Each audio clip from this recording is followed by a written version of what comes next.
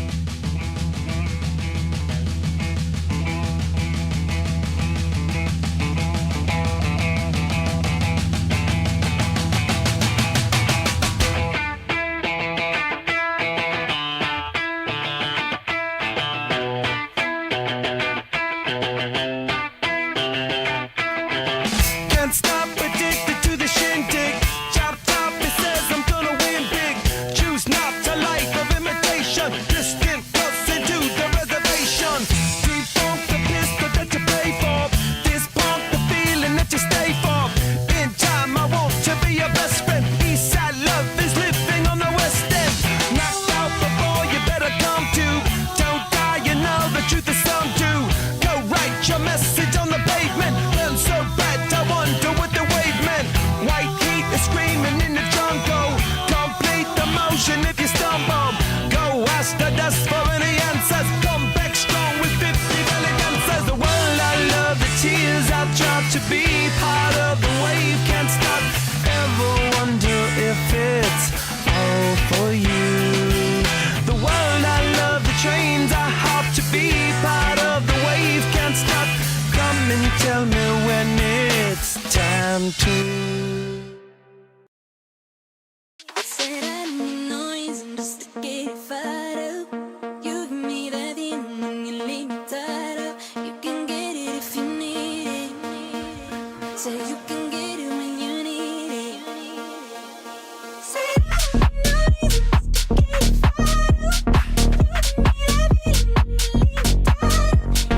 me tied up. Get it if you need it. Said you can get it when you need it.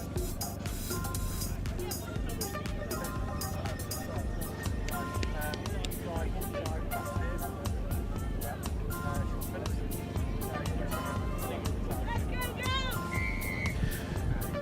I Welcome back then to the Lit Super 7 Series. We're here at the second leg at the Oxford Sevens, and it's Shogun, who were champions last season in this very division, beating Hong Kong in the final. Now looking to race through for an early score. Chipped ahead by Millie Coolbeck, and it's come back for Shogun. Sammy Harries over to score. It was chipped ahead by Hannah Bluck. Great kick from Bluck. He was so important last week by that strong Welsh contingent in this Shogun setup, and they have the first score.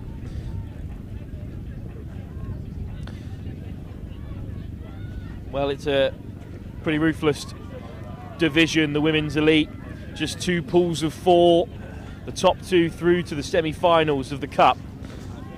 Shogun, whose domination of the Super 7 Series started here at Oxford, and they went on to win 3 legs in a row, finishing on 72 points, a full 18 ahead of the nearest challengers, as Bluck looks to pick out the far left-hand corner. It's such a difficult kick, but I think it may have rolled the wrong side of the try line. In fact, no, it's going to be a 5-metre line out for the Fine Rugby Now Beavers. Well, Shogun were victorious against the Akuma Savvy Panthers in our first elite outing of the day. That's a ridiculous kick to try and contend with, but Fine Rugby Now Beavers, who were beaten by Bath, have done really well to get out of trouble here at the moment. And a big handoff as well might have them over on the edge. Harries, the try scorer, with a brilliant defensive intervention this time to shut down the Beavers' attack. Celebrating their 30th year, Shogun. It's absolutely unbelievable. They are the most established side on the 7 circuit. Now looking to spread it quickly from right to left. Here's Garcia. Garcia gets a head down. Hit hard by the co-captain for Fine Rugby Now, Grace Clearing. And then look at the pace on the edge from Harries again. Well, I thought it was a good defensive intervention from the Beavers, but as soon as Sammy Harries sniffs an inch of space, straight through. And this could be a long day for the Fine Rugby Now Beavers.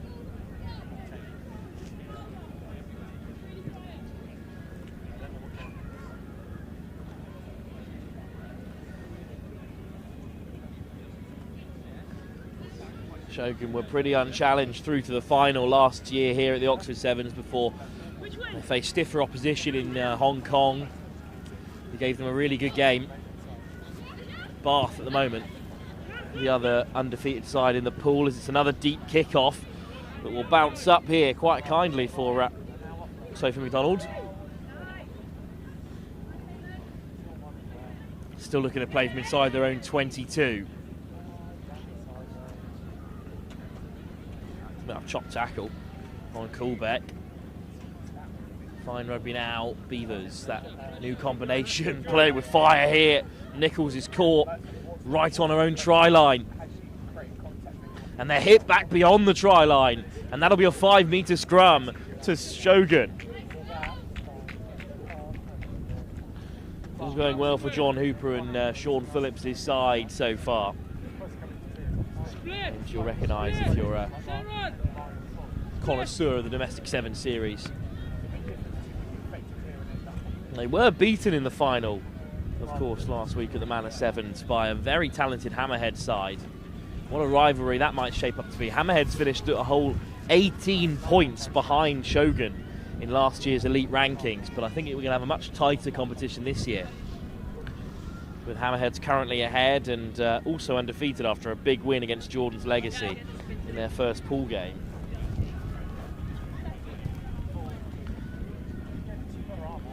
Shogun clean from the back of the set piece here. Garcia. Back to this open side, and how on earth? That's Courtney Greenway, slipped through there. Well, player of the tournament. If Shogun would have won the final last week, Willia Lightning's Courtney Greenway is amongst the scorers again. Beat 3 defenders on the way through. One of the rising stars in the game of sevens. And performances like this, not too far away from the watchful eyes of the Welsh national team. A couple of these players with experience at junior level and sevens level for Wales, and that's another dangerous kick. It's caused real problems for the Beavers at the back. With a good recovery and a pick and go from Nichols. Is there a way out here for the Beavers? Not down the throat of Garcia, there isn't. This is a brilliant game plan by Shogun. It's one back again, and it's a quick tap, and it's one pass, and it's Laura Garcia over to score.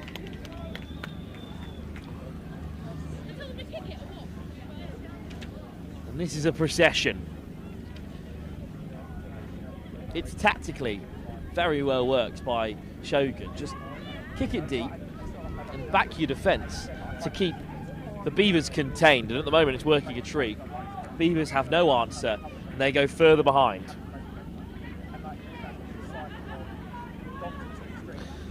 Oh, we've got a huge game then to decide the pool if things continue as they are between Bath and Shogun ahead of the semi-finals. Of course, have all the knockouts starting at 20-3. As it's another deep kick beyond the 22 that's allowed to bounce by the Beavers. This time it's into touch. Line out, incoming. Fine rugby now of Beavers.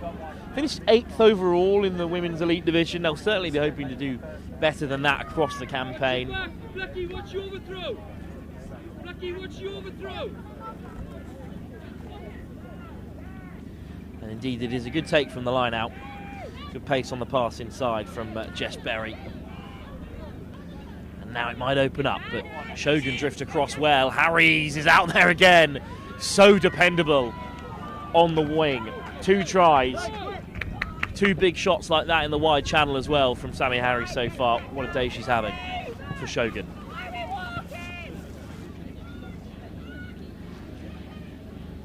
So already reached one final last week at the Manor 7 Shogun, and with a win here, they'll be through to the Cup quarter-finals with a game to spare. Half-time in this Women's Elite Division encounter between Shogun and the FRN Beavers, and it's one-way traffic as things stand. Shogun in charge with 7 minutes still to play.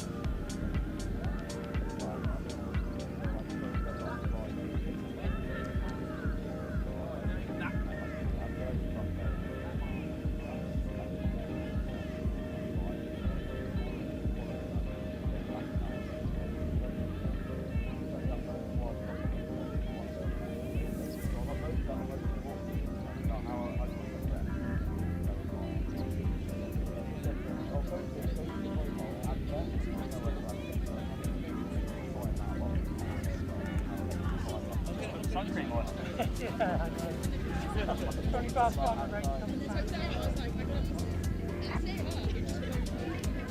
Second half, and it's a long way back already for the fine Rugby Now Beavers, with a outstanding performance from Shogun, a tactical masterclass really for the game of sevens.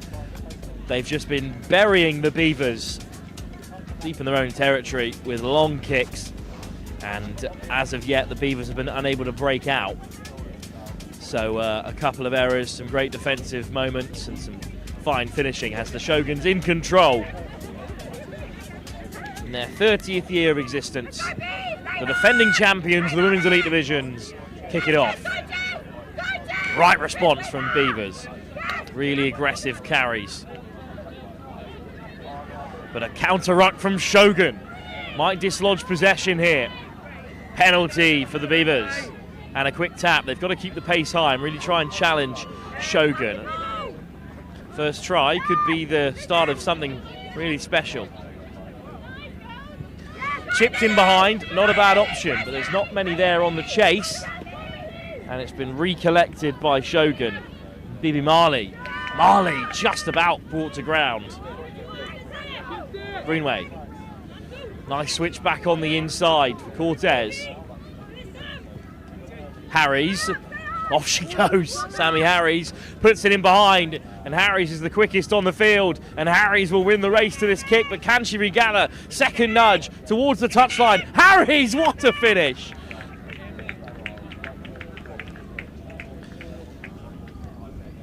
It's a hat-trick for Sammy Harries in the second half.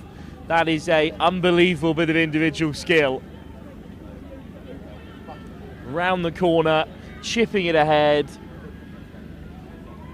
The Beaver in pursuit had about 4 yards on it, but got the second kick as well, kept it in play. Dot down in the corner. First try of the second half goes Shogun's way. The kick is off target. Big score for Shogun here. And this means that whatever else is going on over on pitch 2 between the Savvy Panthers and Bath, it will not matter. With 6 points and an almighty points difference, Shogun are going through to the Cup quarterfinals. In fact, it's semi-finals in the Women's Elite Division with just the 2 pools of 4, quarterfinals in the men's. We'll have them all later for you live. Beavers have a good chance here to race through, but the covering tackle so consistent from Marley. Penalty Shogun. Quick tap from Courtney Greenway again. Good line speed from Beavers. Owens, and eventually it's fed wide. And there's so much pace out there. This time it's Anna Cortez who scores. Not taking a foot off the gas for a moment here. They'll have been stung by that final defeat at the Manor Sevens last week, and they have turned up to the Oxford Sevens in unbelievable form. And the question remains, are Shogun, despite defeat last week, the team to watch out for on the Lit Super 7 series this season? We turn to the men's game next when the Preseli Barbars take on the Kaiviti Rugby Academy. And it's allowed to bounce again by Fine Rugby Now. They do get away with it this time, but they're putting themselves under undue pressure there. But a good carry and release from Kat Wesley. Penalty in at the side. Quick tap from Bibi Marley. Flicks it off the deck. Down on the 22, Shogun. Great turnover. Oh, hands on the floor. That's such an unfortunate call. It's got shied on the front foot again.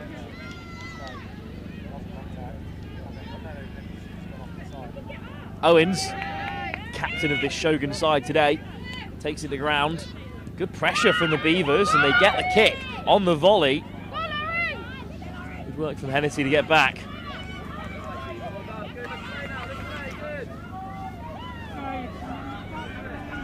Well, the Welsh connection with Shogun is so strong, as unfortunately it's a forward pass. It was Seren Singleton who scored in the final for Shogun last season. Now, of course, fully capped Welsh national. As another change is made. On comes Nee Finlayson. Shogun absolutely all over the Beavers, even in these last couple of phases where there's been a bit of space in the width for the Beavers to find. It's been shut down by Shogun. And now they will have the feed of this scrum, just a forward pass in the end.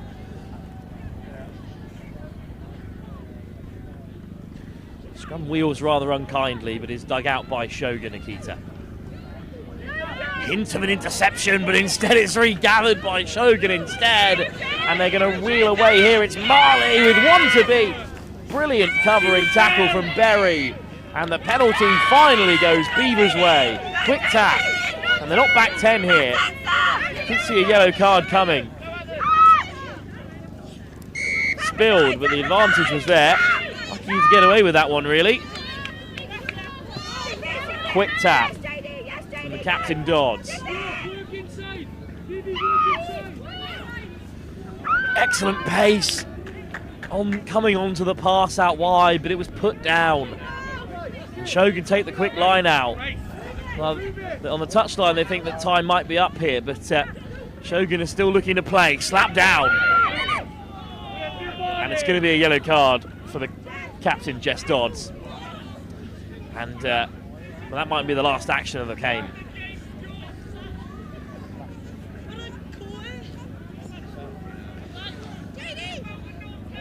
Emma Hennessy, Shogun still keen to play. Despite this match being well and truly wrapped up. And there's a line break, and it's a brilliant carry by Katie Hard. And Hard puts the cherry on top with the red hair to match here at the Oxford Sevens.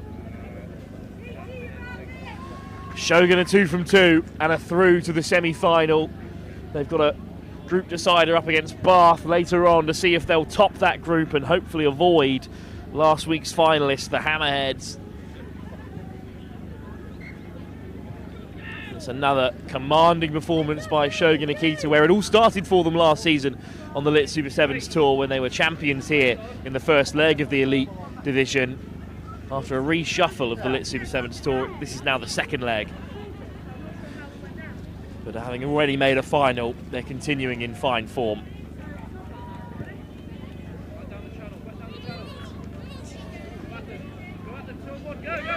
Six players on the field for Fine Rugby Now Beavers, but still looking to drive their way through. It's a fantastic carry by Eva Bonetti. Never onside! Never onside! Chipped ahead. But it's comfortably dealt with by Imogen Scheid. Although she is hit hard by a couple in that multicolour of Fine Rugby Now, and Bonetti comes away with it. Chance for them to get on the board here, even if the game is all wrapped up.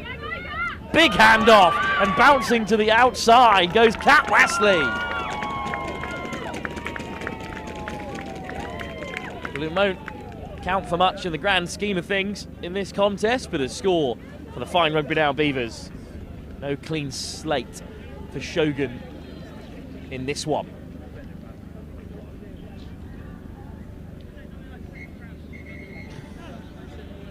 Shogun go 2 from 2 and are through to the Cup semi-finals for the second week in a row on the Lit Super Sevens tour. The defending champions of the Oxford Sevens go marching on.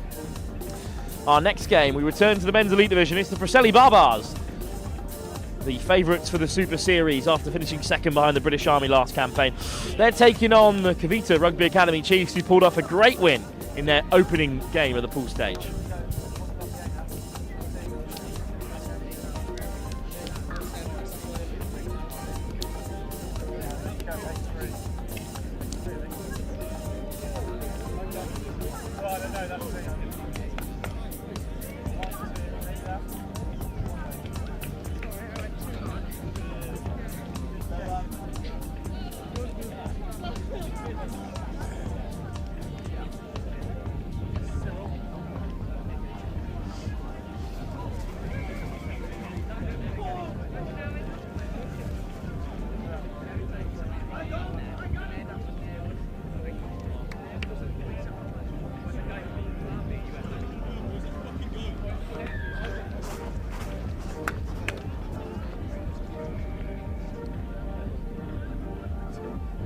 boys, let's go!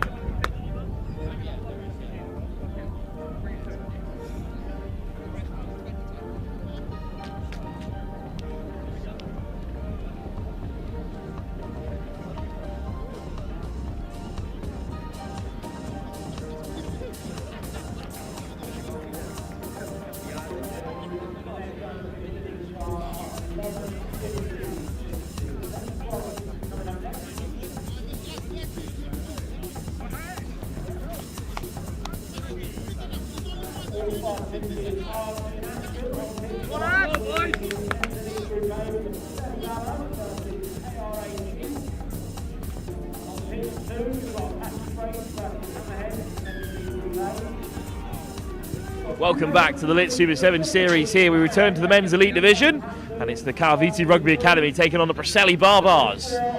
Both at the moment undefeated in this pool stage encounter, and it's won back in rather speculative fashion by the Barbars. The captain, Lloyd Wilkins, looking to create some carnage here. Wilkins accelerates as he often does, flings it wide, and this should surely be the opener. Oh, the ball on the inside is loose, and certainly beneath the standards of the Barbars there. Surely that was a run-in for Lloyd Dennett, but instead it's going to be the Kaiviti Rugby Academy looking to punish them on the counter. Brilliant drive right up the centre, and then Wilkins has it back for the Barbars, and now Wilkins is going to do it all himself. He beats Masaki Taivoka, and it is the captain that you turn to, Lloyd Wilkins, when in fact he's vice-captain today behind Jordan Coxley, sharing that with his brother Callum as Jordan's back into the team this week. But Lloyd Wilkins, player of the tournament last season, has grabbed the first. What a frantic start to the game.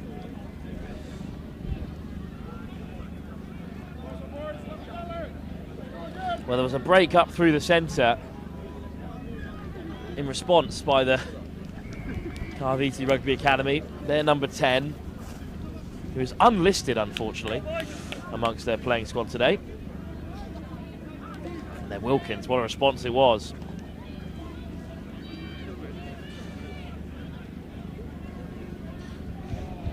Wilkins with the kickoff in this men's elite group, and it's almost taken straight off the bounce, but then put down. Kaiviti with a chance to respond, lifted up by Vunivili. Here's Diamond. Oh, upright in the contact from Aaron Arthur, and Arthur over the ball, and Preseli have it back again, and the penalty goes the Welshman's way. Oliver Brown. Brown, 3-on-2. Can they execute? Hand off, over they go. Sam Bowen on debut this weekend at the Oxford Sevens amongst the scorers. And Preseli double their advantage right under the post as well for Lloyd Wilkins. Well, KRA Chiefs, they beat Hammerheads in the opening game, which is a fantastic opening to the competition as Wilkins adds the extras. And Apache Braves, sort of Apache second side, well beaten by Preseli. So a victory here, and the door is open really for the Hammerheads again if they can grab a win against Apache elsewhere. But this victory will secure Preseli's place in the quarter-finals with a game to spare, up by 14 with Wilkins to take the kick. Plenty of flair in the Kaiviti Rugby Academy. Rounds underneath it, just bumps into his opposite man. Kaiviti Rugby Academy have it, and then stripped away by Brown. So Preseli win it back again. Good line speed from the Fijians. Wilkins turns it on again. Lloyd Wilkins takes off the handbrake and scores another. He has that ability to decide when and where Preseli will score. And he's done it again in this pool stage encounter. What a step it was. And as soon as he beats the first man, there's no catching him. What a first half for the Preseli Barbars. This will make it 21-0 as things stand. One-way traffic at the moment for the Welshmen. Shame really here on pitch 1. We've just seen a bit of a blowout when Shogun went all the way through the full 14 on scoring form against Fine Rugby now Beavers, and now it's Preseli Barbars who win back the kickoff. What a touch it is, and it bounces up for Ned Bennett. 20th cap for the Preseli Barbars today. Potter, little hitch kick and a dummy, and Potter's in for the corner. And Sam Potter on his 11th cap after reaching 10 at Manor last week scores the 4th, and Preseli Barbars are in control before the break. First few droplets of rain began to interfere here at the Oxford Sevens. We're hoping it might last a little longer, the dry spell, but it won't worry the Welshmen. They're comfortably in charge. Potter with a really good finish. He's such a live wire on that wide channel, and what a nudge! And the number 10, 28. Full compliment. Preseli have absolutely walked their way through this pool stage encounter so far. It's a big game they've got against the Hammerheads, who will be spurned on by this result, knowing that a win could see them jump above the Kaiviti Rugby Academy on points difference. But again, the kickoff has gone loose, and it is Preseli who come away with it. Craig, Potter, dummy switch, Potter, boot to ball, where's the shot on the way through, but it's Bennett looking to get on the end of it, and it's just been missed. No knock on, flicked up over the head, Potter back with it. Brilliant work from Ben Barra on debut, but eventually a knock on is given. Playing with real flair and real fire, Preseli Barbars. Still yet to reach half-time. There's going to be a scrum here, Kaiviti Rugby Academy.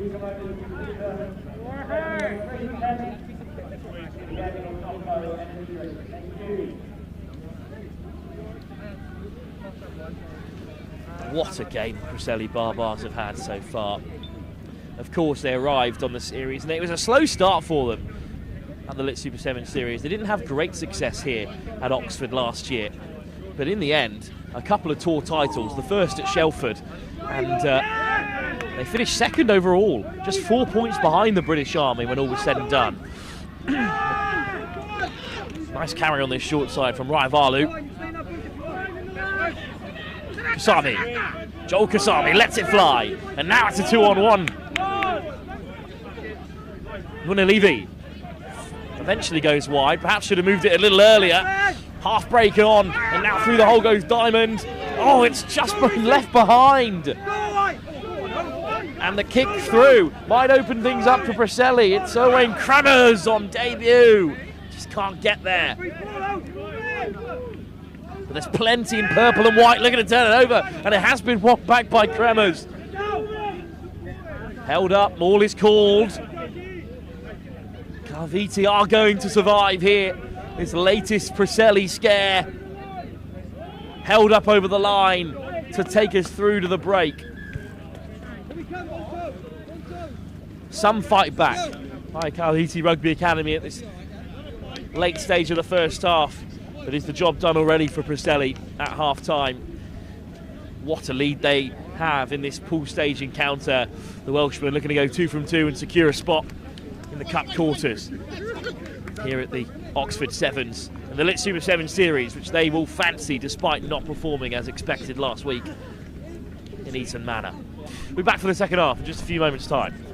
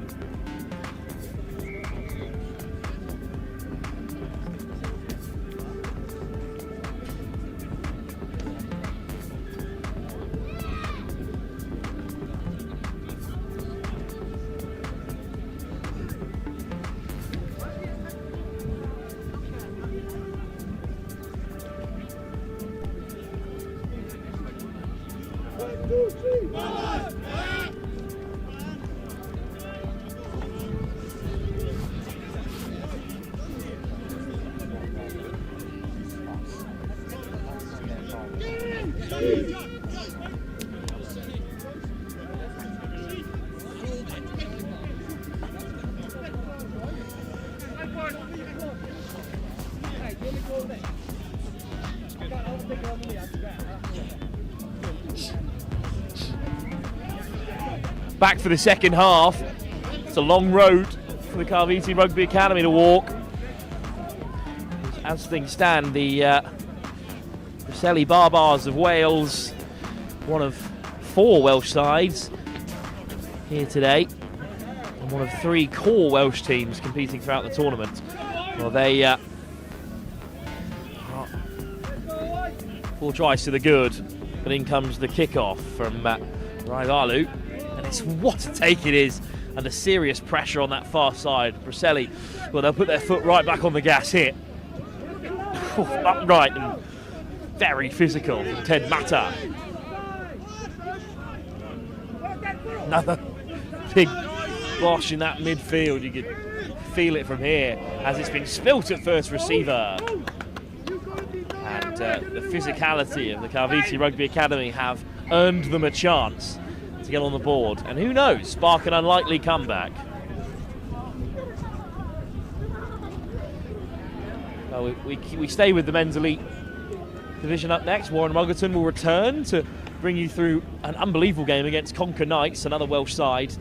They're taking on Saracens, who are champions of the Henley Sevens recently. And yes, that is the Prem team. They've brought their young guns along with them. Penalty at scrum time. Quick tack though. The Kaiviti Rugby Academy. It's Vunilivi, who does get it down. Ratu Vunilivi does score. Raivalu's going to look to add the extras, and he does. And who knows, stranger things have happened in the game of sevens than a comeback of this size.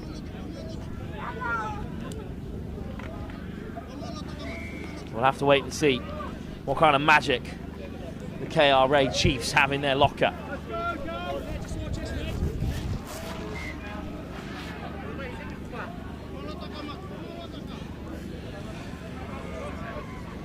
Kick off from Raivalu. It's just going to reach the 10. Oh no! Outstretched arms of Tikadau. Thought he might have kept it alive. There's going to be a free kick from Preseli and a chance for them to respond straight away. Wilkins, the vice captain. 33-7 it remains for Preseli here. Bennett on the inside. And Bennett steps around another. Oh, it's an unbelievable finish from Ned Bennett. One of the top scorers for Preseli last season. He's started this campaign in similar fashion. And in his 20th tournament appearance for Preseli, he's on the board for the Barbars. Ned Bennett just got away from Nassau at the very last. Fast footwork. And with a full set of 7, that's the 40-point barrier breached for the Barbars. Comeback? What comeback? Perfect response for the Welshman. Lloyd Wilkins, vice captain, to take the kickoff. Into the wind, which is just starting to swirl, but it's a brilliant take from Luke Raivalu, and Raivalu's still going. Oh, intercepted! It's Lloyd Bennett who reads it perfectly, and he will not be caught. Disappointing for the KRA Chiefs, who were just looking to build something there. But Lloyd Bennett this time the scorer. It's becoming a bit of a cricket score here with plenty of time still left in the game. Oh, what a kick as well from Wilkins. Just short.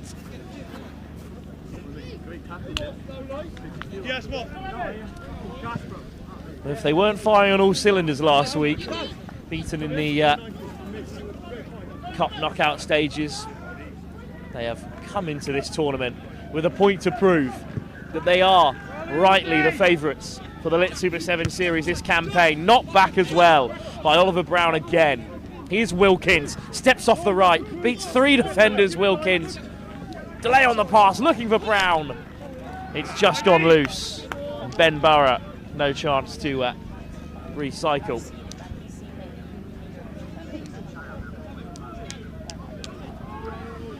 Scrum for KRA.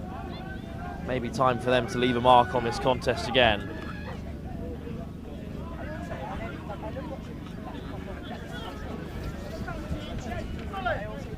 Ted Matter to feed the scrum. Looking again for that early shove off Preseli, but Matter does swing it away. Offload is loose and it's just been put down. Well, that's unfortunate. KRA put Preseli in the driver's seat once more.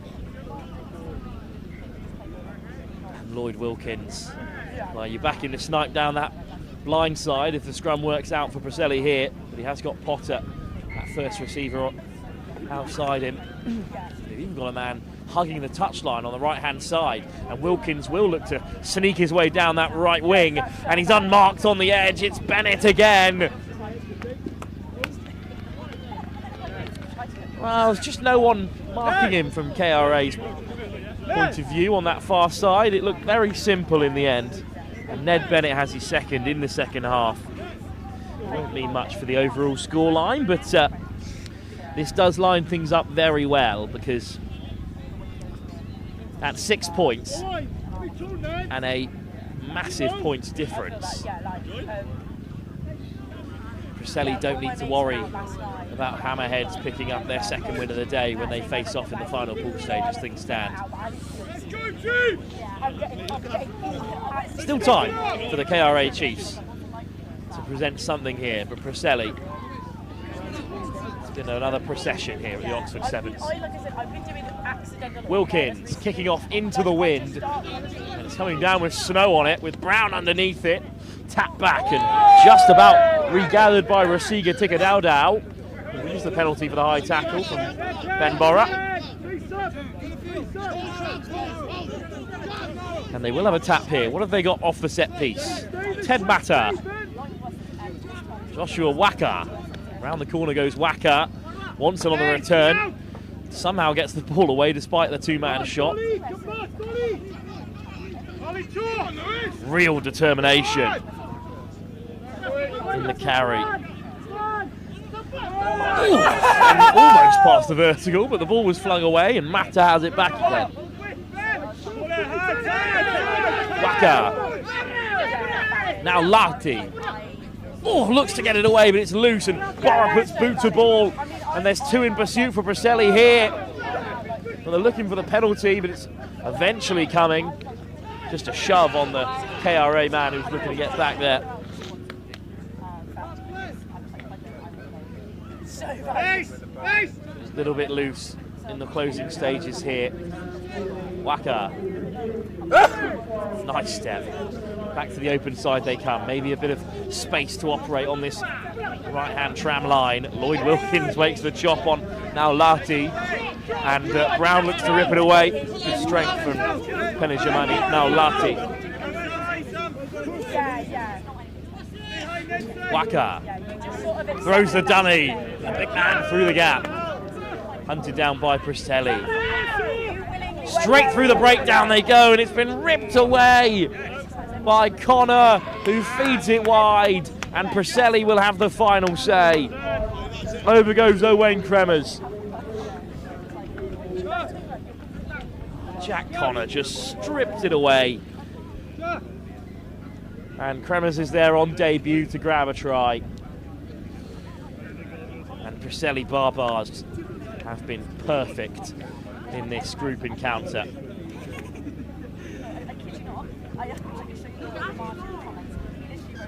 Wilkins off target, but it won't mean much in the grand scheme of things. Preseli Barbars have been outstanding in their second game of the day after a disappointing outing when it's all said and done at Eton Manor last week.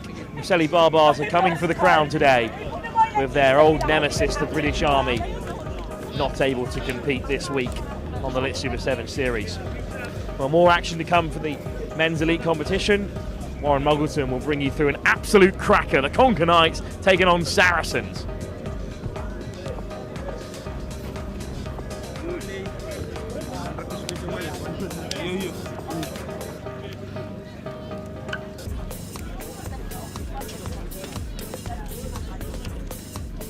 Yeah, I've been very much the same. Like, I'm so not fun and cool and fascinating. Hey, chat by the door, we'll chat off the bench, boys. Yeah, you watch this one? You've never really, I can't yeah, we'll watch it. Chat by you, is there more space? Chat by you, boys, we'll watch this then. Hello, lads. Oh, he's Welsh, he's from clean up. He's doing clean up.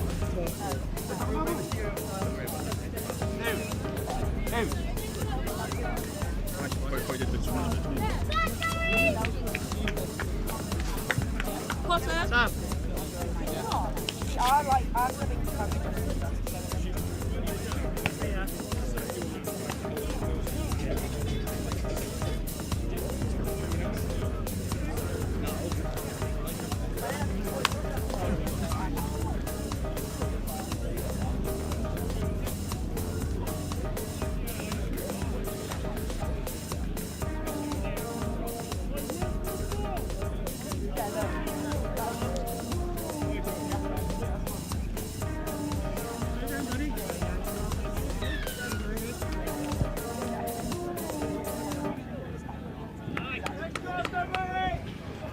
Well, what a game we've got for you now at the Lit Super 7 Series here at the Oxford Sevens, with Conker Knights in the highlighter yellow tops taking on Saracens. That's right, Saracens in the white tops.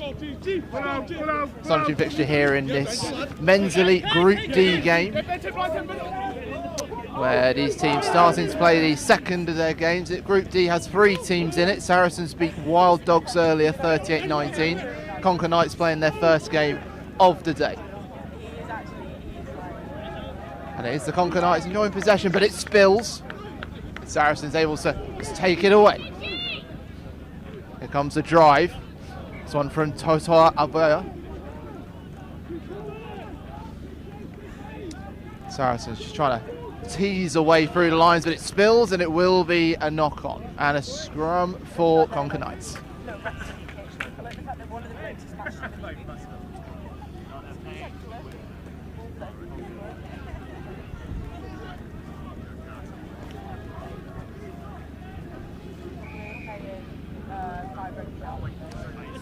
Saracens coming in with form, having won the Henley Sevens a couple of weeks ago. Runners up in the London City Sevens last year. Impressive tally of their own in the Sevens as well. 3 Premiership Sevens titles as well. Conker Knights with possession though.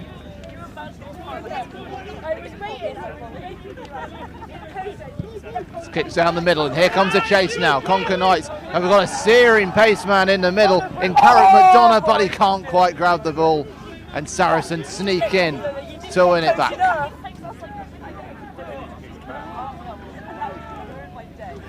So what can they do? Louis Johnson, an England 20s player.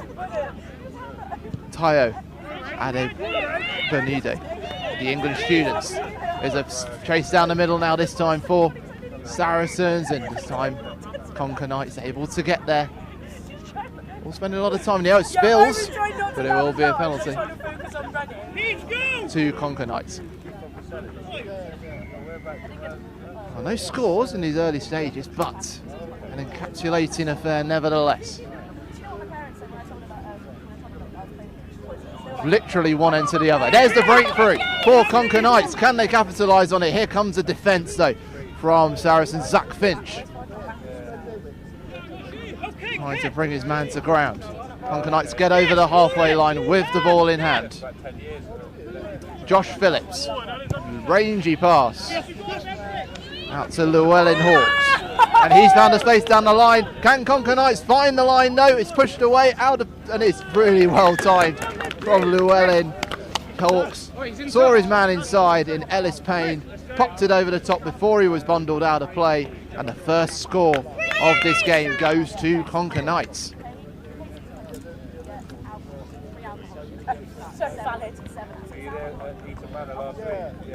Almost, not quite. Well, we thought it had, but this is a game of millimetres. He may have got the ball in, but he had the foot out of play just before he got the pass away, so it does remain 0-0. That is how close these margins are in this game. And Saracens are the ones that do come away from the line out and are trying to poke at those gaps again. at Conker Knights. A real warning sign there. 2 Saracens. They're here to compete. Huge roars from the crowd behind us as Apache are in action.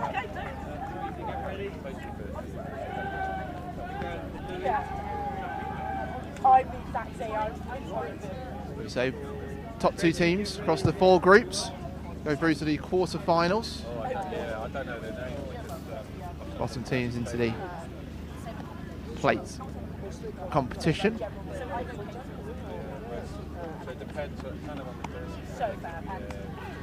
Two teams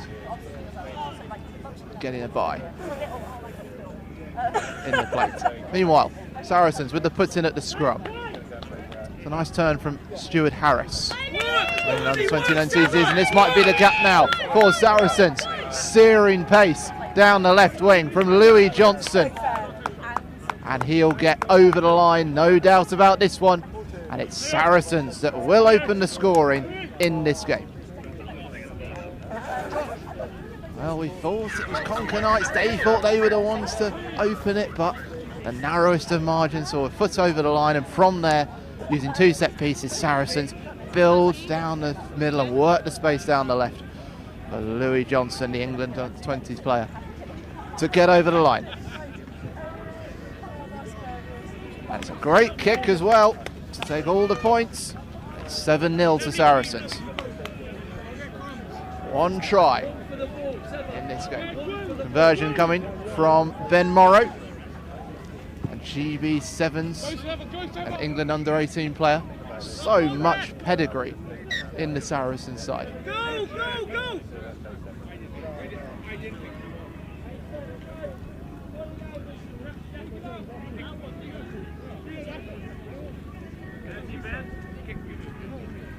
So coming back for the scrum, knock on from the restart.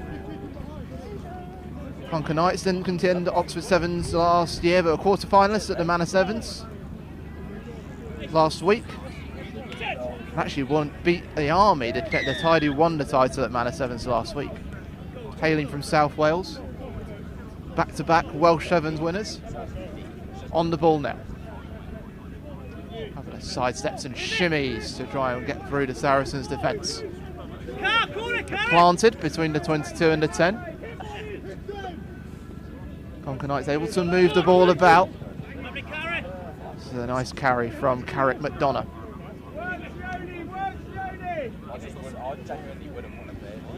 Still, the Knights in possession, now threatening the halfway line. What can they do with this? Their first game of the weekend. Scott Del Navo. Oh, over the top. That's one way to go forward. Saracens getting their shape together in the middle, proving rigid in defence. I'll tell you what, Scott Del Navo's a bit ginger getting up to his feet from that challenge. And knock on, forward pass, means a scrum to Saracens. Stout in defence.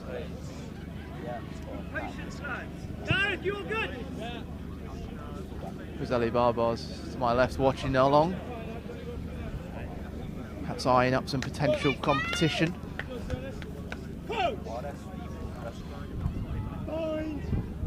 Preseli Barbars in Group A. Winners of Group A take on second in Group D, so they will have an interest in this game. Morrow on his way to Fraser Rowlands with the England under-18s. Patient with the ball, Alex Mason, known as the Unknown Warrior. Might be a gap in the middle to capitalise on Sione Vaianuku. Tonga Sevens, oh, he's done it all himself. It's glorious from the Tongan man. And he'll make a way through the middle, weaving this way and that through the Conker Knights lines. And Saracens have a second.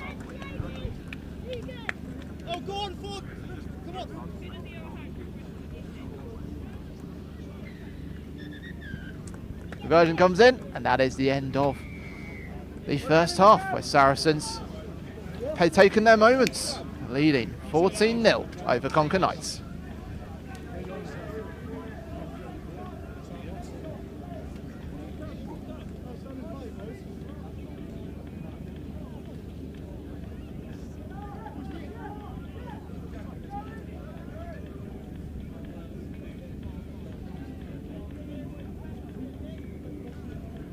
one son's playing here, the other son's playing for Hertfordshire County at Harvard, so we've got to get there for 3 o'clock. We're going to keep everyone happy.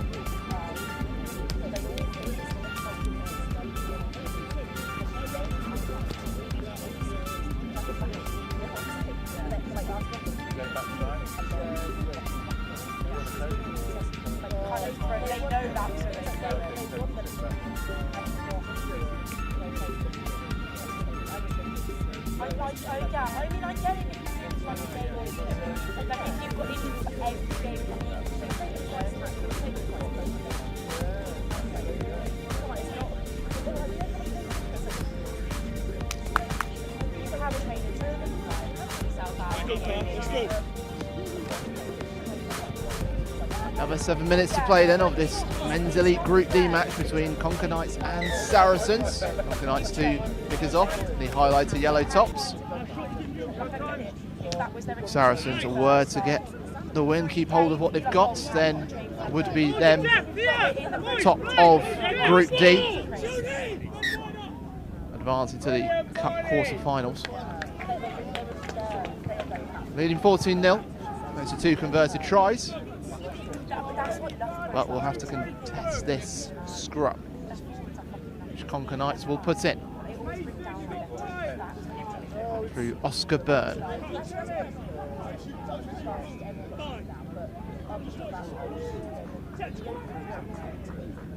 And digs it out, but how's about that drive from Saracens? They have conceded a penalty, but that's something to behold. Byrne able to get it to Scott Del Navo, infield. Madonna quickly out to the left wing through Eston Gwilym. It's a mazy run before it finds its way to Gwilym again. Byrne, all possession stolen, no Saracens on the attack again. There's the offload, and there goes Asa Stewart-Harris through the middle of Conker Knights and underneath the posts. Conker Knights get conceding a 3rd try. Saracens poach on the error.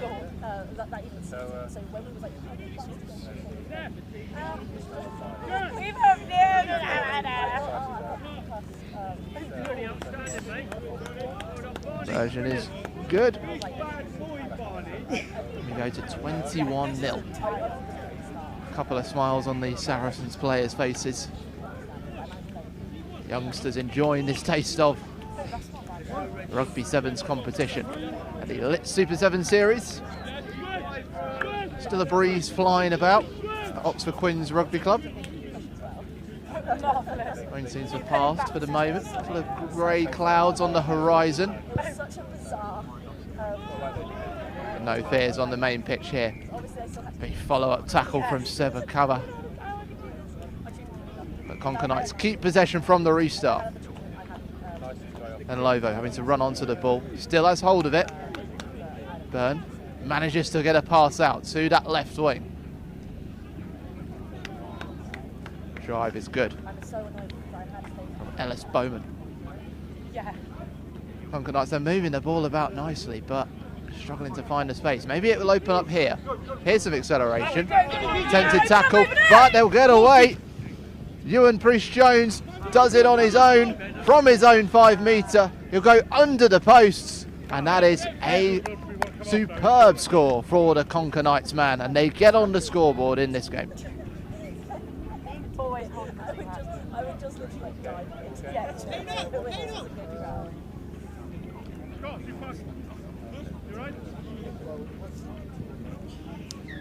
Conversion good from Josh Phillips.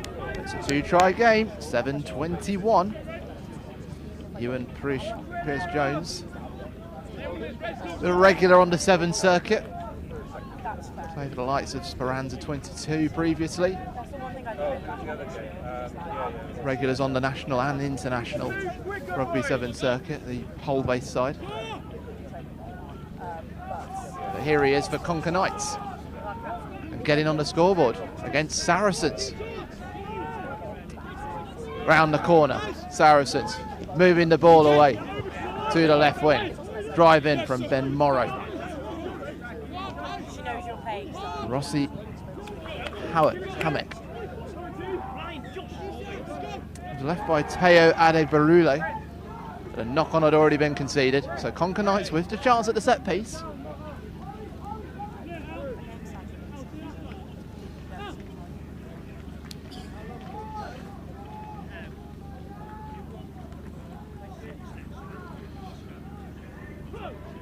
A lively game between Apache and Butchers behind us. Plenty of noise from the crowd. Over here, the tension around. Conker Knights just getting more comfortable on the ball. Fizzed into Denilovo. And all the way out to Carrick McDonough. Trying to push for the corner. Dragged down by Louis Johnson. Oh, but the ball is spilt. And Conker Knights, can they get over again? Yes, they can. Quick fire tries for Conker Knights. And all of a sudden, they're reeling Saracens in.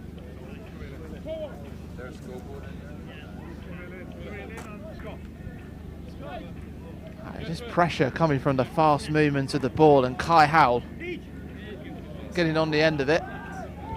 Post not found, so it'll be 12-21. It's a 9-point game. And over the midway point of this second half, there are Conker Knights finding a second lease of life. I said there was noise behind us, more tension growing now on the main pitch. It's a good nudge back from Conker Knights. Quickly out to the middle.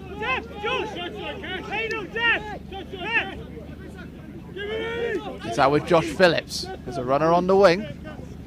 Step inside from Ellis Payne.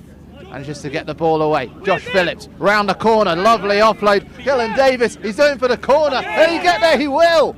Oh, Conker Knights. 3 tries in a row now. And they're within touching distance of Saracens, who led 21-0 after the half-time whistle. And now 3 tries for Conker Knights. See them bearing down.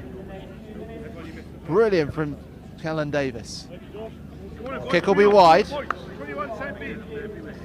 But still, 4 points in it.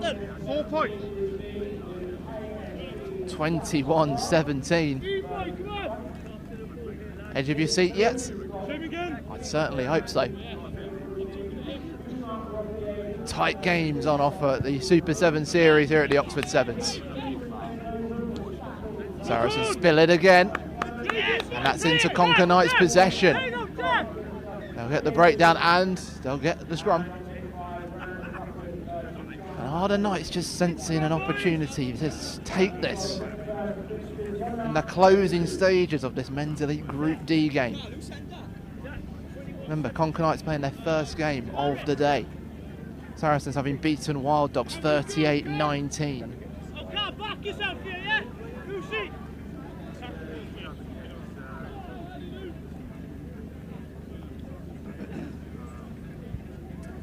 Good drive from Saracens, but Conker Knights do get the penalty. Taken quickly by Ellis Payne, looking to get down the left wing. Pass one challenge, gets the ball away, and Conker Knights has got through! Extraordinary. Simply extraordinary from Conker Knights. First to react with the penalty. They work the space down the left wing, and now, thanks to the try scored by Hepburn Hughes, they are ahead, and they do it at the very last moment of the game. What drama here at the Super 7 series at the Oxford Sevens. A turnaround sees Conker Knights beat Saracens by 22 points to 21 with 4 consecutive tries in the second half. Conker Knights leaving it late. Saracens having surged ahead. And cheers are for the Conquer Knights. And their highlighter yellow beaming on this main pitch. What an extraordinary game in this men's elite Group D. Coming up next, we turn to Group B with ASC Dukla Prague taking on Stunts.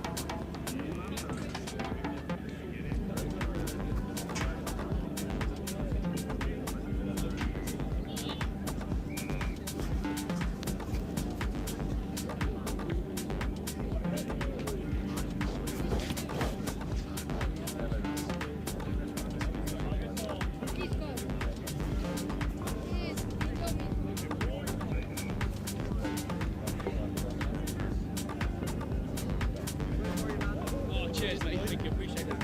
Have a good one, mate.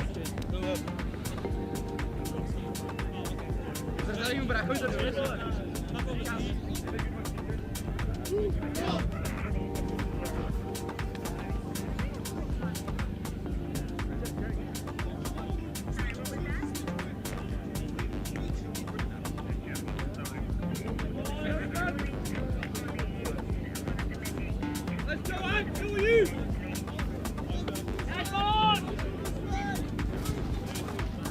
Oh, if you've had enough time yet to calm down after that extraordinary game between Conquer Knights and Saracens, I hope you've managed to do it, because we quickly move on to Men's Elite Group B. ASC Dukla Prague against Stunts. Prague in the yellow and maroon shirts, Stunts in the light blue shirts.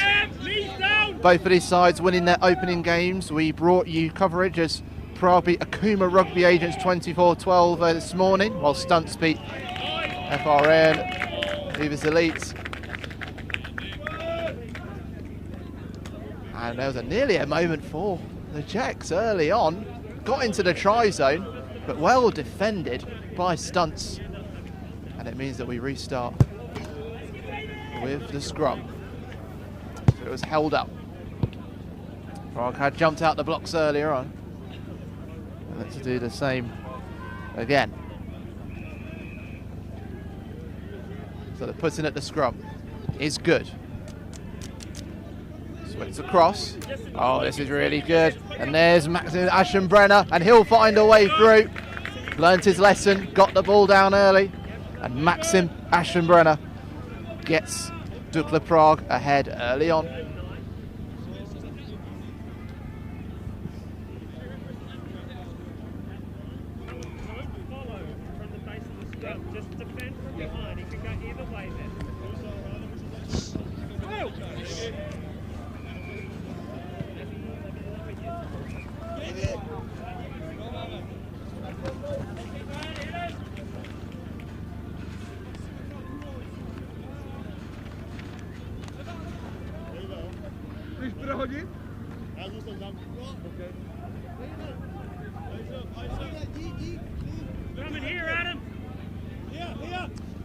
Just wide them up with the kick. And that is a sign of how much the wind has suddenly risen here at Oxford Sevens. Attempted to find the corner where the 10-metre dotted line meets the wing on this near side, but it spins away.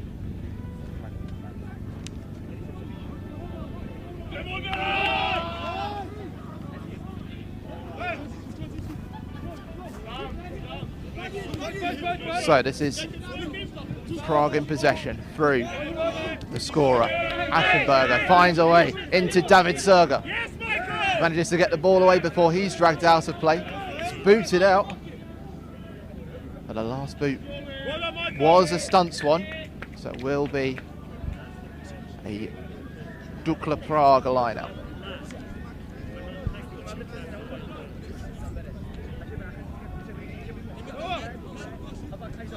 Prague quickly moving it towards the middle of the field. Lucas Brada spotted the deep run over the 22, just beyond Matus Barecki. Oh, how's about that for a step? Lucas Brada driving it, and an orbital pass out to David Serger, infield to Oliver Lancina, back to his man David Serger, past one tackle, then infield. The Czechs weaving the moves together to get over the try line in a quite sumptuous style for their second.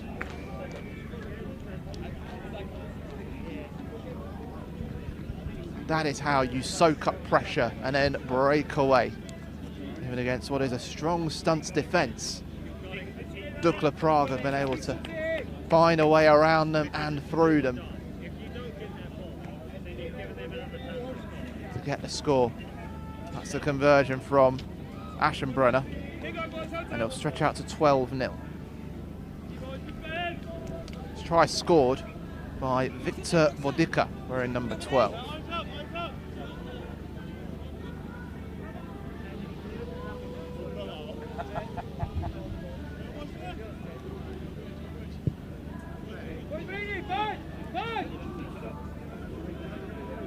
Stunts get the ball. And weaving and turning away. Penalty had already been conceded.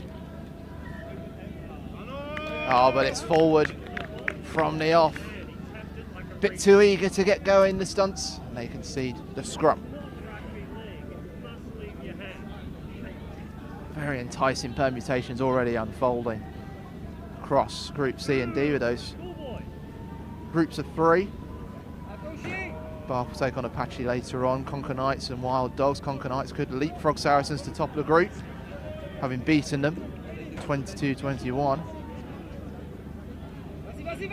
So from the scrum, so the lovely run this from Simon Krupa into Maxim Aschenbrenner, who's revelling in the space down this left wing, gets the ball down, but that's all about the work of Simon Krupa, stealing the ball out the scrum, driving towards the middle, and then finding the pace out on the left wing.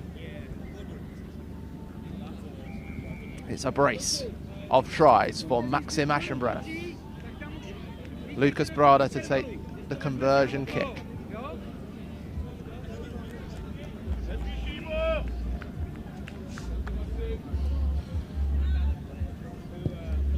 And it will spin away from the posts again, the wind having its say. It will be 17-0 to Dukla Prague over Stunts. And this is not to say that Stunts have done a great deal wrong in this first half. It's just that Prague's movement off the ball, the pace they've been able to work it with, has just left Stunts standing still.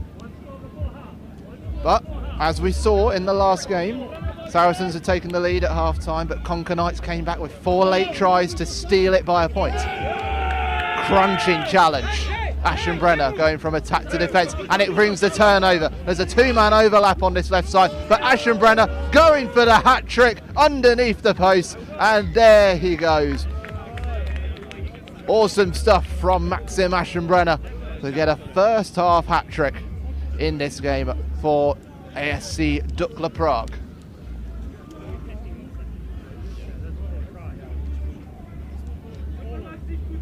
It'll be Lucas Brada take the conversion, looking to get his first one of the game. Not quite, just puts it wide. So it means, thanks to the charge led by Maxim Aschenbrenner, the Czechs put themselves in control of this men's Elite Group B game, leading the Stunts by 22 points to 0.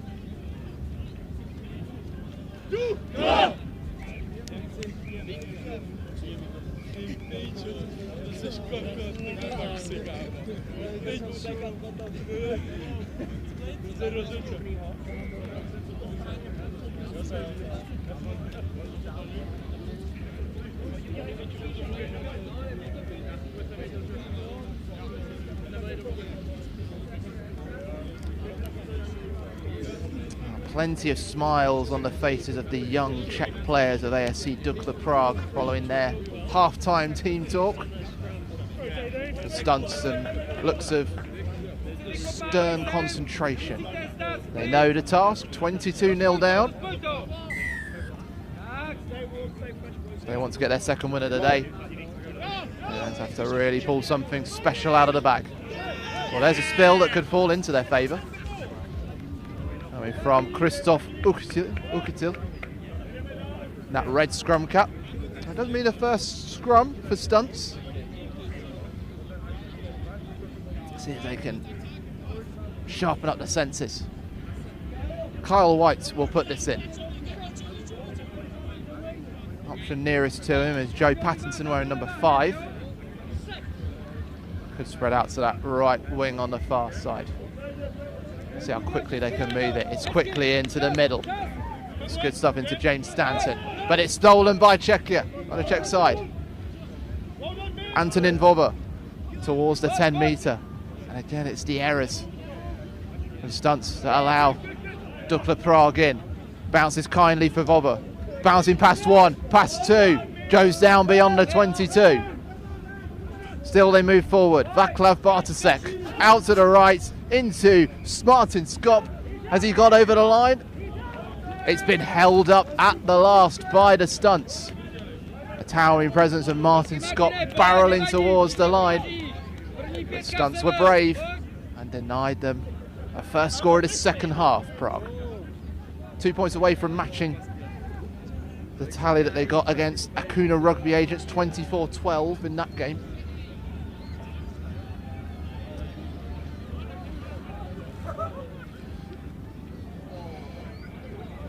And it will be Dukla Prague to put the ball in. Oh, almost caught there. Karel Sampalik keeps hold of it. Christoph Ukitil as the rain sneaks onto the pitch again. Vaclav Bartasek quickly out to the left. There's a drive from the Prague's side, and there it is. Adam Koblik, number 7, finding a way over the line for the 5th of the game. Again, it's just that bit of sharpness in spotting the movement at the moment from Dukla Prague. They're one step ahead of the Stunts, the space opening up. It's read by the young Czechs, and they get over the try line. Version not added, so that means it's 27-0. Seen 1 or 2 nil scores so far today. So in the men's open and the men's socials categories. Women's elite, Bath Rugby beat FRM Beavers 14-0. Hammerheads women beat Jordan's Legacy 46-0. We'll see Jordan's Legacy on the pitch next as they take on the Akuma Sabi Panthers in the women's elite category. In the meantime, following a knock-on from the restart by Dukla Prague, there will be a scrum.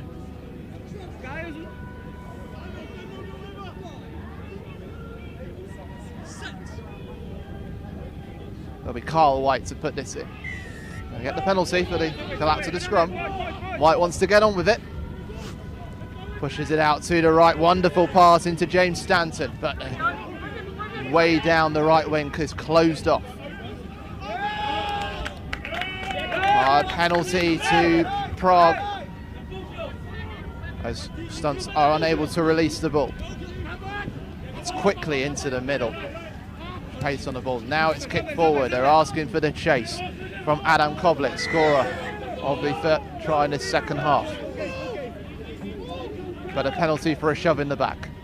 And Stunts get the ball back. Can they get themselves on the scoreboard in this men's elite Group V game? So move quickly out to the right again. Stanton caught in no man's land. Prague tries to hold him up. Change of direction from Stephen Mitchell. Again, wanders into trouble, and the ball pops out, and it's Prague's. Here comes Christoph Ukitil, moves it out quickly. There's one. Will they get another pass away? No, Martin Scott goes to ground. Oh, dummy comes in from Ukitil, and he finds the pocket of space to put the ball over the line. been very persistent since he came on in the second half. And the man with the red cap gets his reward, Akita.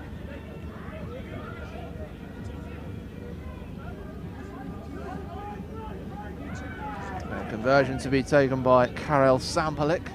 Himself a bit unlucky not to find a gap in that build-up. And he'll put his kick through the middle. We have 7 points, so it's 34-0 to Dukla Prague over Stunts. Prague looking to finish top of Group B, where they would face the side second in Group C, which could be one, well, it could be one of any of Bath, Butchers or Apache as it stands.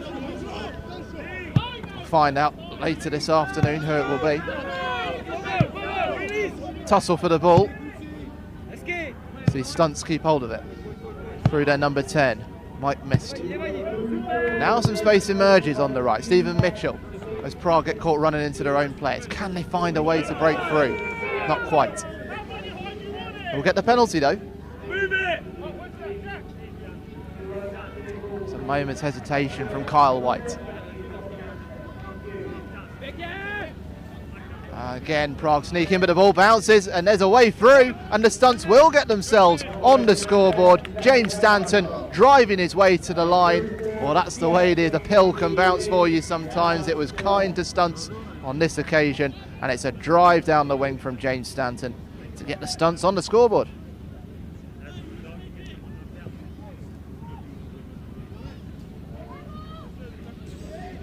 And the number 12 will look to follow up his own try with a conversion. But not to be. Well, so no donut on the scoreboard. It will be 34-7. Dukla Prague leading Stunts. Well, there is an injury assessment being given to Stephen Mitchell, the number 7 for Stunts, to the right of your picture. But he's up on his feet. Will probably make his way off the pitch in the closing stages of this game in Group B. After this at 20-2, Dukla Prague will take on FRN Beavers Elite. Stunts will host Akuma Rugby Agents.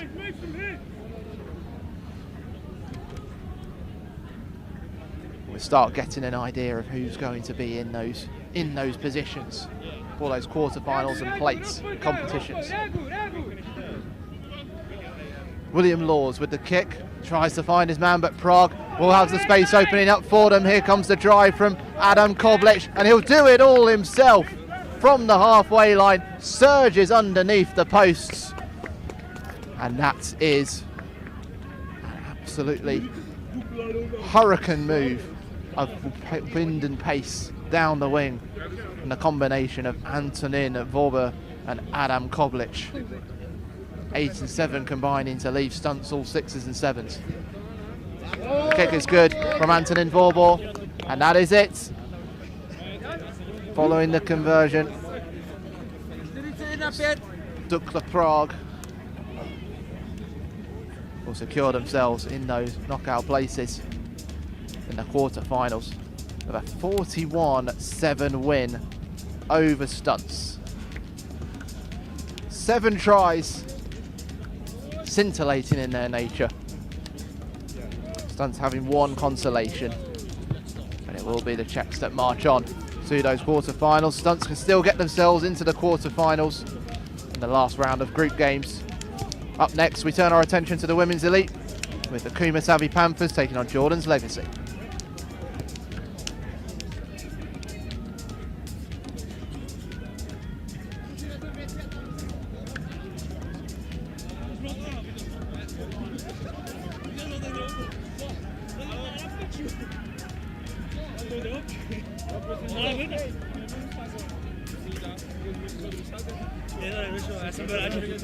Já jsem rád, že do toho můžu kopnout.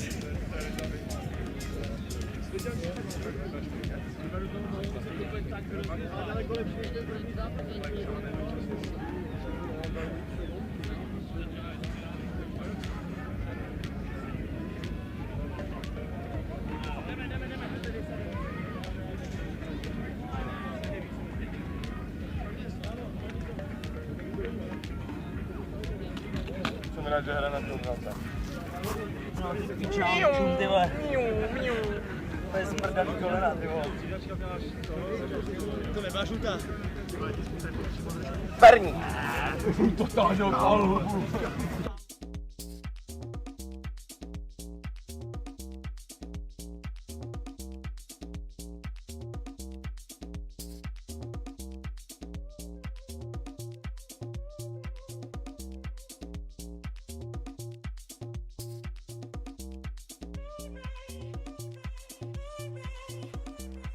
Said I need noise and just to get it fired up.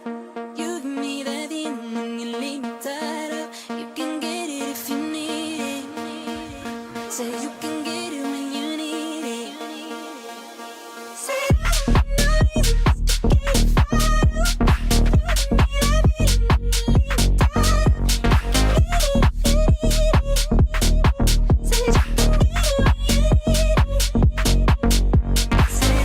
noise and just to get it fired up.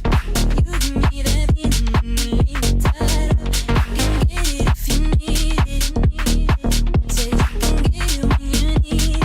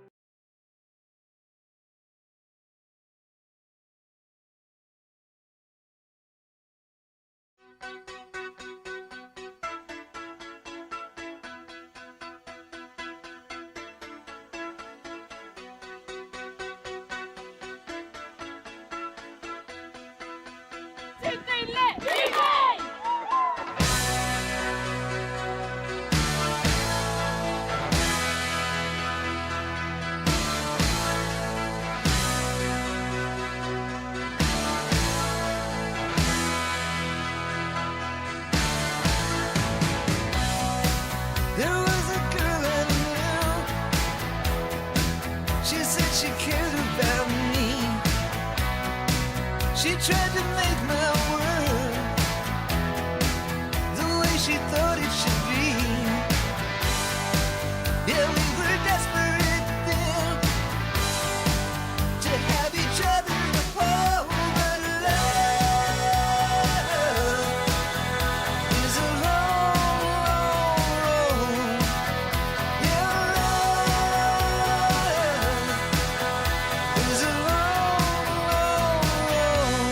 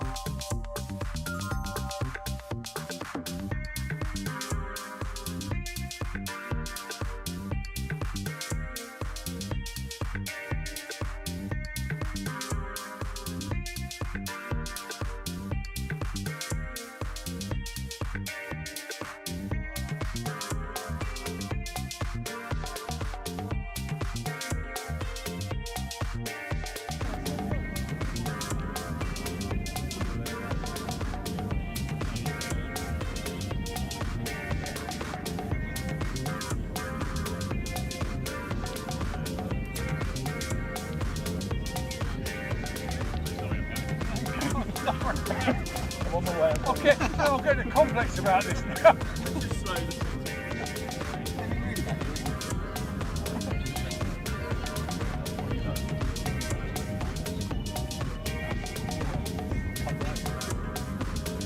Reminds me every time I see him.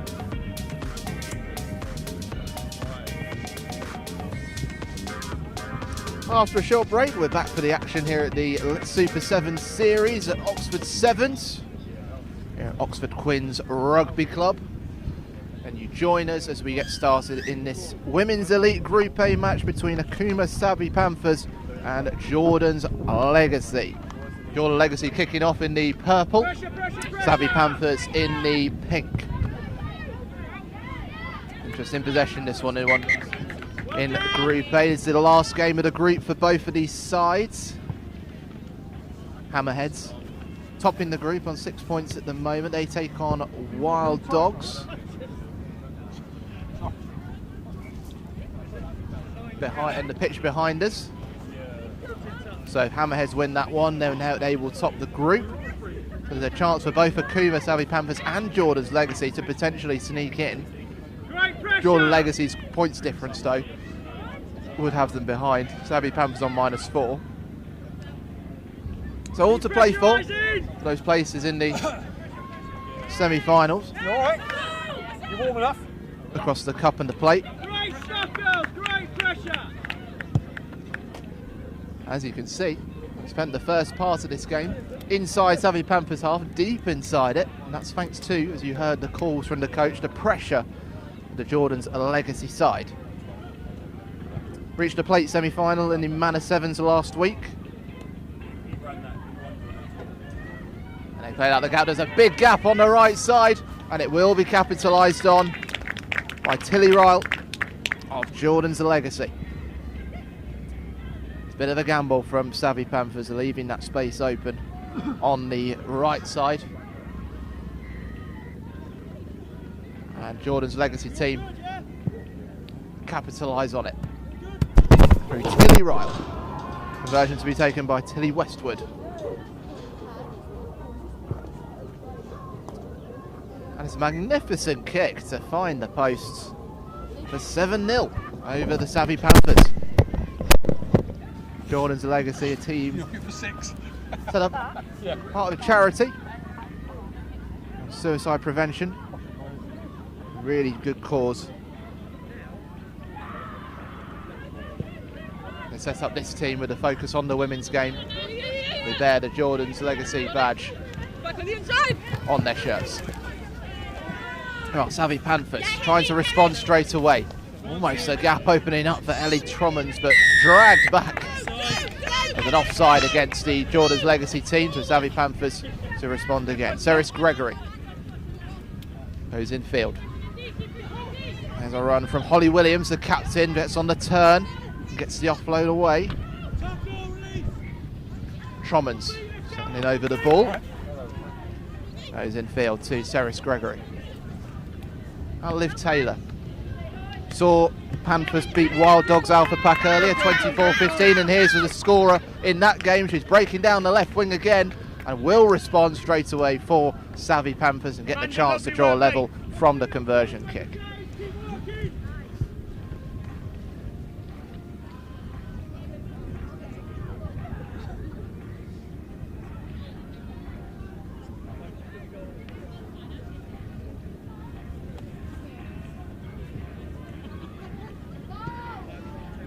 Kick is low, but it's not quite long enough.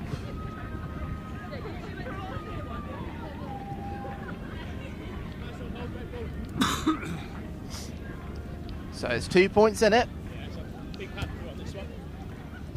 5-7 to Jordan's Legacy over Panthers. We're in for another tight game. Panthers beating Wild Dogs 24-15, lost out to Hammerheads 12-7. Well, Jordan's Legacy lost out 46-0 to the Hammerheads, but beat Wild Dogs 21-5.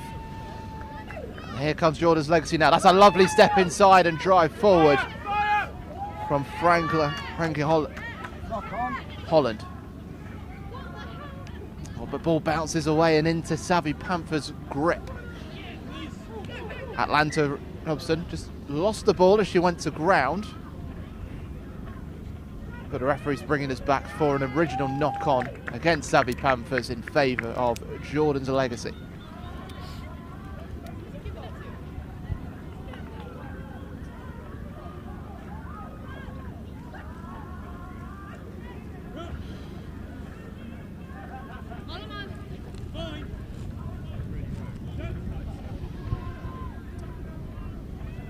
So the Legacy with the put in. It's quickly out to Tilly Westwood. Kicks it forward, asking for the chase from Kathleen June.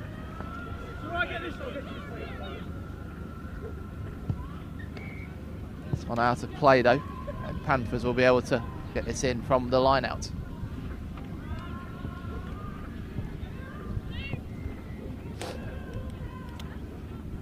Benches for both sides, well populated. A few people in the stands as well. Tense game behind us as well, involving Hammerheads and Wild Dogs in this Group A game. As I say, Panthers win that one. If Hammerhead win that game, they will top the group. If they were to falter,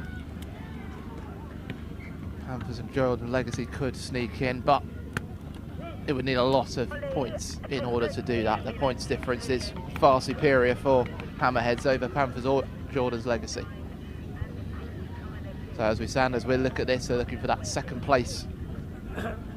Group A's place stay. What I'm trying to say is the second place from Group A in the semi-finals. Well, the gap has opened up here for Panthers, but they can't quite capitalise. It's well closed out. Panthers keeping possession though, and they will be able to drive from the penalty. Straight down the middle from Holly Williams. Gets the pass on the turn into Ellie Trommans, but now the space is opened up from the error, and now Legacy will look to get down the wing. Franklin Holland, she's got the pace to go towards the left corner, and she will. The crowd loving that one. Franklin Holland has threatened that in this game already. Now she's shown when she gets a bit of space, she's got the pace to break down the line, and it allows Jordan's Legacy to push out the lead again.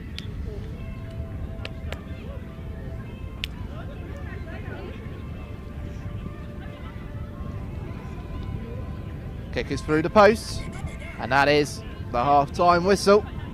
9 points in it. Panthers enjoying majority of the possession, but Jordan's Legacy with the most incisive action of the game, leading by 2 tries to 1. Or 14 points to 5.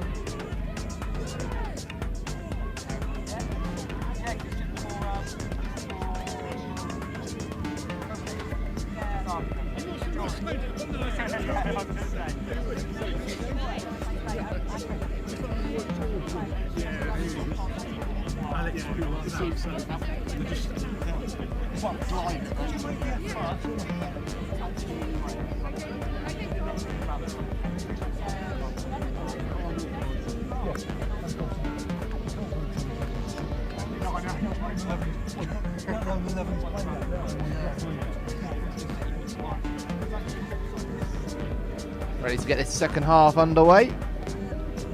Savvy Panthers in the pink. 9 points behind Jordan's Legacy. What is like to be a battle for second place in Women's Elite Group A. Those places into those semi-finals. It's a good take by lucky Bellis Solomone to get Jordan's Legacy in possession. They keep hold of it through Lavinia Natui, but there's a steal from Savvy Panthers. Can they strike early in the second half? They're over the 22. Chloe Thomas Bradley standing over it and carrying. There's their space on the far side. They'll find the player, just took a couple of stumbles backwards. The knock-on was forwards though. Did her best. Did Saren Hawks. Couldn't elude the referee with that back step. It's still a knock-on. It will be Jordan Legacy to put the scrum in. Savvy Panthers, if they were to finish in the top two, would have a chance to would guarantee bettering their run to the plate final last year, losing out to Hammerhead 33-15. With plate runners up at Manor Sevens last week, losing 24-34 to Fulsand. Fifth in the women's elite category last season. Jordan's Legacy playing it quickly, bounces off the chest, and that's straight into Savvy Panthers' possession, and they'll go straight under the post. Ellie Trommans, right place, right time, plucks it out of the air, and all of a sudden, the gap can we close down to 5 points. 10 points actually, and a chance to close it down to 2 from the conversion kick, which is taken, and we have a 2-point game. It's Panthers 12, Jordan's Legacy 14. Oh, you can talk about having a slice of luck, but Ellie Trommans getting her positioning absolutely spot on to get underneath as it bounced off the chest of Jordan Legacy's number 8. It means we have a close game. Trommans unable to convert. I did add the conversion to her own try, so it is 12-14, but now Jordan's Legacy looking to respond straight away, and they've given it straight back to Savvy Panthers, who get on the turn. They'll get down the left wing, and they'll score 2 quick fire tries to completely turn this game around. How quickly the game of rugby can change. One misplaced pass, and the Akuma Savvy Panthers are in again. And now, for the first time in this game, they have the lead. And it was done in superb style. For a solo effort, conversion won't be added. It goes to 17-14. It's a 3-point game. And it's the height of Sevens drama here on the main pitch at Oxford Sevens.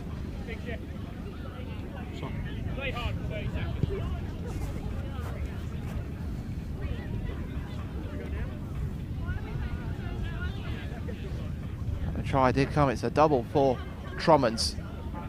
See again in the right place at the right time. Lucky charm for the Akuma Savvy Panthers right now, Ellie Trommans.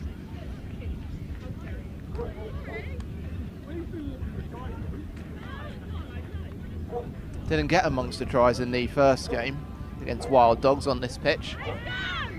Now from the line out though, Jordan's Legacy managed to poach the ball back, getting over the halfway line. Through Sylvie Moore, but the penalty conceded. Savvy Panthers sinking their claws into this game. There's the pass into Chloe Thomas Bradley, soaking up the contact. All the options on this right side.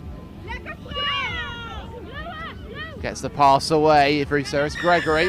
Ball bounce. There was a penalty for a high tackle by Legacy's Holland. So Panthers keep the ball on the 10 metre.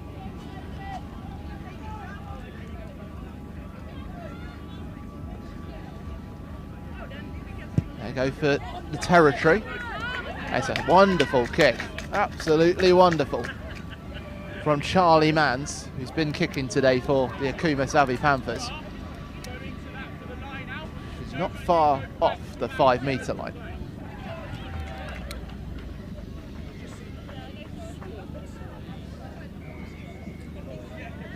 Wholesale changes for Jordan's Legacy.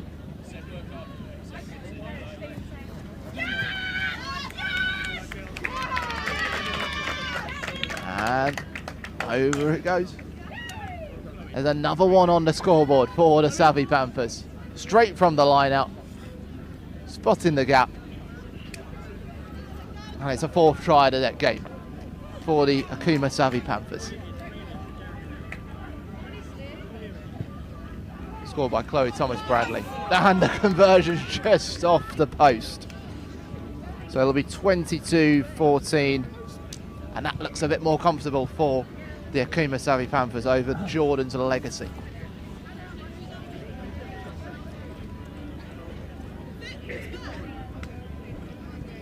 A few of the Hammerhead supporters trying to decide which side they should be.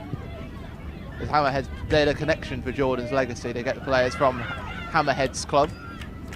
And the Hammerheads playing Wild Dogs behind us. They're about to score a try out of interest. So you've got a couple of fans standing in the middle, playing with their head on a swivel like they're watching Wimbledon. Here comes Jordan Legacy though, trying to drive through the gap. Emily Harris-Lovett. Little sidestep from Jodie Palmer. It was a loose ball but did go backwards.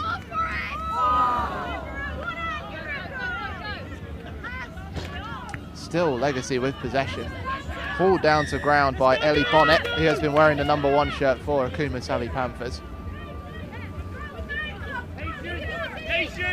Legacy decide to pop over the top and that's picked up by Bonnet. Savvy Panthers can get the ball back. And we'll see. And Panthers want to charge straight away. Holly Williams, the captain, taking it on herself. Goes down over the halfway line, but she was on her own. And it is a free ball for Jordan's Legacy. Franklin Holland. Failure to bind though from Savvy Panthers, scrambling back to defend. As Jordan Legacy can kick for territory. That gets the applause of her teammates on the sidelines. Seconds ticking along. 22-14 to Savvy Panthers.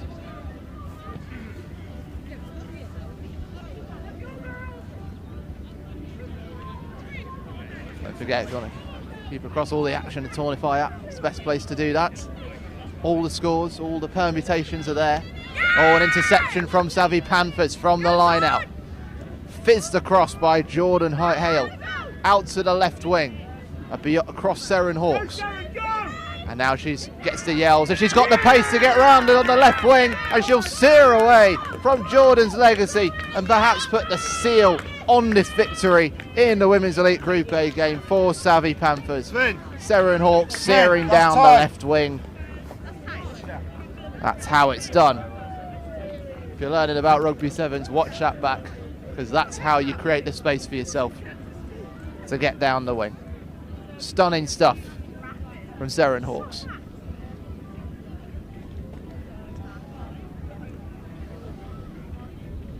The kick from Holly Williams straight through the middle, and that is the full-time whistle. Akuma Savvy Panthers take their 2nd win of the day, beating Jordan's Legacy by 27 points to 14. We'll wait to see the permutations when the game's still going on between Hammerheads and Wild Dogs Alpha Pack, but that would mean that the Savvy Panthers will book themselves into the semi-finals and will better last runs to the plate final. Coming up next on pitch 1, it's the Men's Elite, and it's the KRA Chiefs against the Apache Braves.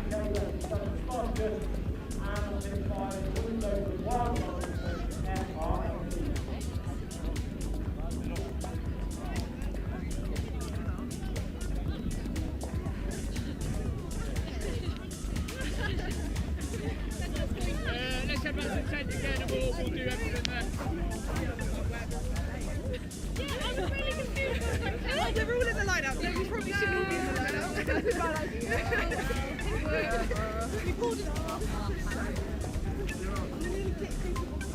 Coach! Sorry. Mr. the bottom has got it. You got it. Yeah, I got it. Thank you. Yes. Can you drop that in? Yeah. Last time I went.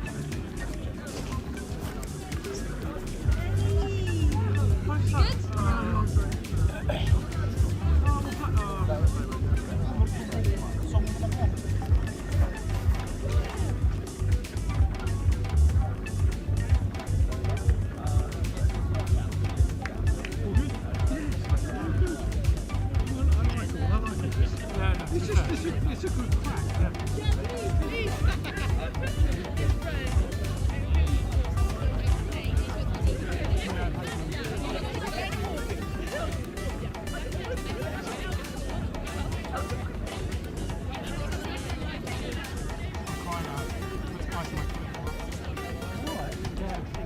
Quick step every time. Around a couple of this year. Oh, to be fair, I've not done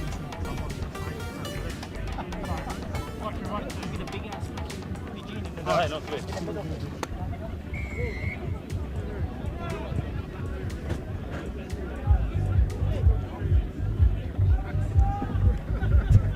Welcome back then to the men's elite division here at the Oxford Sevens, and it's a big game for Kaiviti Rugby Academy, who still have a chance of qualifying. The Hammerheads take on Preseli in the pitch behind us, so we'll keep you up to date with what goes on over there.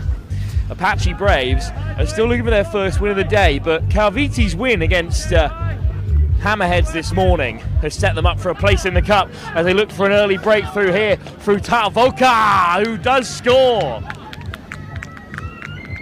Misaki Tavoka somehow breaks through. That is a little bit loose from Apache Braves. They've stepped up from men's open to elite this week with so many players on the books at Apache.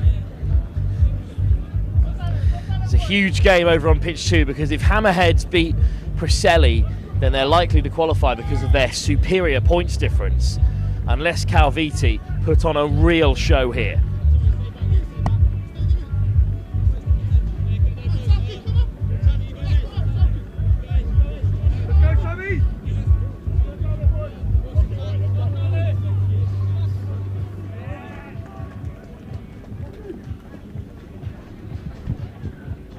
Kickoff, and it's an unbelievable nudge from KRA, but it's been knocked back by Diamond. Does eventually spit up the side of the Apaches, and on they come for the first time through Max Boucher.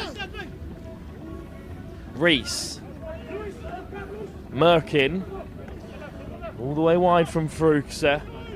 Oh, lovely step, and almost away Dan Saunders, and he gets the offload in. What a take that would be, but a pile driver comes in from KRA. And Vunivili looks to drive hard up through the centre. Here's Diamond, 2-on-1. Kaiviti Rugby Academy on the edge. It's a lovely step inside. Covering shot comes in from Boucher, but it's a beautiful offload to put Chris Diamond away. What a start for KVA, and they are keeping their hopes of Cup quarter-final qualification alive with a victory here. As things stand, I think it's still level over on pitch 2 between the Preseli Barbars looking to go 3 from 3 and the Hammerheads, whose win over Apache Braves earlier today have kept them in the fight. Both these teams on 3 points, Hammerheads and KRA, with Apache adrift at the bottom of the pool. Huge games coming up, of course. We've got Dukla Prague in action, looking to secure qualification up next, and then our last game before the knockout stages will be another group decider in the men's elite division. So the Fijian side hit the front, and it's been tapped back by Diamond. Straight through the hole this time for Ted Mata, and Mata steps on the inside, 2 in support, and he will give the pass for Luke Raivalu. What a bit of skill from Mata that was to spot Apache shooting up early, and it's 3 early tries in the half for them. And they're doing all they can to secure qualification here. Preseli Barbars have broken through against Hammerheads over on pitch 2, so as things stand, it's Kaiviti going through to the Cup quarter-finals. It's 3 unanswered tries then for KRA Chiefs.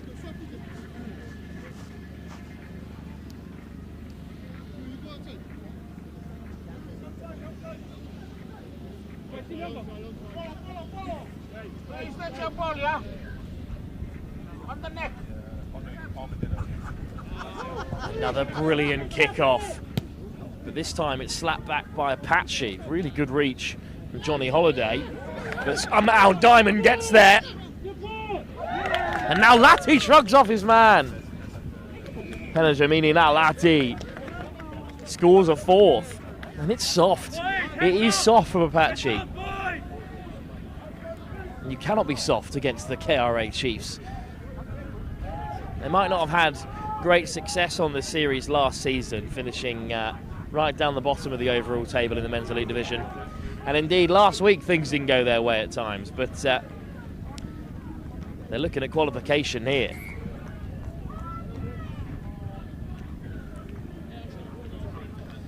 Sam Reed's looking to drive the standards from Apache in the centre there.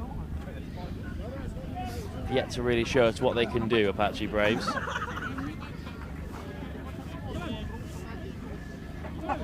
Kick-off to come from Jolame Koriavuya. Koriavuya hangs it up. This time it finally doesn't go 10, so Holiday comes away with it. And then Reese frees the hands. David, lovely work to get back on the inside, and David chips ahead. KRA are going to get after it, and they have won it back. Knock on the deck. And a chance for Apache Braves. Of course, this isn't the only Apache team in the competition today. They've got two teams in the elite division.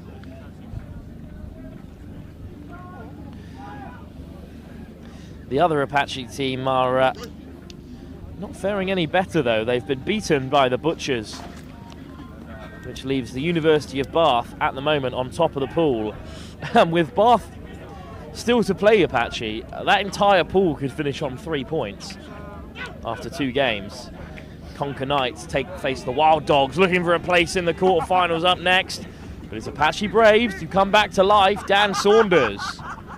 Race is over and adds the full set of 7 as well.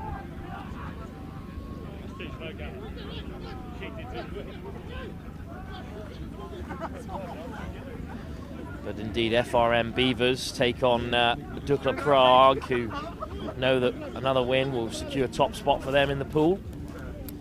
And then we have Conker Knights taking on Wild Dogs, after beating Saracens early today. Good kickoff from Apache, and it almost comes kindly for Cristiano Frade. Oh, it's an interception. But it just deflects off Tom Martin, and it's lovely work from KRA to make it to the edge, and they're playing with freedom now. And again, they're leg driving through the tackles here. But it's put down by Joel Kasami. Half time then. Fantastic start from KRA Chiefs, pegged back by Apache in the final play. So the game is still on here. Apache's still in the contest, but they've got serious work to do to try and overcome KRA's advantage. A win here with results elsewhere going Preseli's way, and they'll qualify for the Cup quarterfinals for the first time this season on the Lit Super 7 series.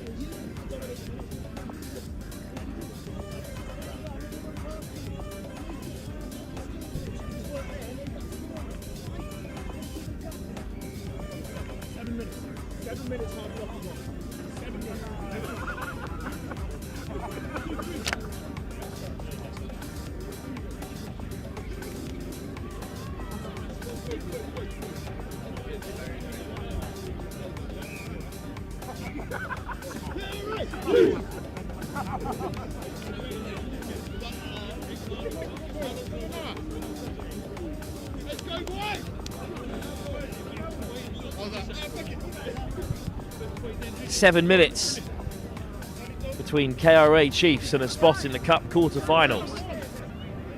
Apache can't qualify, but they'd love to take a win into their plate ambitions. Of course, the third place team in each pool will be given a bye in the quarter-finals of the plate competition due to some dropouts elsewhere. So it's a prize worth fighting for. Deep kick-off, and it might go all the way. Well, that's going to be a scrum on halfway. In fact, in the game of sevens, I believe it's a free kick for going dead straight from kick-off. Luke Rayavalu with some making up to do here as Boucher takes the tap. Holiday. Giant Chris Laidler. Reese puts in the fend and finds the pass and a bit of space out wide, but the ball back inside for Reese is beyond him. Good tackle though to win it back from Sam Reese, and eventually it's a penalty. Laidler. Good take. David misses out, and it comes for Rayavalu, and he finds the offload. But has Kasami got the legs? Into the corner they go, and it's finished off by Joel Kasami. What an offload from Luke Rayavalu. Some days having. Outrageous from Rayavalu. And that will leave the Chiefs a little more comfortable now.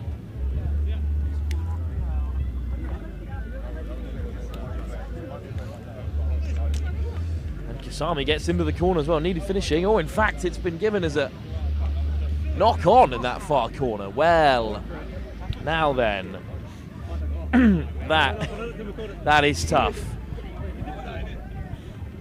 Kasami spills it. Boucher looks to break. Oh, dearie me. Penalty though. Let's go, Chief! Quick tap. Mata. Rayavalu. Looks to go himself this time and skips through and scores. And Kasami's error can be forgotten about.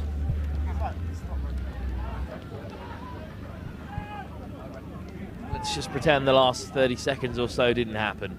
And Kasami did get in the corner. Regardless, it's Rayavalu who adds another. And the extra two puts the KRA Chiefs in a very comfortable position now. Hammerheads still fighting for their lives over on pitch 2, but it's Preseli at the moment who are going to top the pool.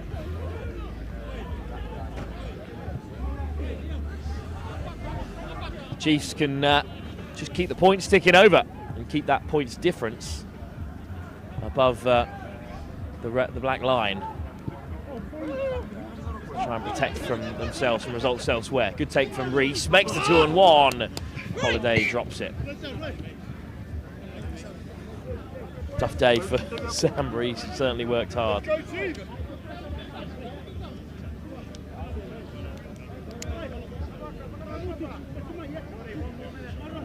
Johnny Holiday, real servant to Apache over the years, just couldn't keep a hold that time.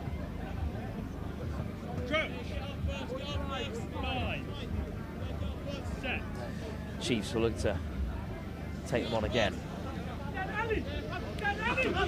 Infield from Venivuli, and then look at this from Kasami, looking to go himself again.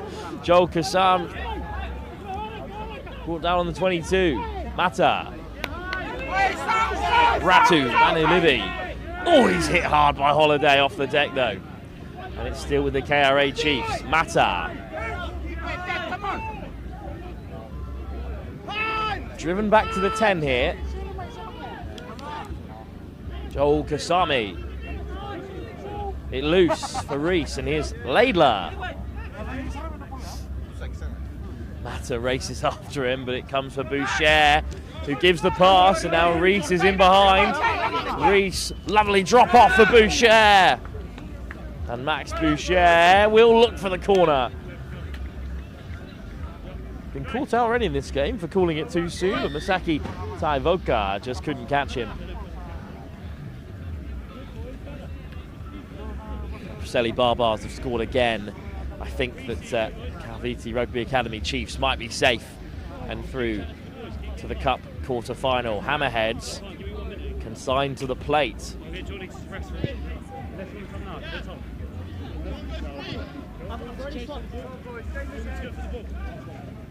You go past.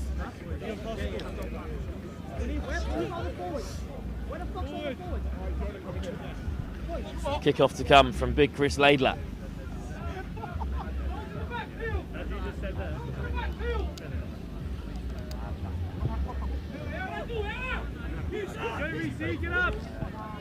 Gathacole on the chase, looks to find Miller. A little bit loose from all ends, but it is a scrum for Apache. Yeah, you're at 9. Who's this dead? Tom, get a bit closer.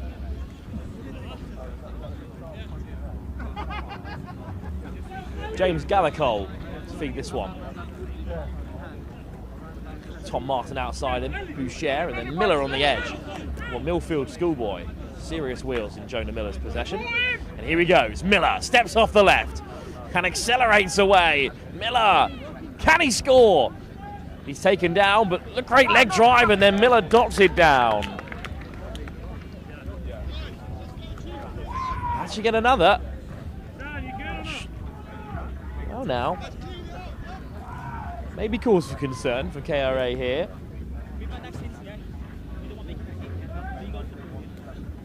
It's Preseli Barbar's score yet again over on pitch 2. Can't let this one slip. Excellent nudge from Laidler on the edge.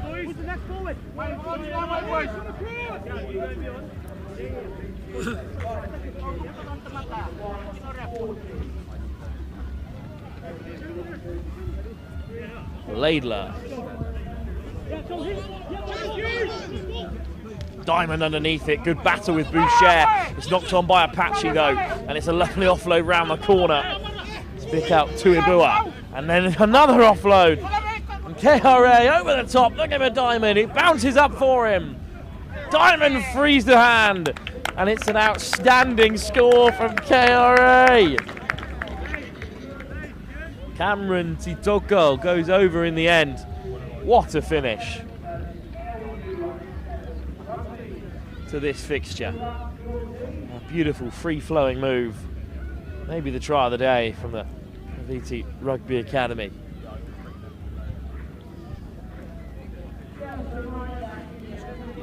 All a way to confirm their place in the Cup quarter-finals. So Preseli with the win, they go through top of the pool on 9 points. But after their win against the Hammerheads and their second victory here, Kaiviti Rugby Academy are through to the Cup quarter-finals for the first time this season on the Lit Super 7 series. What a result for them.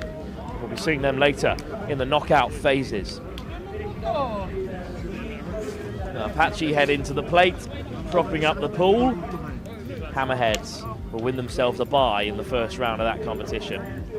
More groups to be decided. In a few minutes' time, it's ASC Dukla Prague, the Czech Republic side, looking to confirm their place as group winners. Find Rugby Now Beavers over in Pool B, looking for a bye in the first round of the plate, while Akuma and Stunts fight elsewhere for a spot in the final round. It's our next game live here from the Oxford Sevens, the second leg of the Lit Super 7 series.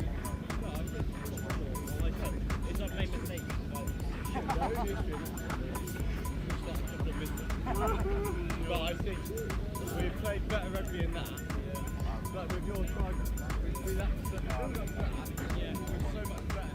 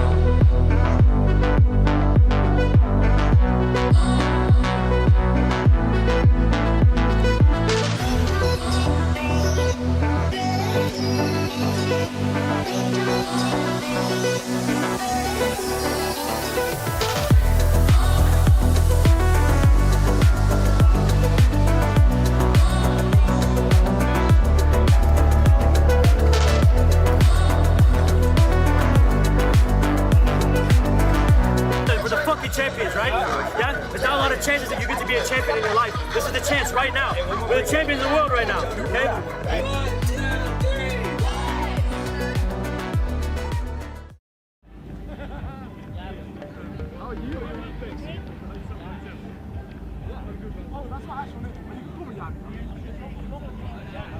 No, you would have called No, sir? Don't throw me off. No, of course not. I wouldn't do that. Huh? The name's immediate. Apparently so. Wait, these guys are bloody hilarious. I don't actually know who. Yeah. Don't call me Sam, Shogun, Baker. Yeah. Baker. Yeah, like a bakery.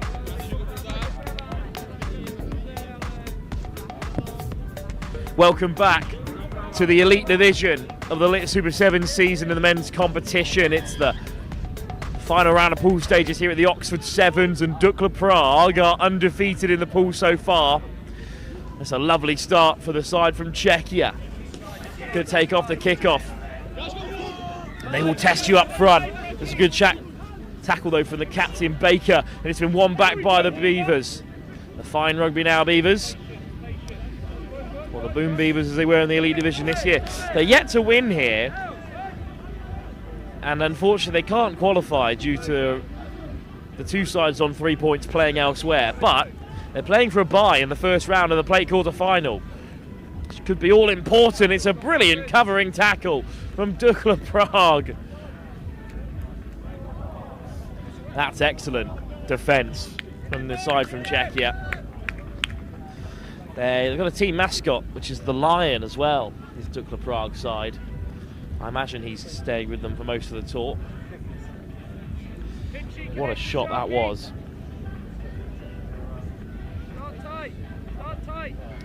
There is some experience of the Super Sevens tour in this Dukla Prague side, the likes of Matos Borecki.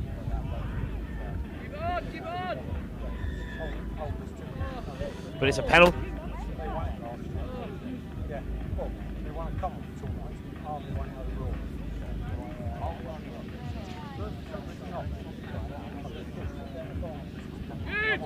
Go, Danny! Go, Danny!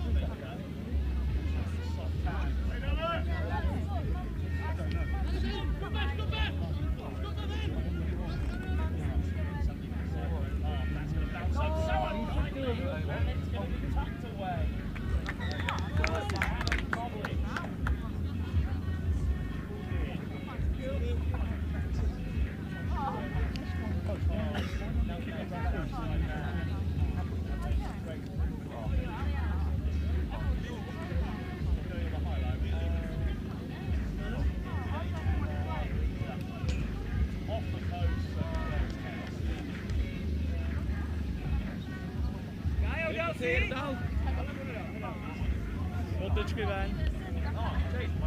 Jeden boys, hezky Campion.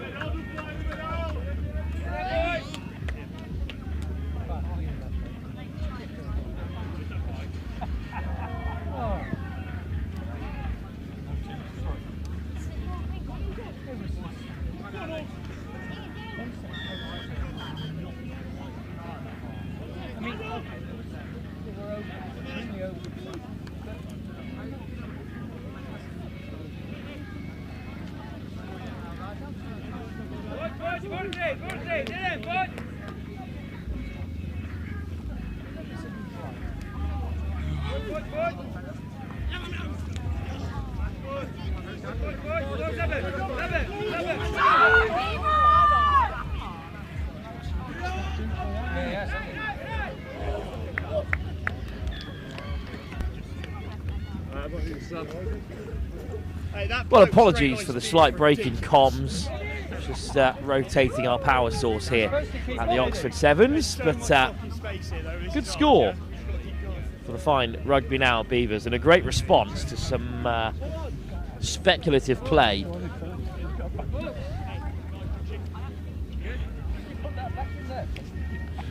Really good work down that right-hand side from Josh Millard. What a kick it is from Baker, who they call Sharky, of course.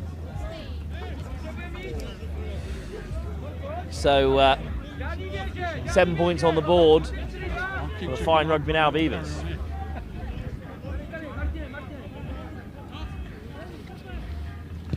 And life in this tie, perhaps. Allowed to bounce by Dukla Prague.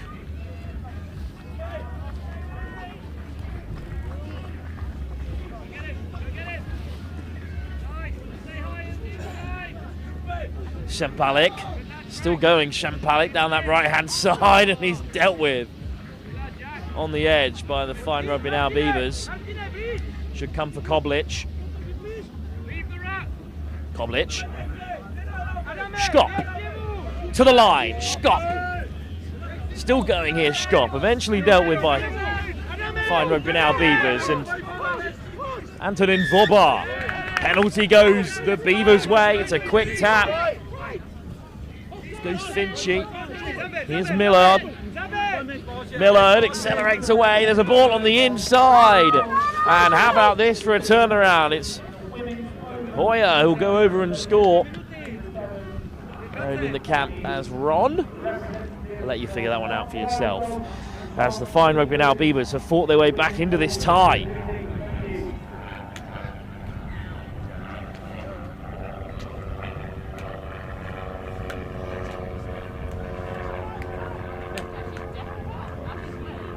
Well, that's 14 points on the board for the Beavers before the break. Dukla Prague still in front. But it's a tough one for them to take. At half-time, it's 12-12 as things stand, if we just double-check our mathematics on the way through. What a game for Beavers, who handed Dukla Prague some very simple bits of possession throughout that game. Have fought back into the tie at half-time.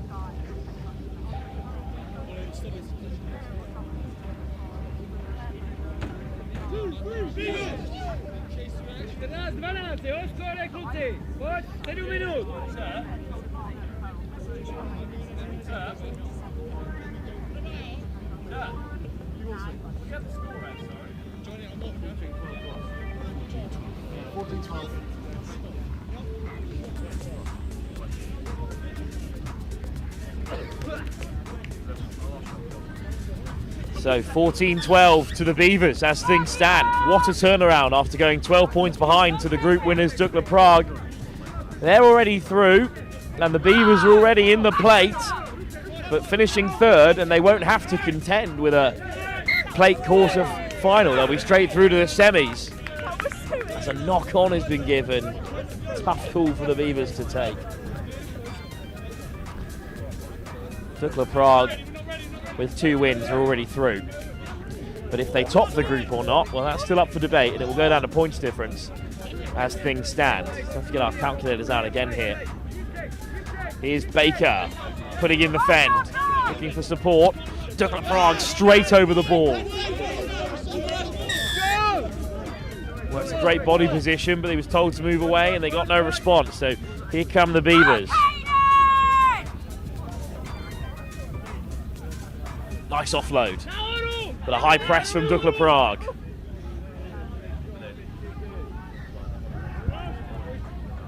Little snipe. Lovely ball on the inside from Channing.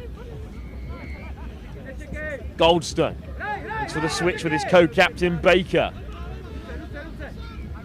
Gold and maroon all over the place here. And then a little dummy. And Millard is going to score.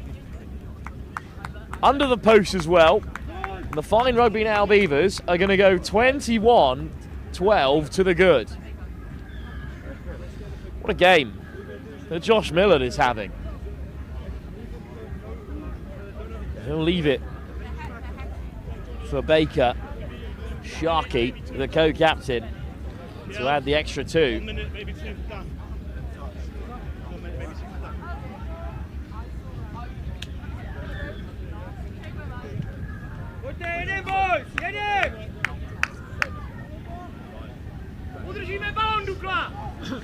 There's instructions being barked on by Jan Roschkik. Absolutely loves this group of lads from Dukla Prague. Check your 7 setup as Baker nicely off the deck. Look to take this kick. 21-12. It's a very contestable one as well. It's been tapped back by the men in black. And Baker comes away with it on halfway. What an upset this will be.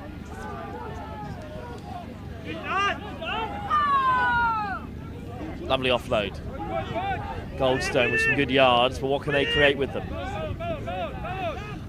Matos Borecki makes the shot, a veteran of the Super Sevens tour. Lovely step. Looking to free the offload. Is there anyone there for the FRM Beavers? They're up to the 22. Counter ruck from Dukla Prague. Baker has to take contact himself. They've kept a hold of it. No way through for Josh Hughes, and it's been knocked on. Great defence from Dukla Prague. And there's still life in this one.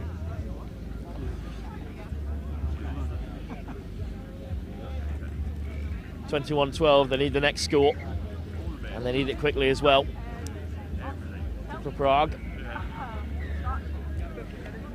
Yeah, on 6 points, only one of the 2 teams currently facing over on pitch 2 can catch them. That's the Rugby Agents and Stunts, who have both beaten FRM Beavers. Free kick for Dukla Prague.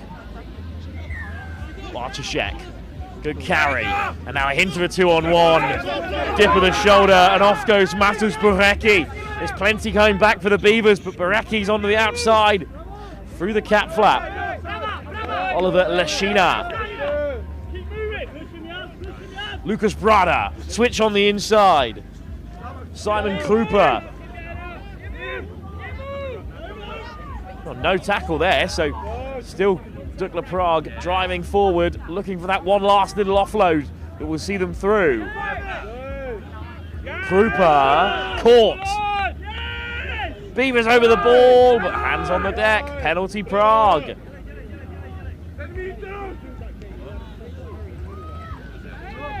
Lovely step. One more should do it. Oh, the pass is loose. It bounces up. But it's a yellow card for the Fine Rugby Now Beavers. I think there must have been a hand in there on the way through. Surely this is the way back into the game for Prague here. Lovely footwork, and from close yardage, Viktor Vodka goes over. And as things stand, it's 17-21 for Fine Rugby now. Big kick for Lucas Brada. What a nudge! It's a 2-point game, and the Fine Rugby now Beavers are down to 6. Well, back to 7 again. Interestingly, short yellow card.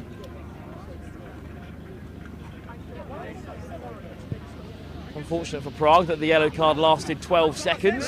Big shot and driven into touch. But there's 3 ARs out there, and none of them have seemed to notice that Fine Rugby now Beavers currently have 7 players on the pitch, despite being yellow carded. In fact, it's the Boom Beavers who have fixed that problem for them. Fair play to the side currently leading by 2 points. It's tapped back for Prague, who've got a man advantage. Brada's on the edge. They've got to find him. It's Lucas Brada. It's a foot race. Channing's after him, but Brada's into the corner. Try given. Lucas Brada with the score. Great effort from Caden Channing. But Dukla Prague take the lead again. And that yellow card, crucial for them, because that is what allowed Lucas Brada to be completely free on the near side.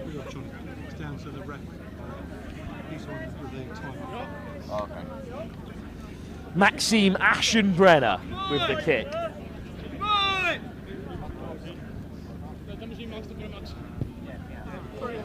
Taking all of the time in the world as the wind picks up again here. Dukla Prague ahead. 24-21 as things stand.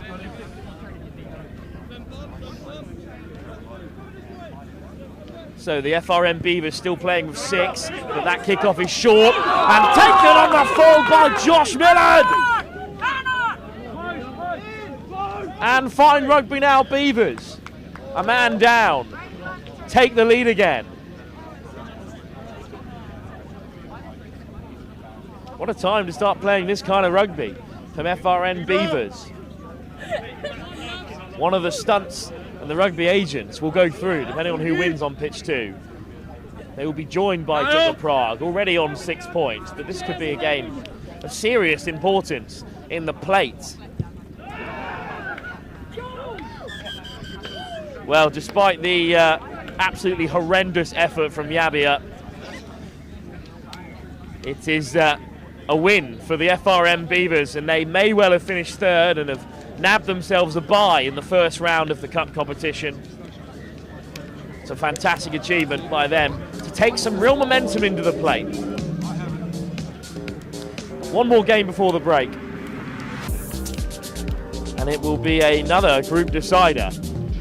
Our next game live here at the Oxford Sevens, due to kick off in 2 minutes' time. It's the Conker Knights taking on the Wild Dogs. Live here in the second leg of the Lit Super 7 series.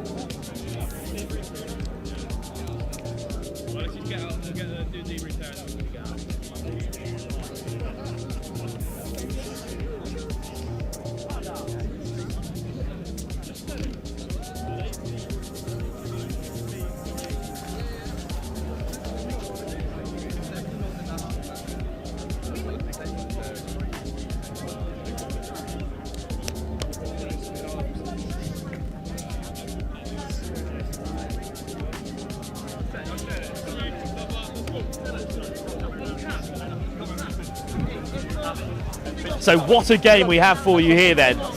The Wild Dogs beaten by Saracens in their opening pool game, currently pointless at the bottom of the pool. Conker Knights, well, they beat the Saracens side in an absolute classic. So the Neon Yellow know that a win here will see them top the group. If the Wild Dogs win, all 3 teams in the pool end up on 3 points, and my head will explode. So we'll get our calculators out here if the Wild Dogs can pull off a victory. Otherwise, they are consigned to the plate. Regular fixture on the domestic circuit, the Wild Dogs, the South African expat side. They had a decent week. Last time out at Manor, it was Conker, who also impressed on debut, the Welsh Sevens champions. And it's Conker in the Neon Yellow who are chasing this kick. but it's an excellent take under real pressure from Jean Pidar. Infield from Williams, and where are the Wild Dogs off to here? What a pass that is, but it's just undercooked. And the door has been opened for Conker Knights early here.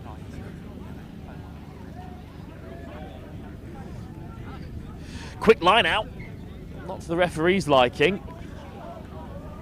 Carrick McDonough would have been through, one of the newest members of the Conker Knights setup. It's a young side from South Wales, as it's tapped back round the corner. Del Nevo. All the way for Ewan Priest-Jones on the edge. Priest-Jones, offload on the inside is excellent. But it's knocked on. Oh my.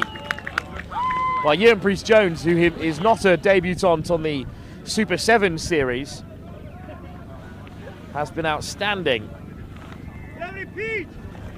at lit Super 7s events before. Now pulling on the neon yellow of the Conker Knights, but it was knocked on over the try line by Llewellyn Hawks. Wild Dogs round the corner. Williams with a hitch kick. Well marshalled. What's on here for the Wild Dogs on their own 5 metre? Brilliant chop tackle. It's a tough one to contain today. Oh, lovely switch. And the hole opens up for the Wild Dogs, who are surely going to race through and score here. McDonough's on the chase. But under the post goes Marcus Henry.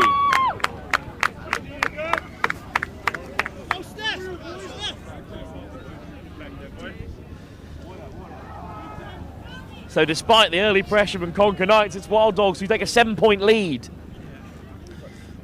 Saracens can only watch on. Their pool stage is finished. They finished on a points difference of 16. At the moment, it is Wild Dogs going through in second place as Conker Knights drop below them on points difference. They'll all finish on 3 if Wild Dogs can win this one. We'll do our best to keep track of that as things stands.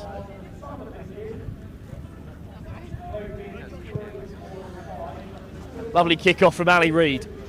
It's taken well by the Knights. Counter ruck from the Wild Dogs. Penalty given. Came from around the corner there, unfortunately. Into a 2-on-1. Can't leave Priest-Jones unmarked, but the kick through. Perhaps not the right option from Iestyn Gwilym. Here's Williams. Hilliard, great pace from him, the ex-sprinter. Ali Reid takes it to the line. Reid on the turn, breaks away from the tackle. He's got Salu on the inside. Viliami Salu is looking for it over the top, but it's Ewan Priest-Jones who comes away with it. Big double clear out from the Wild Dogs. It comes loose, and what an offload from Williams to put Lance Kruger away.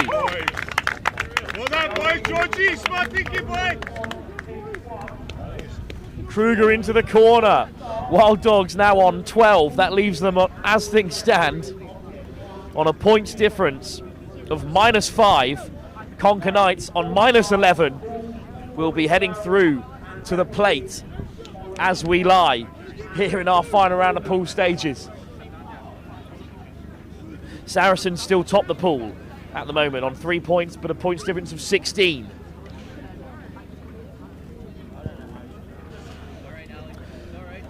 Off target, so 12 it remains.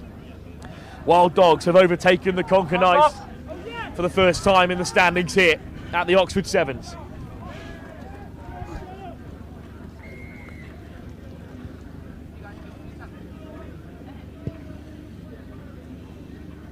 Deep kick-off, well taken again by the Conker Knights, but they're just getting in each other's way here a little bit. Regathered by Scott Del Nevo. Lovely pick and go. And a fend to get them over the line here.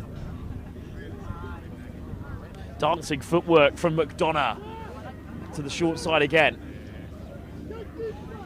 It's ravenous stuff from the Wild Dogs, who are over the ball. And McDonough swings it away.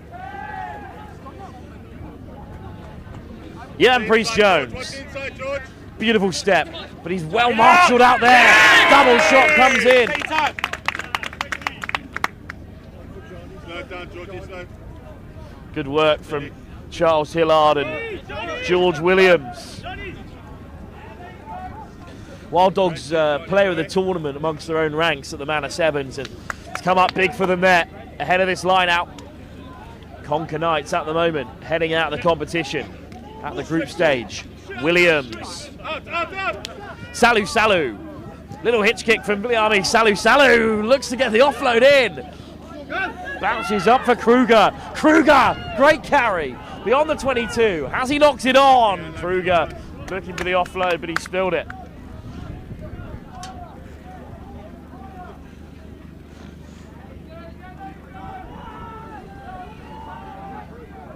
Big moment in the game that for the Conker Knights, who are still in this tie. Bath University over on field 2 are looking to go undefeated in their pool and head through as group winners, while Apache are fighting for their place in the quarterfinal. Penalty at scrum time.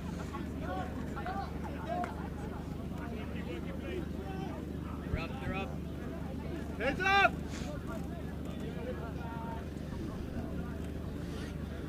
Good acceleration from Llewellyn Hawks.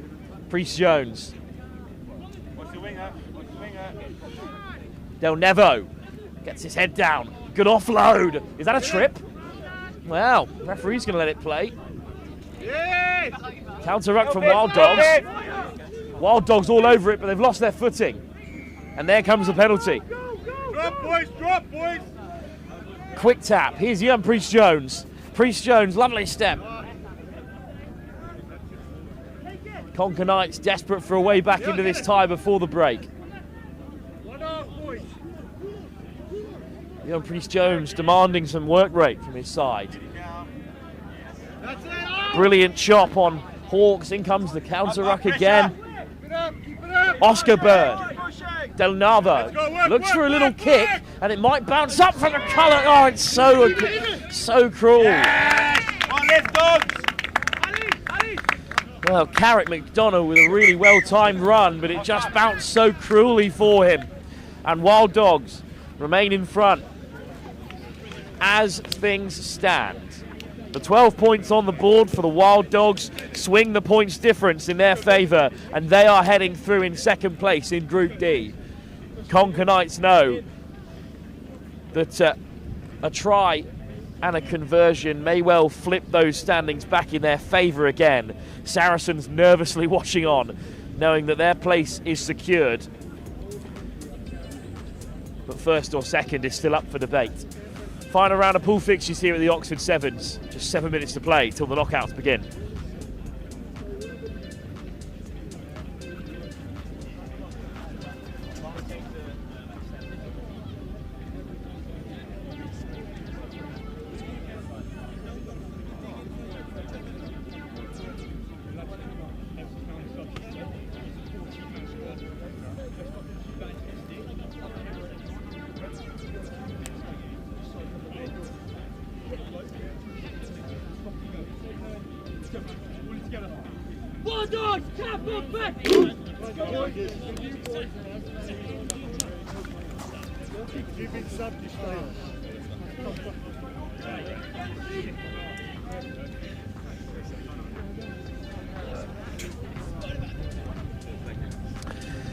A huge 7 minutes for both these teams. At the moment, Conker Knights are slipping away and will miss out on the Cup quarter-final. Wild Dogs have fought their way back into it with a win. It's only a 3-team pool, so Saracens on plus 16 points difference and 3 points are going through regardless. Conker Knights keep it in play, and slipping through the contact goes Hethin Hughes, and Hughes for the corner. Huge shot comes in from Dawson Smith. And they might have won it at the breakdown as well, the Wild Dogs. Brilliant work to deny Hethin Hughes. And can they transition here from on their 5 metre, again looking to create. Heinrich Duplessis. Oh, lovely step. Outstanding from Quinton Quell. why they call them Happy Feet. Evasive again from the Wild Dogs. Bradbury's been eaten up. Yes, Kyle! Smith, over, in behind, nice offload to free him. Dawson Smith for the corner, still going, Dawson Smith!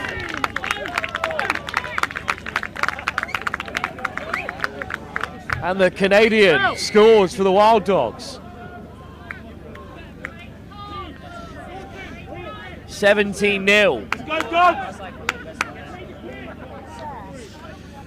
Wild Dogs' points difference has been reduced to 0 from -17.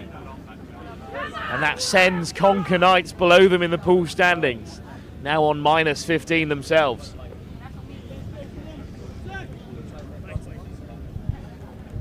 Smith to add 2 more.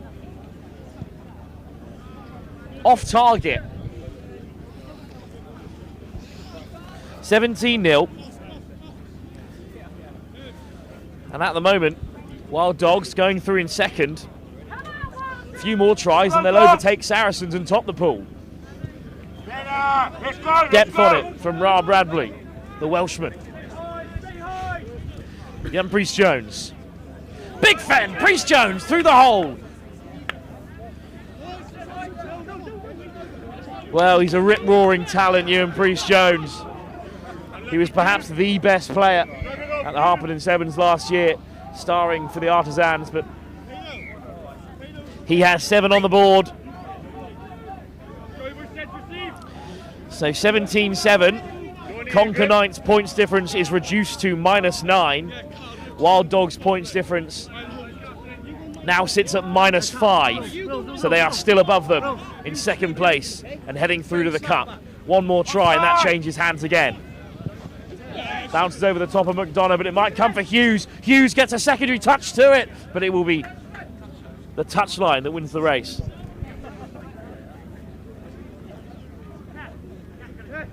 Nervous moments in both boxes here. Another change in the offing for Conker Knights. On comes Ellis Bowman. Line out for the Wild Dogs on their own 5 metre. It's an excellent set piece.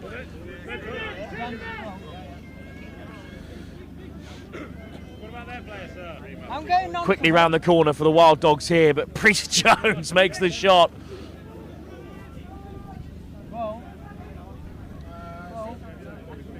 Lovely offload, Wild Dogs in behind. And here goes the line break that might see them on their way. Have they got the legs here, the Wild Dogs? Lorcan Farrell is hunted down. The Durham Uni star.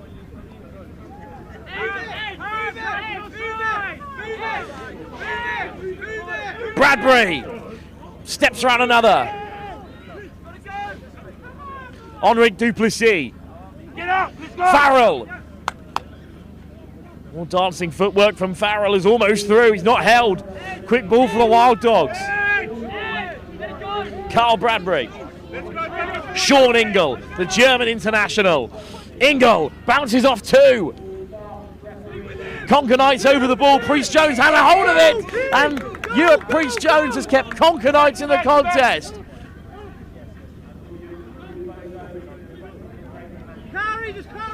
Another converted try and they are back ahead of the Wild Dogs in the group contentions and back into the cup competition. But they've got to break out of their own 22 first. High tackle. A crucial error. Here goes Carrot McDonough. Looks over the top, somehow picks out Ellis Bowman. Counter ruck from the Wild Dogs again. And they've stolen it back. And it's legal, says the referee. And it's Duplessis off the deck to seal it.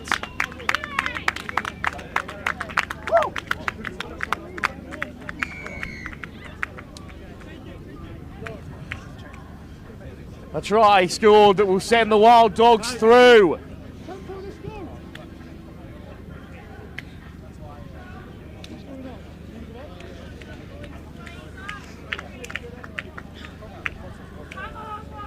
And the extras added, and they make plenty of changes here, so it's fresh legs for the Wild Dogs, looking to hang on in this one. Kruger on the chase, but the shot's made by the try scorer Smith. Penalty. Here's Priest Jones. Lovely footwork to bamboozle Bomber, and onto the outside for Ellis Payne. Yeah, and Priest Jones. Bomber's over it.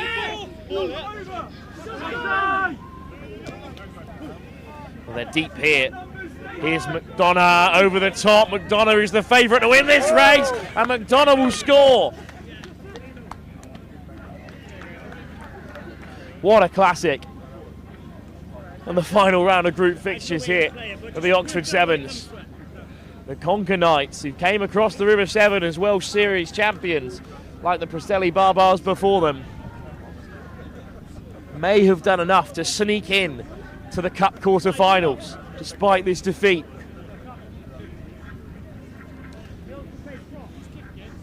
It's an important kick because every point matters. Scott Del Nevo makes no mistake. Let's go, dogs! Let's go, dogs! Finish strong! On the ball, boys! Well, that's 14 points on the board then. Priest Jones takes the kick off right on that 10-metre line.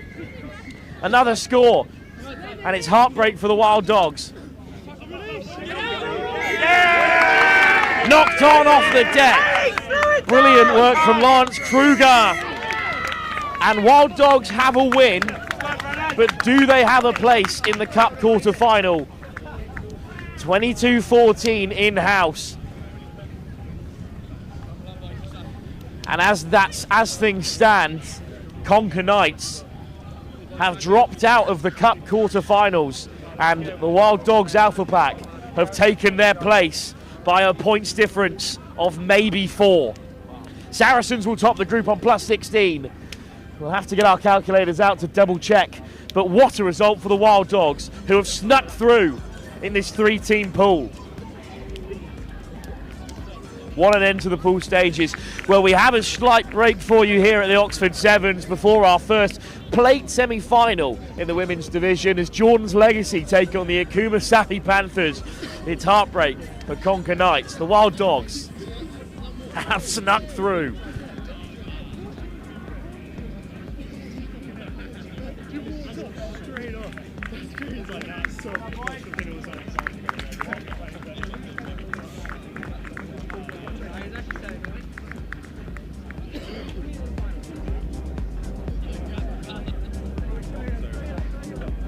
Boys, Jets. Just want to get a photo as well.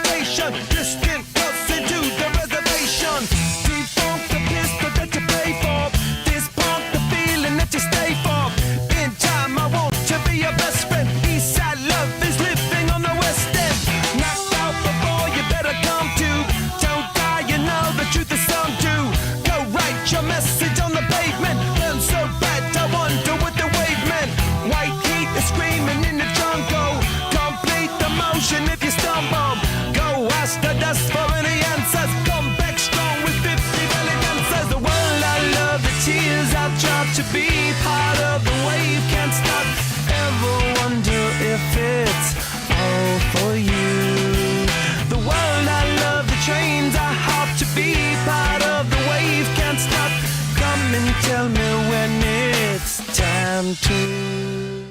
Said I need noise and just to get it fired up.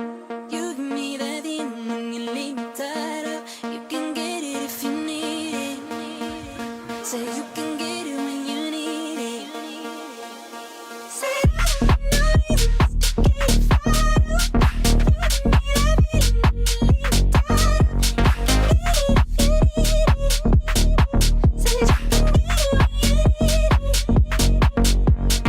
I need noise and just to get it fired up. You give me that feeling when you leave me tied up. You can get it if you need it.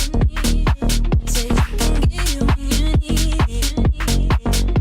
Said I need noise and just to get it fired up. You give me that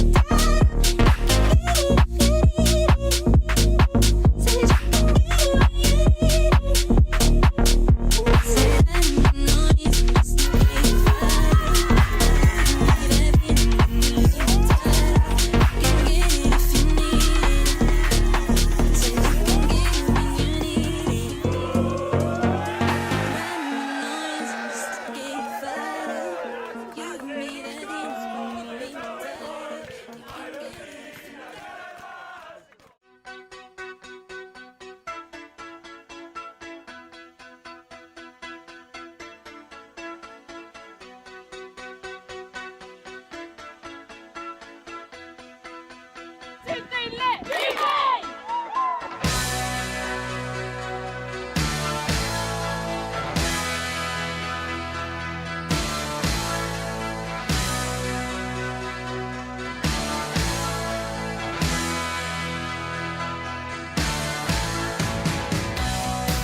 There was a girl I knew.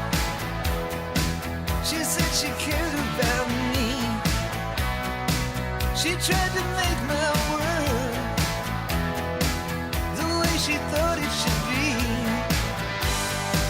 Yeah, we were desperate then to have each other in the world, but love is a long, long road. Yeah, love is a long, long road.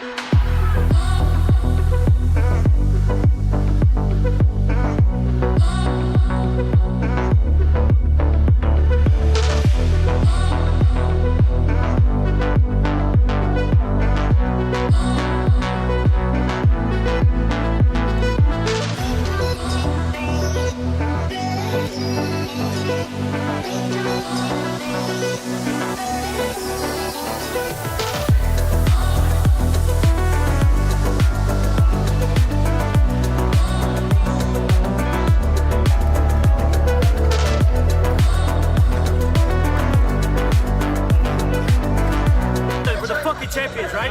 Yeah? There's not a lot of chances that you get to be a champion in your life. This is the chance right now. We're the champions of the world right now, okay?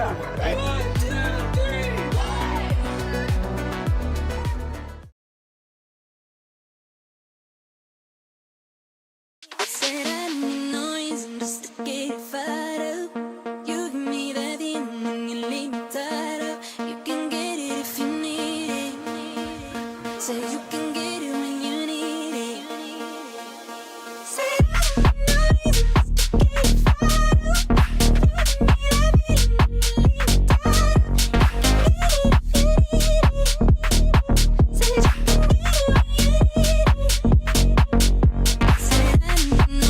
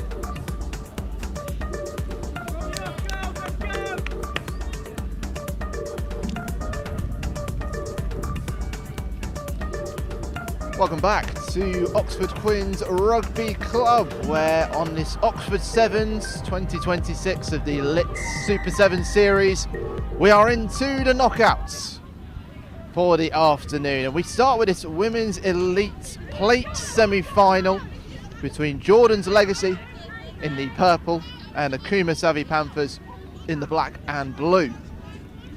These teams making their way here, having finished in third in Group A for Jordan's Legacy and fourth in Group B for the Akuma Panthers under 23s. Plates keeps you guys in competition, keeps them playing throughout the afternoon, which is great to see. It's a good start for Jordan's Legacy, pushing the ball out to the wing. Jodie Palmer urged on by the bench. Pulled away by Laura Thomas into the middle. with Listy Blanc. Oh, and what a run that is from the number 1 for Jordan's Legacy. From the 22, surging to the middle and finding a way over the line for the first try of this Women's Elite Plate semi-final. These two battling for the honour to face either FRN Beavers or Wild Dogs in the Plate final. Which will come up later this afternoon. Check out the Tournify app for all of those timings. Conversion is good. By the number 12 for Jordan's Legacy, Emily Harris Lovett. That takes it to 7-0 in the early stages of this Plate semi-final. Jordan's Legacy had 1 defeat, 1 win in their 3 Group A games, beating Wild Dogs 21-5, but lost out to Hammerhead 46-0. And we brought you their 29-14 defeat to Savvy Panthers. This is Panthers under 23s on the ball. Panthers coached by Finn Kelly and James Phillips. The senior Savvy Panthers side in the 2nd semi-final of the Women's Elite competition.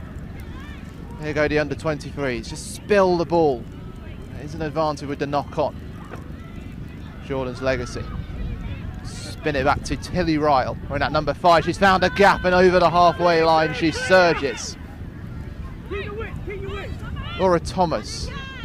It's a good leave of the ball to Kathleen V. Tilly Westwood with the carry. Tries to get the pass away to Jodie Palmer. There was a penalty. Calls for a deliberate knock-on from the Jordan's Legacy bench, but not to be given to the number 3 for Savvy's under 23, Meg Polverino. Oh, and a gap has opened up again. It's the number 1 for Jordan's Legacy that finds a way through. A quick fire double puts Jordan's Legacy well in front in this Plate semi-final. And here the wind whistling about, the flag starting to fly viciously. This wind from the west coming in Oxfordshire. And it's in the sails of Jordan's Legacy. Tilly Westwood to take this conversion kick. And it's off the post and in. Any way will do. Tilly Westwood, having actually struck the first conversion, has at the double. 14-0 to Jordan's Legacy over Savvy Panthers under 23s.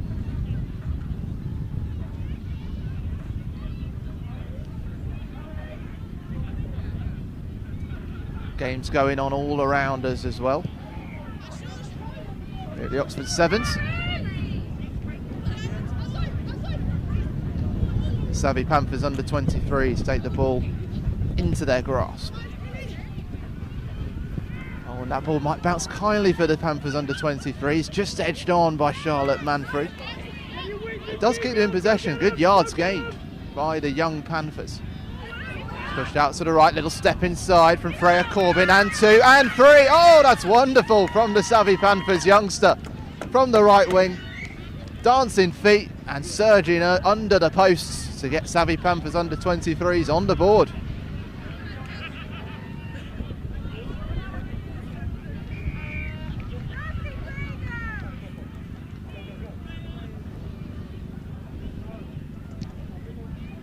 Conversion just under the posts, so that means it's a 9-point game. Jordan's Legacy leading Savvy Panthers under 23s 14-5. Freya Corbin, Savvy Panthers with one of the best solo tries we've seen this afternoon.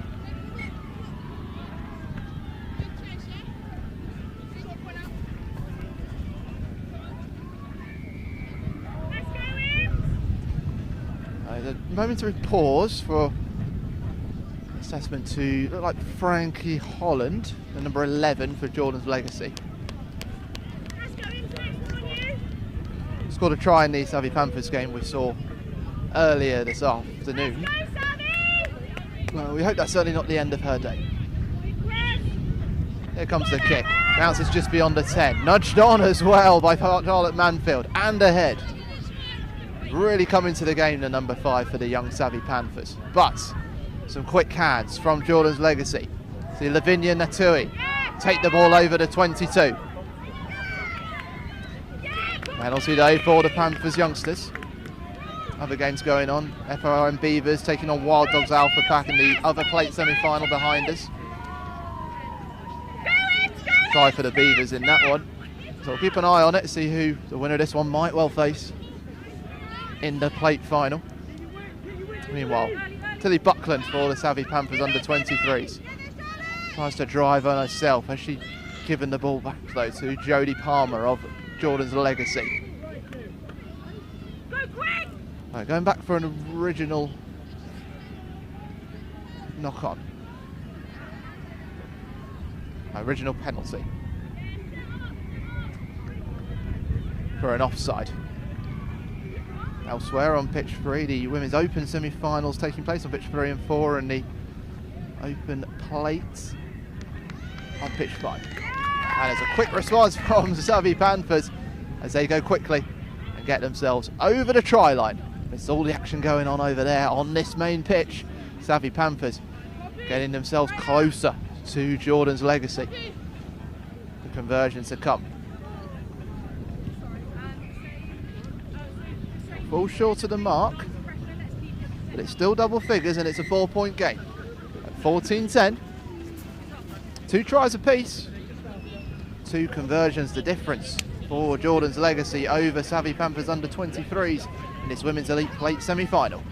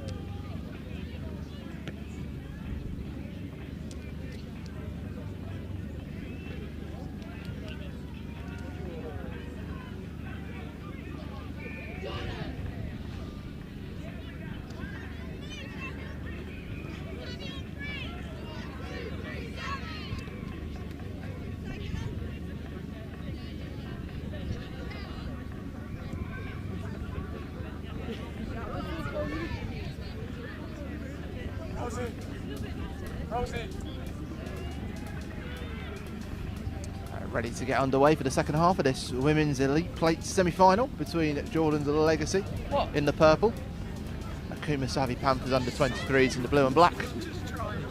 All 5 of our finals will take place on this main pitch: the Men's Elite, Women's Elite, Men's Open, Women's Open and Men's Social. So make sure you stay with us on this live YouTube stream for all the action. Wonderful take from Charlotte Mansfield for the young savvy Panthers. Good clear out at the breakdown, but ball left exposed, and now a breakaway. Might get pushed out, but just gets the ball in field. Legacy able to continue playing. Tilly Westwood with a step to her left. Releases the ball out to the scorer of the 2 tries for Legacy in the first half. Developing down the wing, and there's a gap in the middle. You can't leave those sorts of gaps. Just brought down beyond the 5-metre line. Gets the ball away. Penalty coming anyway. Oh, the sea parted for the number 1 of Jordan's Legacy to go through. Might be number 4 to go through, and she will. Tilly Westwood on the scoreboard for Jordan's Legacy for their 3rd of the game. We saw savvy Panthers score from a quick penalty take in the first half. Jordan's Legacy giving them a taste of their own medicine. It will allow them to extend their lead out. 9 points, the chance to make it 11 with this kick. Westwood looking to add the extras to her own try. Smooth spin, but it will fall short. So 19-10 the score in this plate semi-final.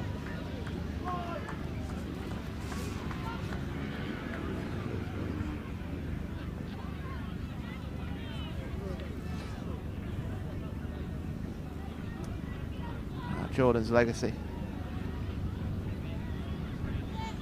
Hammerheads side supporting the mental health charity. Do a lot of really important work, well worth giving them a search. Lots of great charities supported at the Lit Super 7 Series. And here at the Oxford Sevens, second tournament of the series. We had the Manor Sevens last week. Jordan Legacy reached the plate semi-final, lost out to Falstead, 20-33. Jordan's Legacy now all in a yelp of pain. The Jordan's Legacy defender, and the physio straight over.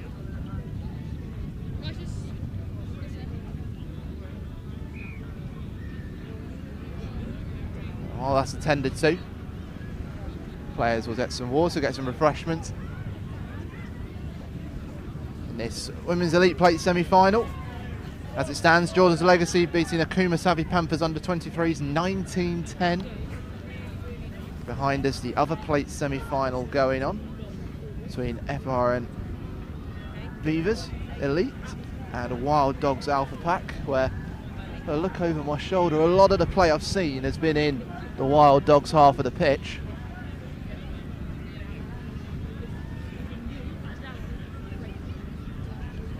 And don't forget, all of these scores of all the details and permutations available on the Tournify app. Find all the details there, how to follow the action, whether you're here at the Sevens or whether you're watching from afar. It's the Lit 7 series, the biggest Rugby 7 series in Europe. It's the 14th year of the competition running.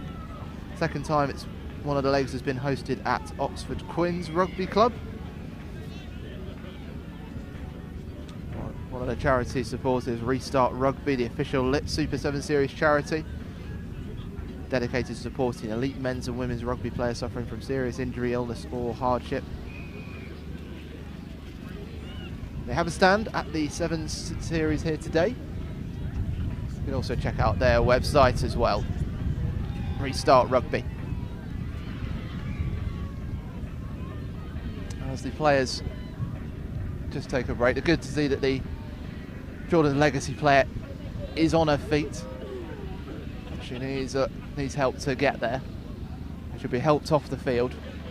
Obviously one of those injuries where she felt something straight away as she went down.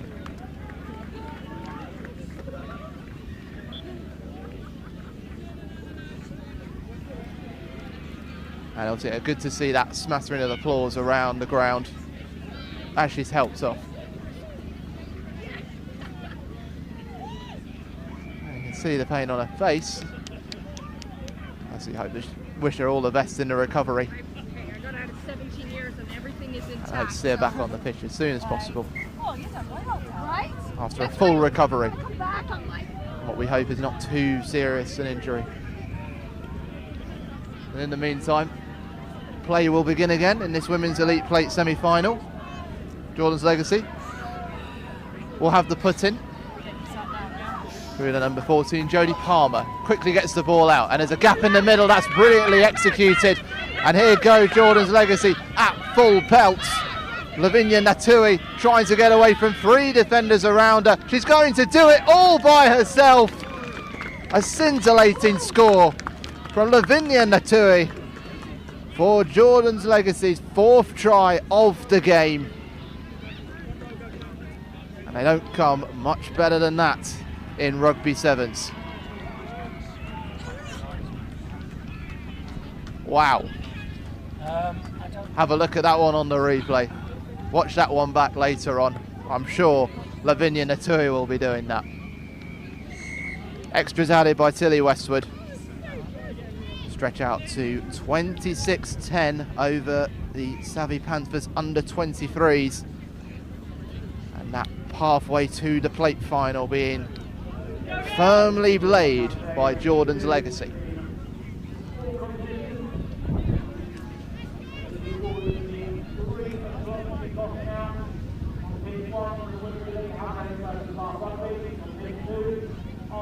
to get restarted. Obviously, we've had a pause for the injury in that game. So there'll be a slight delay to the next game starting. The Women's Elite semi-final for the Cup. Well, a good take from Lucky Bella Solomone. And it keeps Jordan's Legacy in possession.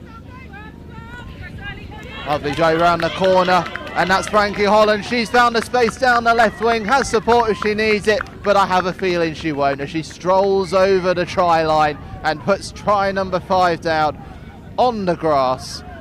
And this is Jordan's Legacy flexing their muscles and sending a warning to the two teams on pitch 2 about what they can do. And it looks like they will better that run to the plate semi-final in the manner Sevens last week.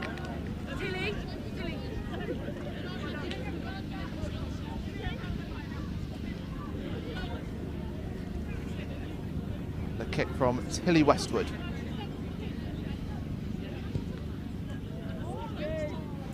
So she got 3 out of 5 in this. That was all that was the difference, was the conversion kicks in the first half at 14-10, but an extra level of pace and clinicalness and directness from Jordan's Legacy has seen them stretch ahead in this plate semi-final.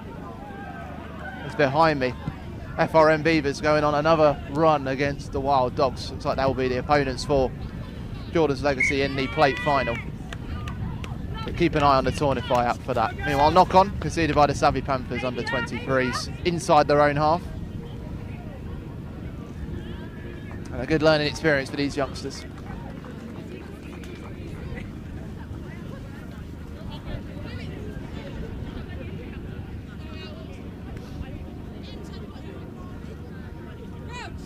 Oh, here comes the scrub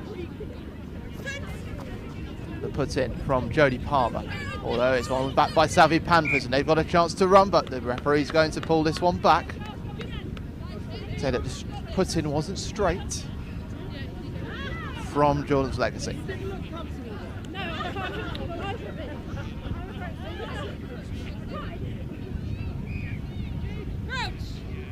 Here we go again.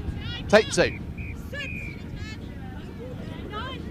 And this time Jordan's Legacy pick it out. Palmer gets the offload to Tilly Ryle, carrying the ball from left to right. Option on her outside was Georgie Booth. Dropped the ball back. Well, I thought she dropped it backwards, but the referee says it was a forward knock on. So Savvy Panthers youngsters will have the chance to play this from the scrum.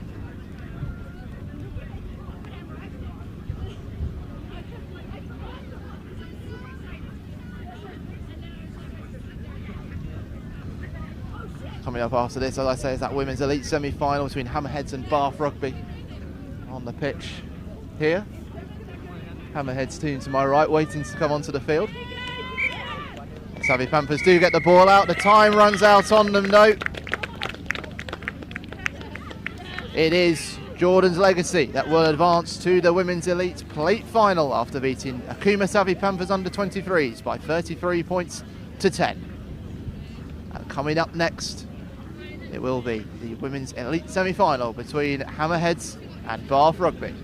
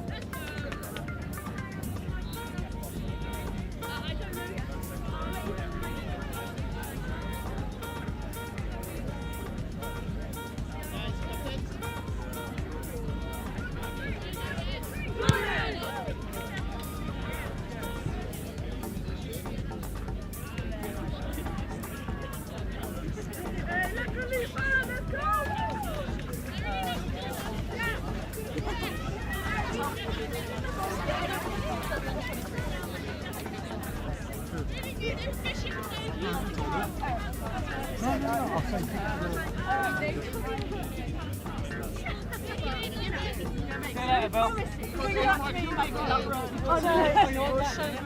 was going, well, now I can see that you're 18.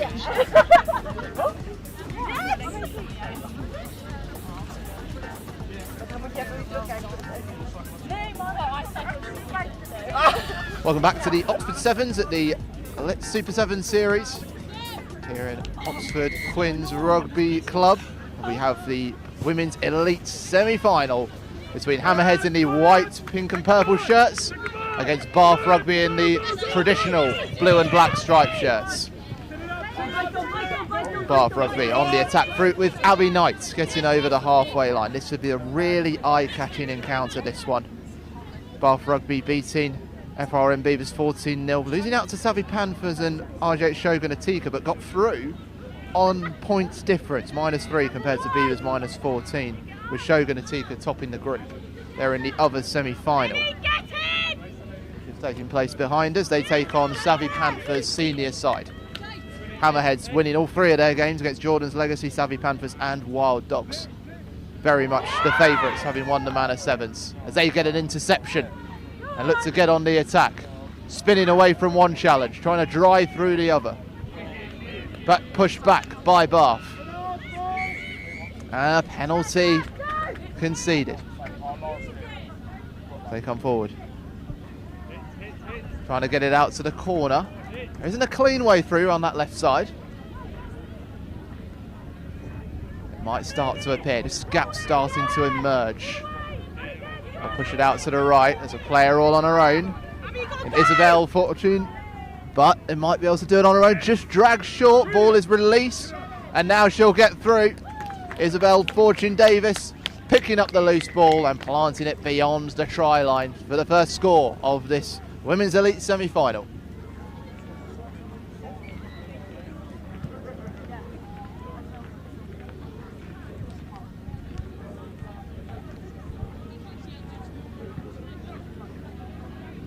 Clean conversion is added by Chloe Ponford. It will be 7-0.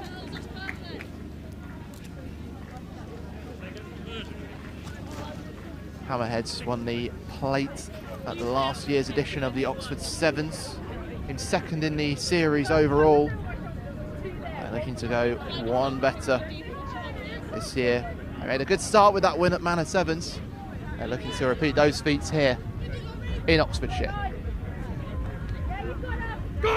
Now Bath though, they're going to go get a bit of acceleration. That's a good run by Abby Knight. She's come from the left into the right. Will she squeeze through the gap? Not quite. It's a big tackle that comes in to stop her in her track, and it wins the penalty for not releasing. And Hammerheads will look to strike straight away. This is Laurie Harris on the ball down the right wing. Drifts inside, does release, but it was a forward pass. Had been knocked on, so it will be a scrum to Bath Rugby. Right there on the build, on the rise. Reached the semi-finals last week, lost out to Shogun, 39-0. But it's progress, having finished 4th in Group B here last year, 9th in the series overall across the 4 tournaments. Those signs that Bath Rugby are starting to build in the Women's Sevens field. So this is Alexi Reginas. Abby Knight finding position on the right wing, wants to accelerate again, but gets caught just over the halfway line. Hammerhead's defence very sharp, but the penalty conceded this time. Alexi Reginas trying to weave a way through. So the wind starts to whip up again in Oxfordshire.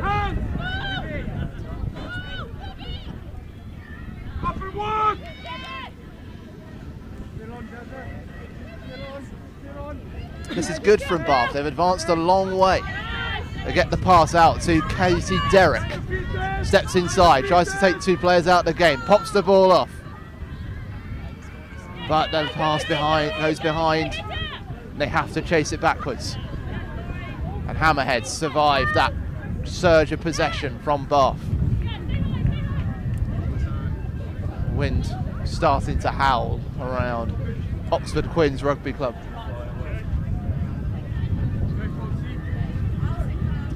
It's concerted, it's patient, but it's not very probing at the moment from Bath. Can they change that as they look to get on the scoreboard? I have 4 players with no numbers on my tally here. So that player was one of Lewis Bird, Amy Guerini, Vicky Foxwell and Ellie Lewis. Oh, lovely pop over the top, and maybe the space can emerge here for Abby Knight. Has she got the legs to keep going? She's going on the 22. She's still going. Abby Knight will get over the line. Patience is key. Found the probing run down the right wing, and Abby Knight gets the score under the posts, and the extras with a chance to draw level.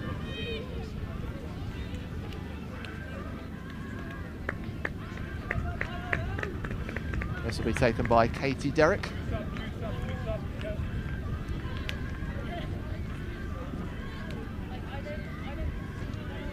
And Derrick puts it through the posts to make it 7-all in this semi-final. And it's a very close one now.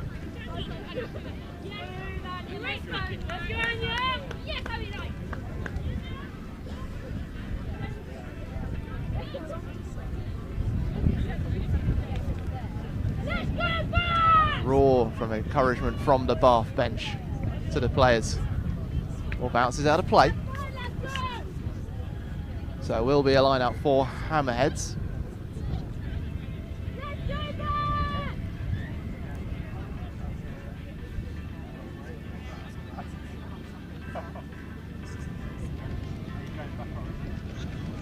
So confirming that women's plate semi-final on pitch 2, FRN Beavers beat Wild Dogs Alphaback 22-10. So that plate final will be Jordan's Legacy against Beavers Eagles.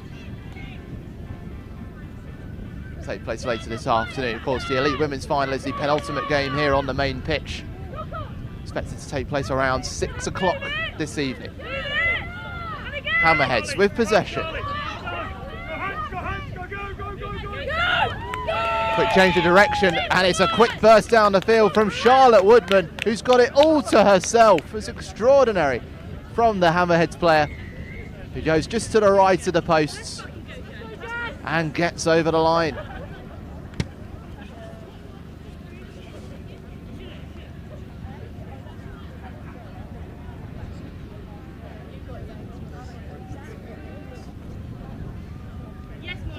Lisa Stolman to take the conversion kick just wide, and at half time there are 5 points in it in this women's elite semi-final. Hammerhead leading Bath Rugby by 12 points to 7. Feel like there's not going to be a lot to choose in this one in the next 7 minutes.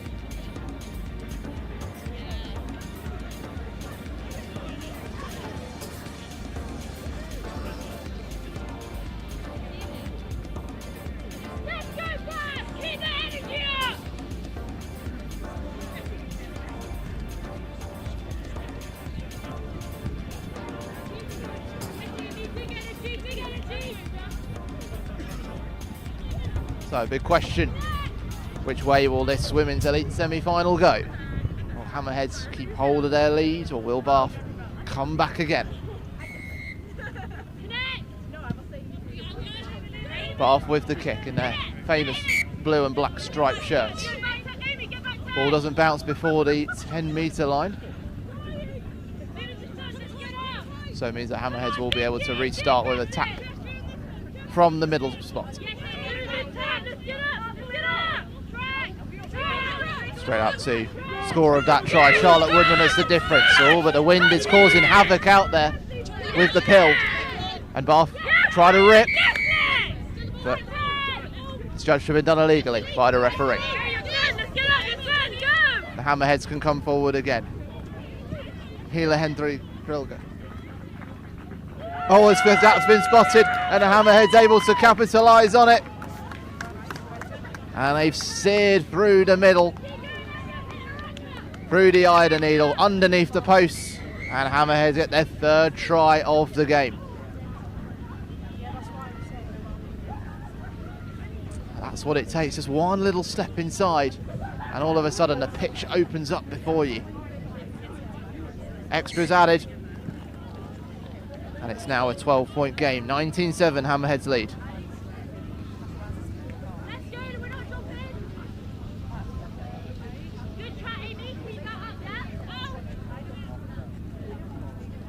Bath will have to try and gather themselves together. Scorer of the try, Chloe Ponthas. We know she possesses pace, clearly. And the kick eludes. Ball bounced out of play.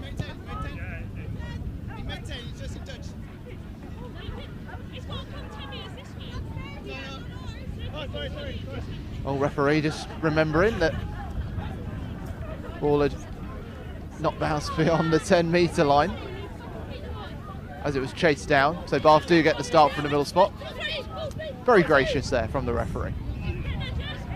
Oh, big tackle from Hammerhead to stop the Bath attack. Jess Doyle trying to get away from a tackle. Ball spills in front of her, and Hammerhead able to sweep that up through the scorer Ponthas. There's another crunching tackle. They're flying in today. Anya Small with that one. But Hammerhead still with possession and spotting some space on this near wing. Attempts to rip. That's a really clever one from Jess Doyle. And Bath steal possession back quite brilliantly. Oh, the ball bounces forward, and that's the knock on, and it will be a scrum for Hammerhead. That's the way the ball bounces sometimes. Be ever so difficult.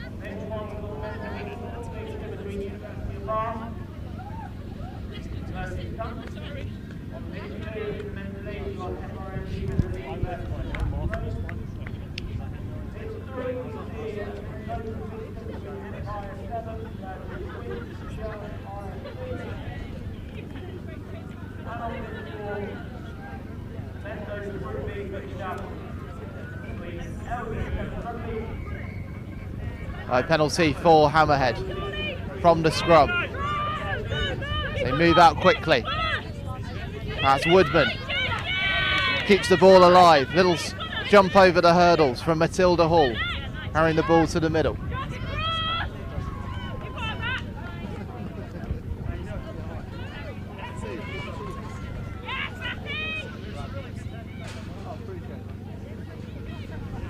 Travis McIntyre, the stunts team, joining me. Normally the coach, but has just written himself into the team sheet. They're on in the next game in the men's elite plate against Hammerheads. So Hammerheads treble right now, we're seeing. All in a row. And who knows, we may well see Travis McIntyre on the field. Should be a wonderful. In the meantime, Hammerheads putting the press on.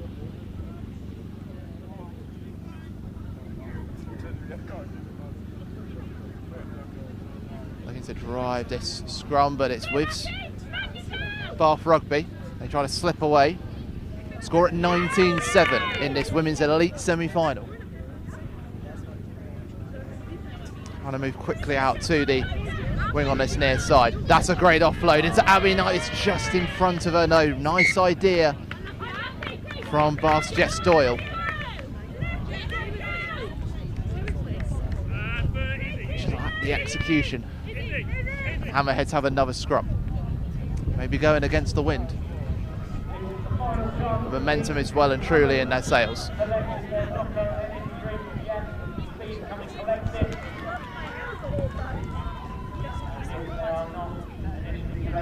So, Hammerheads to put this ball in. Going to keep up their winning run. Ball didn't make it into the scrum. Hotly contested. A bit too keenly.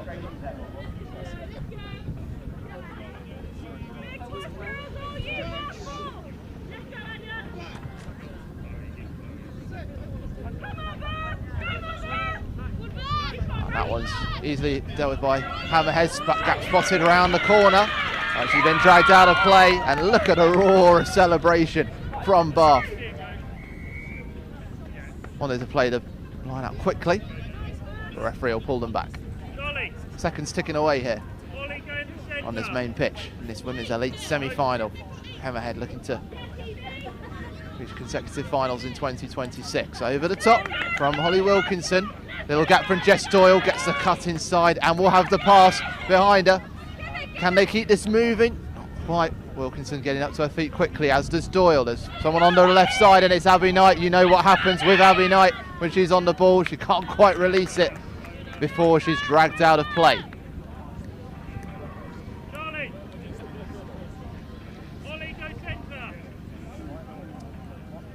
Line out to be played by Hammerheads, taking their time.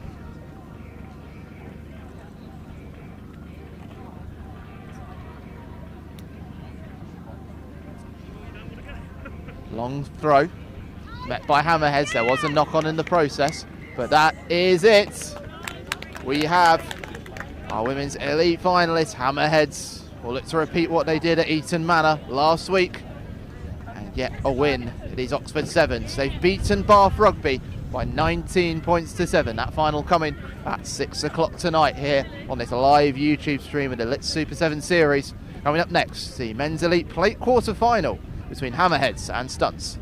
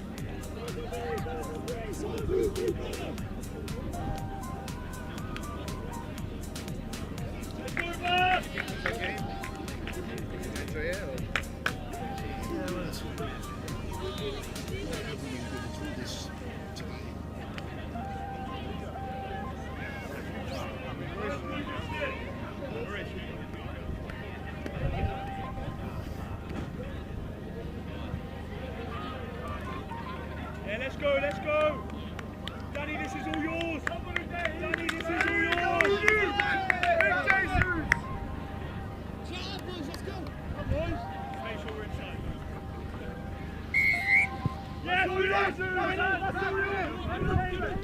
Yes, Good, yeah, move it!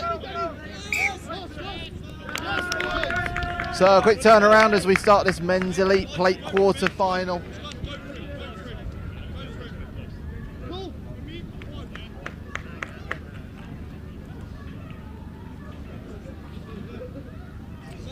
Taking place between University of Bath, I should say, and Stunts.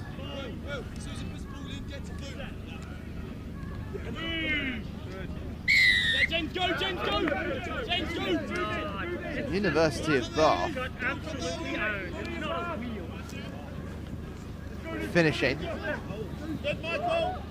as the third place team in Group C, taking on Stunts in Group D. University of Bath with a win against the Butchers 24-21, losing out 35-12 to Apache. So I mean, everybody finished on 3 points, but they had the worst points difference out of the lot on -20. Stunts, there's beating FRM Beavers, but losing out to ASC Dukla Prague and Akuma Rugby Agents. The University of Bath in the dark blue and the yellow, Stunts in the light blue shirts and the black shorts. Oh, and it's a quick break from Stunts. They get down the left wing, trying to attack.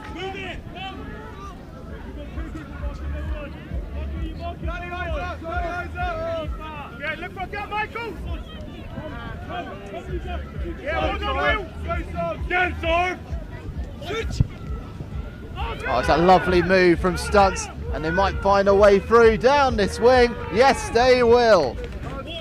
Adam Collingwood getting over the line.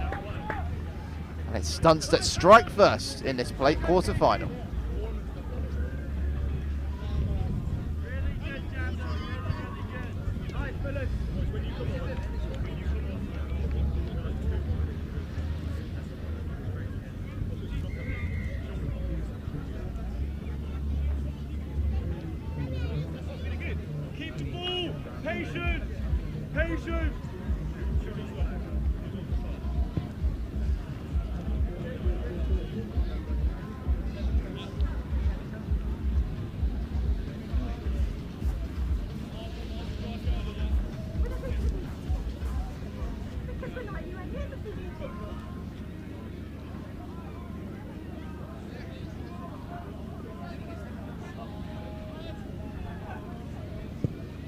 Stunts drawing first blood in this men's elite plate quarter final.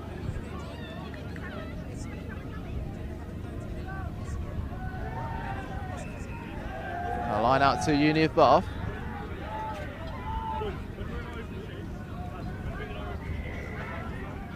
And they play it really well from the line out.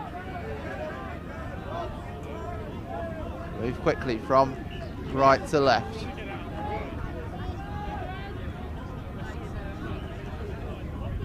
Quick hands in the middle. Can they work the space?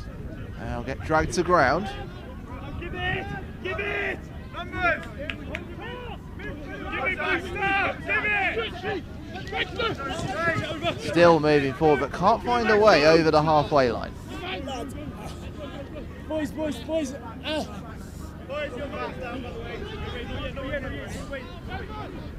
A man stayed down on this near wing,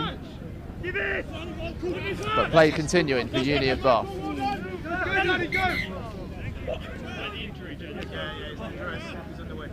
And this will be a pause in play. The injury to the Bath number youngster.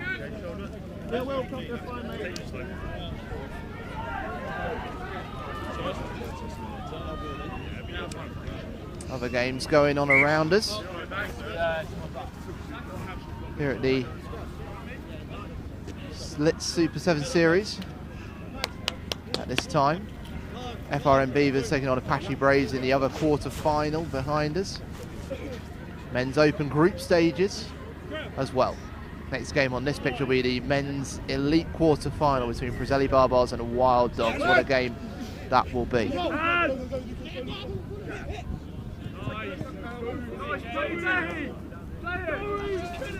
It's quickly moved out to the right. Hold on, miss! Brought down. This is persistent work from Bath to work down the wing, but Stunts are standing strong at the moment. Oh, and they've managed to break away. There it goes down the left wing, and it's over the line for the Uni of Bath man, Lukatov. Well, he squats 250 kilograms. You could see that power surging through his legs as he made his way down the left wing.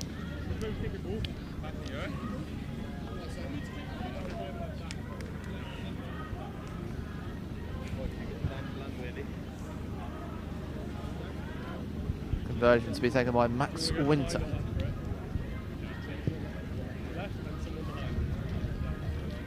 Wide of the mark, so we'll be all square at 5-all.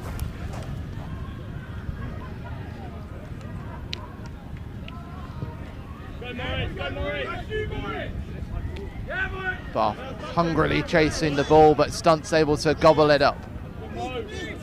Adam Collingwood, scorer of the try for Stunts, down the wing.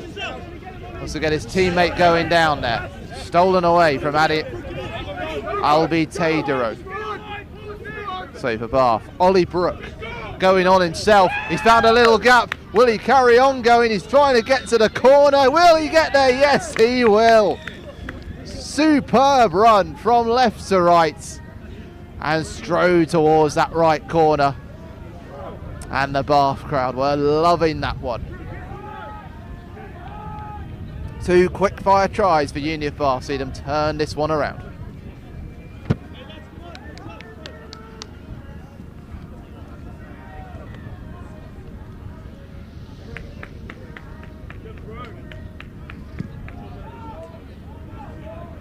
Conversion kept away by the wind.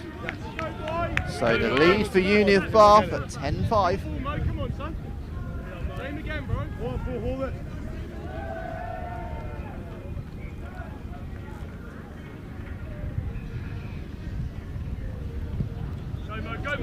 Kick goes straight down the middle. How will Apache respond? Oh, they won't. Uni of Bath are able to take it straight away. What a start to Revon again. Maurice Kenners picking the ball out the air like an apple from a tree, before gliding onto the ground and surging towards the try line. In the blink of an eye, Uni of Bath 10 points clear of Stunts.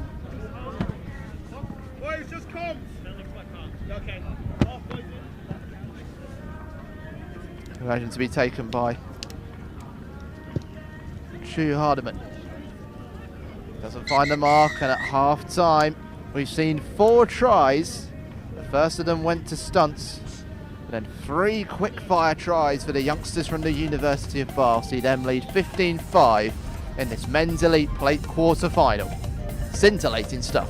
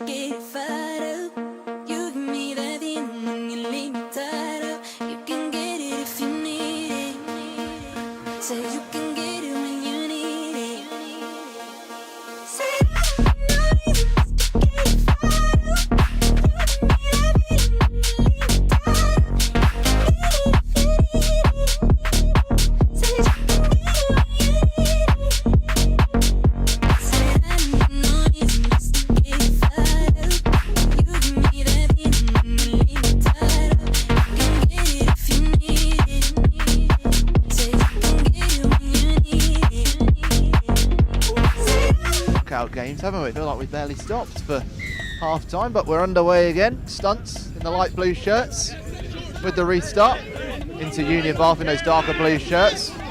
Was well picked up by Freddie Earnshaw. Rolled away, and now Stunts will look to break away and start this second half. Joe Pattinson trying to go. He's got surrounded by a wall of University of Bath players. They were closing in like the alligators bite. Slow but dangerous. Michael Kelly bundling towards the 5-metre line. Kyle White infield to Joe Pattinson. Lovely step, but straight into a crunching tackle. But the penalty goes to Uni of Bath for not releasing the ball. Super defensive work from the youngsters from Somerset. Oh, a shove away from Ollie Bullard. As gets the pass away. That's wonderful. This is another drive from Maurice Kennez. Might be wanting to do it all himself. Gets away from 2 tackles. Now he needs the support. He gets it from Reece Jenkins, who's all on his own. And Bath surge from one end of the field to the other to get their 4th try of the game. Superb stuff from Uni of Bath, who feel so hard done by not to have reached the Cup competition knockout places in what was such a closely fought group. But they are putting on a show here on this main pitch at Oxford Sevens. Conversion wide, but the lead stretches out to 15 points at 20-5.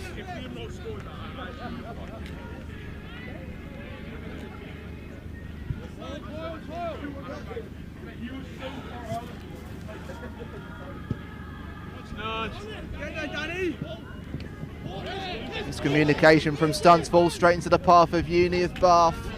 Nice little rhyme for you there. Luca Toff picking it up. Stretched out by James Beresford. Max Winter pushed off the ball. There was a knock on in the process, so advantage going to Stunts.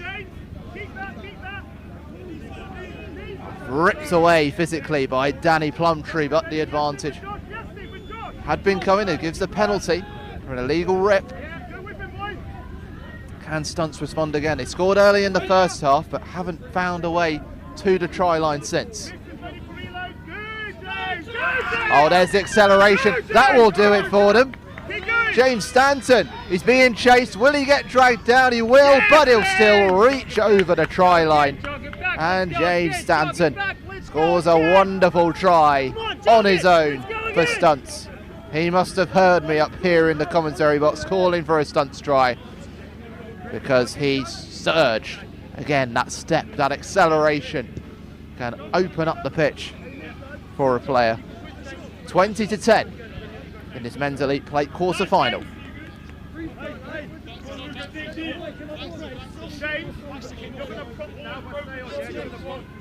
Winner of this game takes on Conker Knights in the semi-final. Hammerheads away to either FRM Beavers or Apache Braves in the other game. So Stunts with the kick. Of course, when you score a try, you get to restart play.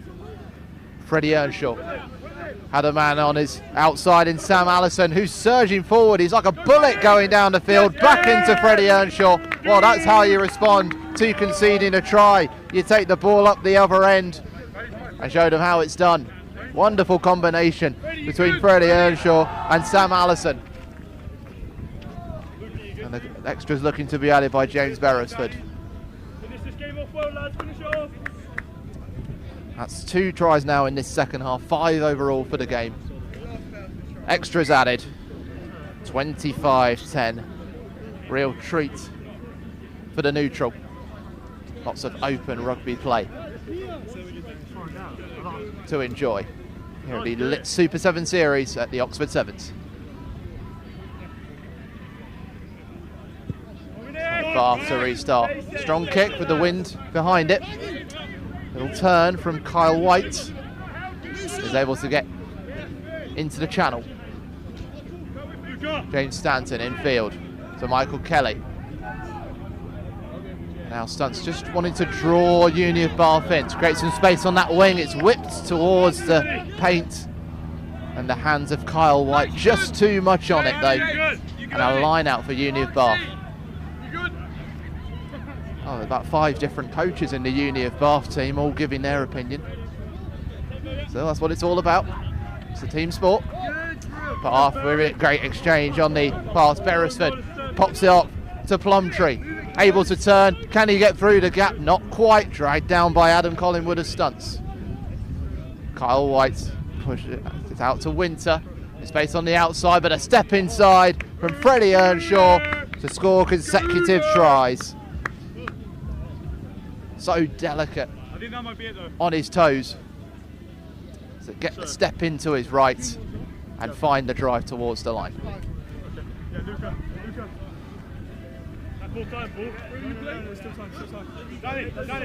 Kick for the extras. Will it sneak in? Oh, it does. Just about. 32-10. Can't be long left of this one now.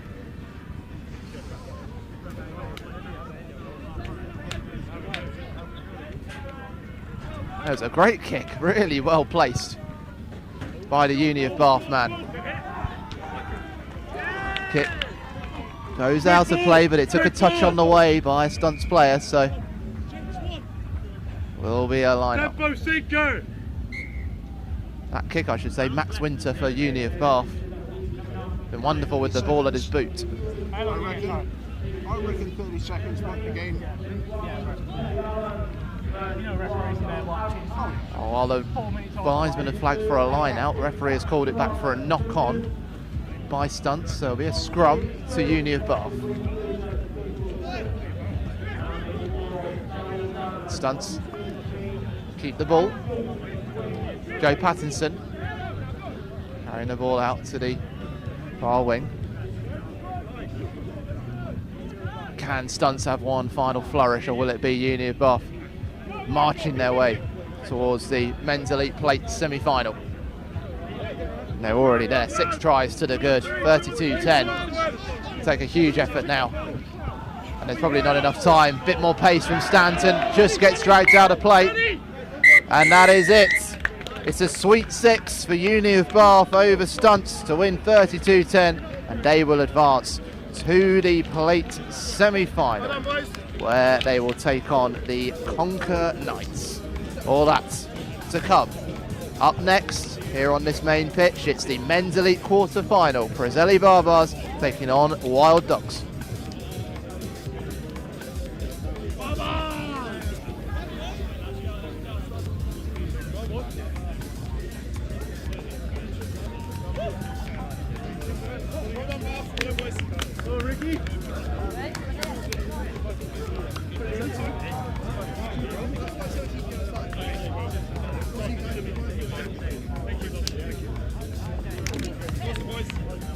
Have we got all our stuff?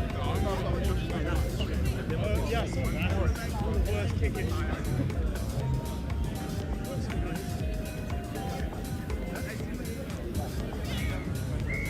So bad.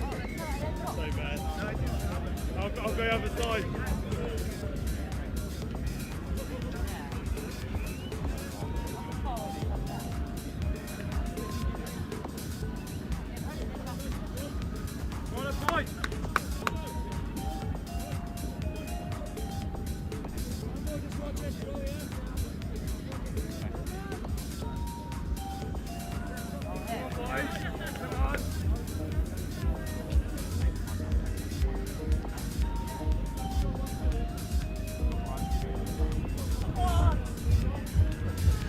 Welcome back then to the Oxford Sevens here, the second leg of the Lit Super 7 Series. Wild Dogs into the Cup quarters for the first time of the year, but can they make an impact against the Preseli Barbars? Well, Preseli beat Dukla Prague at this stage in the last tournament, despite finishing second in their pool. Not this time though, they top the group. And it's the Welshmen in purple and white who are throwing it over the top and leaving the door open for Ali Reid and the Wild Dogs. And it's been recollected by the Wild Dogs. And it's the South African X-Pac side in the white and black looking to start through. And they do have an opener. And it's the military man, Viliame Salu, who's through for the opening score. What a start for the Wild Dogs, who snuck through after knocking out the Conquer Knights in their 3-team pool on points difference.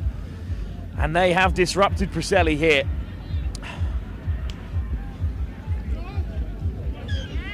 Full set of 7 as well for the Wild Dogs. What a start for them. Well, of course, it was Shogun's tactic in the opening game of the Elite Division, just hammering it deep against the Rugby Academy and not letting them out of their own territory. Short kick this time from Ali Reid, and it has been knocked on, and it's chipped through, and it almost came for Marcus Henry.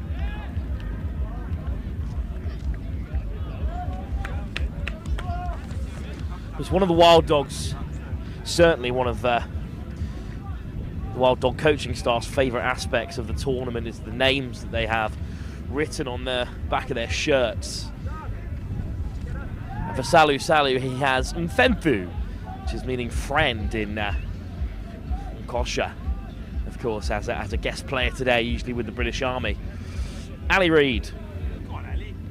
Go on, Ali. Ali breaks through.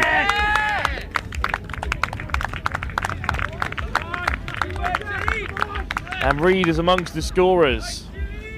It's part of that Wild Dog squad that headed over to the Rugby Town tournament last year. And what a start this is. So the man with Mfetu on his back has scored the opener.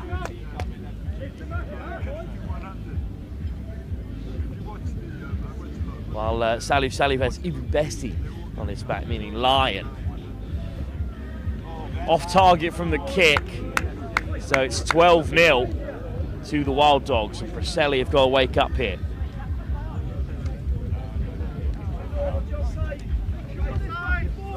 Let's go, Chili boy. Good chase. It's another good chase, but this time Preseli claim it and get the offloads in as well. Penalty Wild Dogs.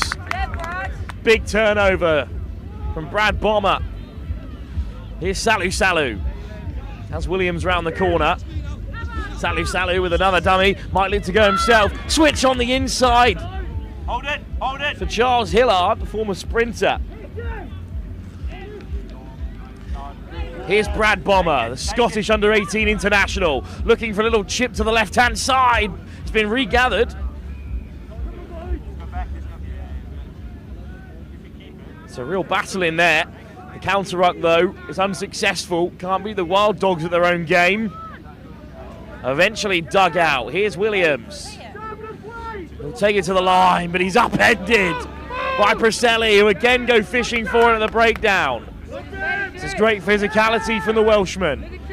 And the highest ranked team left amongst the core sides after finishing second last season. Ali Reid looks for the chip through. Wilkins is in his way, but he didn't change his line. Still the chase is on, though. It's dotted down in the end. Preseli bars. Good chase from Hillard.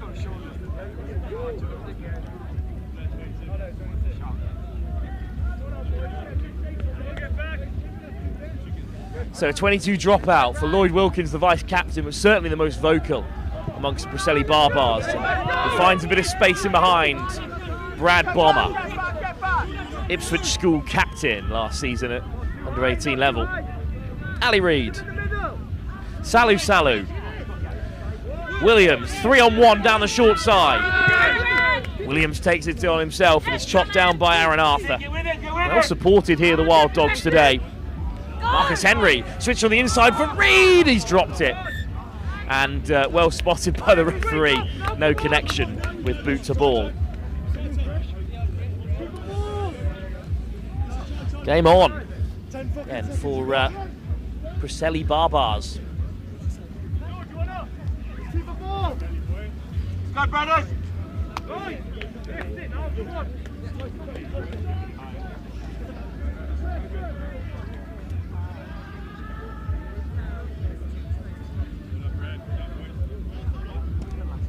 Scrum for Wilkins here.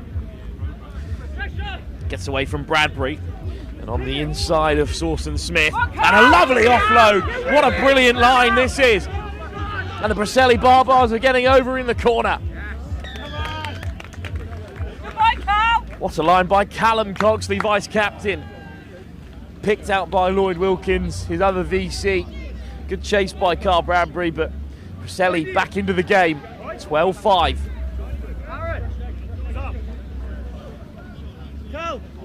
Lloyd Wilkins has been fantastic from the drop kick as well throughout the day.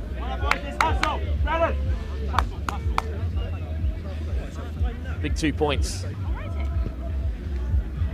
It's curling away from the right hand upright and it floats wide, so a score right before the break for Preseli bars has this cup quarter final on edge. It's 12-5 as things stand. The Wild Dogs, who have already snuck past Welsh opposition a day, taking down Conker Knights, are 7 minutes away from a cup semi-final.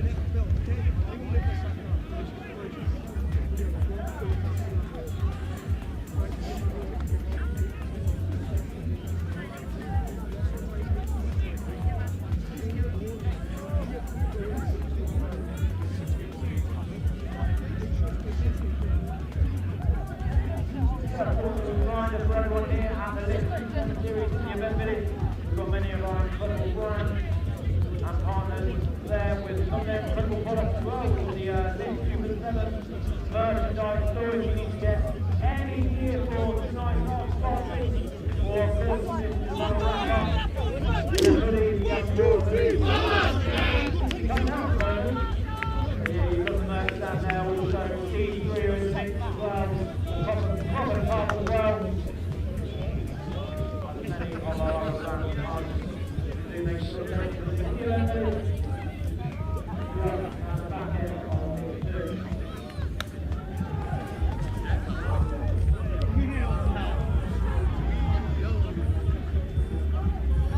So the Preseli Barbars kick us off. It's hung up by Wilkins with the wind at his back. Good contest in the air. It comes the Wild Dogs' way. They lead by 12-7 in this Cup quarter-final here at the Oxford Sevens. Penalty Wild Dogs. Good start for them. Here's Bradbury.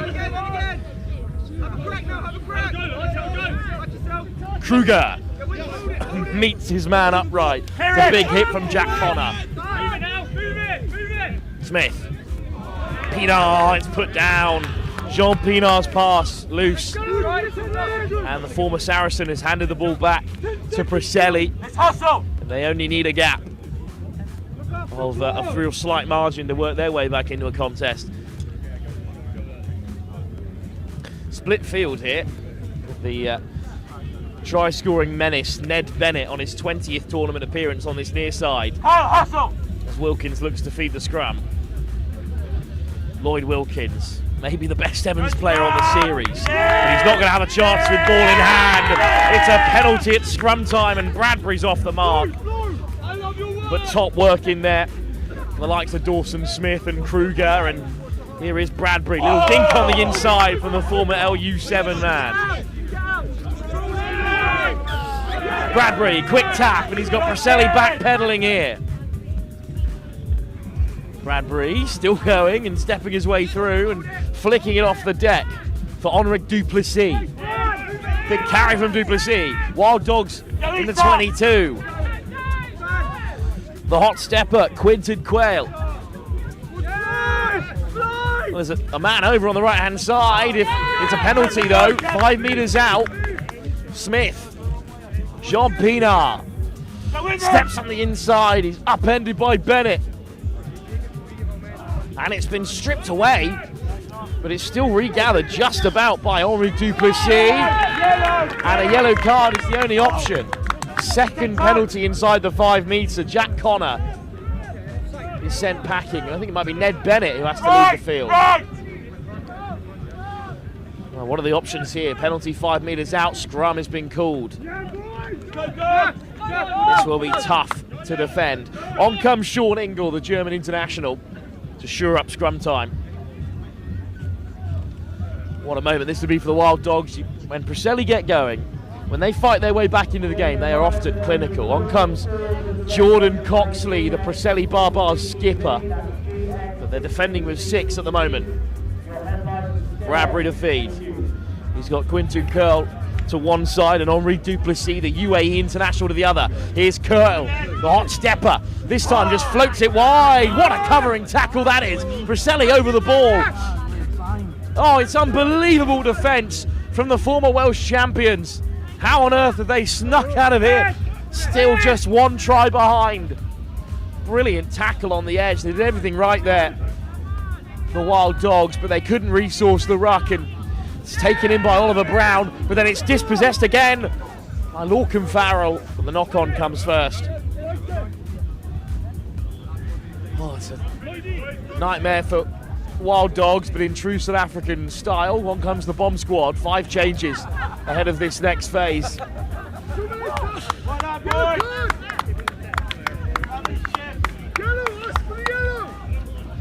And the game is hanging in the balance here. Preseli can go coast to coast, which they so often do.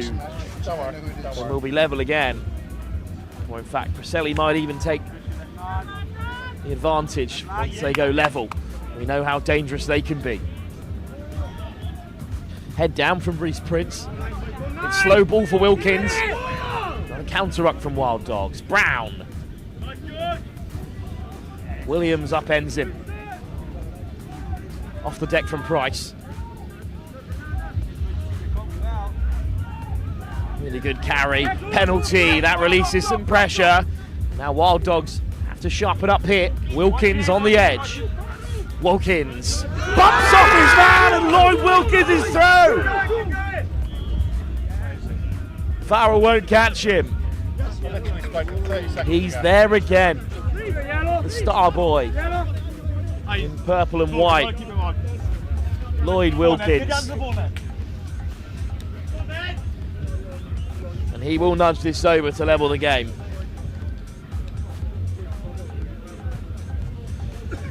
What a contest in the Cup quarter-final. We've yet to have extra time across any of the games live at the Manor Sevens, but at 12 all, we could be up for it here.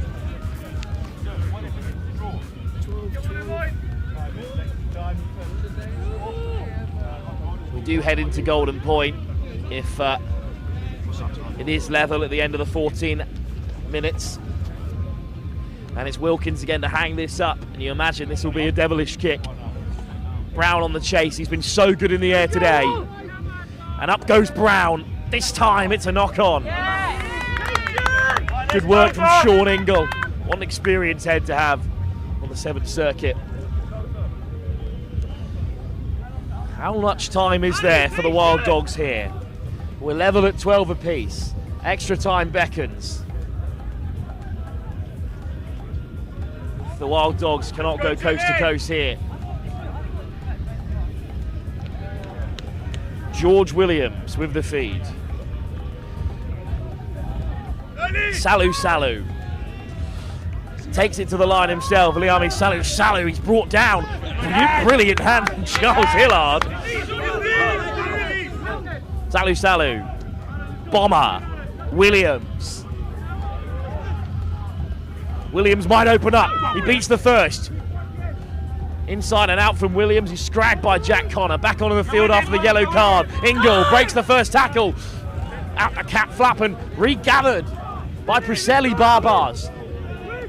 One last roll of the dice for the Welshman. Ned Bennett. He will go all the way onto the outside. Big fend from Aaron Arthur. Mighty hard to bring down. Well, there's 3 men into that breakdown, so there must be numbers elsewhere. Brown, Wilkins. There's a man over on the edge for Preseli. Now it's a foot race. Can anyone get across? What a hit from Williams. And the game is still alive. Williams back into the breakdown. Penalty Barbars. Off goes Lloyd Wilkins. He's off the mark. This will be it then. Inside the 22.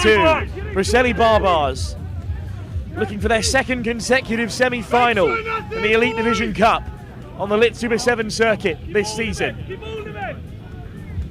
Brown, Wilkins. Who will be the first to have a go? Floated across, Arthur on the edge, puts in the handoff, brought down, 5 metres short. Early is the call for the Barbars. Wilkins, Brown. Hitch kick onto the outside. Dummies the switch. He's going to take on, carry a one-on-one. 2-man shot. Wild Dog's still alive. Wilkins. Will he score? Puts it on the inside. It's an unbelievable offload to win it for the Preseli Barbars. At the death, it's dotted down by Jack Connor, the man who was sent off moments ago.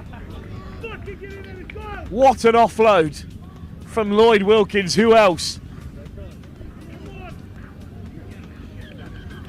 And they are through.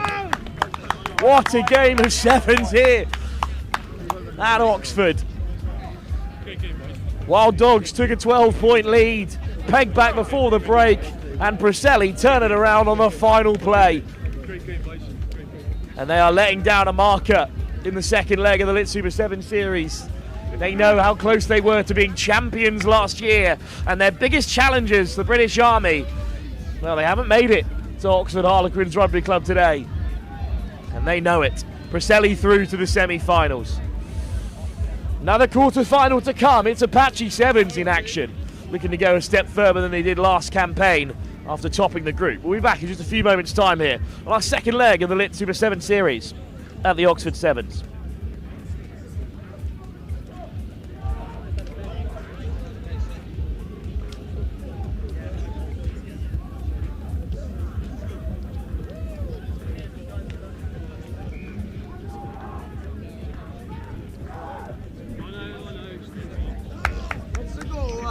It's amazing. It's amazing. You know what I'm going to say, yeah? Your ability to do it.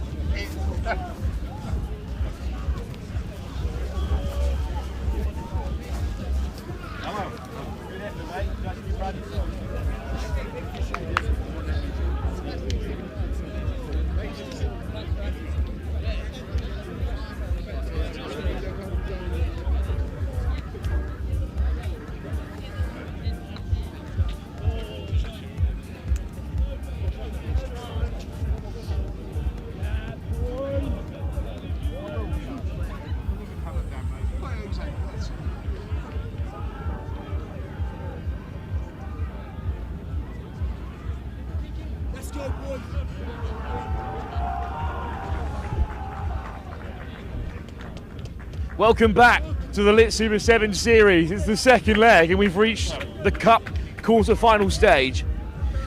Preseli Barbars already through, but who will join them? The Akuma Rugby Agents or Apache Sevens? Apache, of course, great success in their own debut tournament at Henley a couple of weeks ago. That was won by Saracens, who are in action over on the field behind us. Up next, but it's Apache in that blue and gold. Put plenty of height on the kick from Max McCarthy. It's claimed by the Rugby Agents. The Akuma Rugby Agents, of course, got a tournament of their own, the British Elite Sevens, which will be back in about a month's time. Good clear out from them, though. They've had a strong day so far. They beat the Stunts to eventually head through as second place in their group. Apache undefeated across their opening pool stage and the 3 games in which they played it. Adam Hurst's side looking for a little bit more success. They did finish in the top 5 last year across the 3 elite legs. Floated past them by the Rugby Agents in that green and black, looking to break out of their 22 for the first time. In comes the Fenn, and they are in behind. It's Billy Denning who's dragged in a touch. Now Denning denied with a brilliant last pitch defensive tackle, and then Spencer Hayhow takes it quick.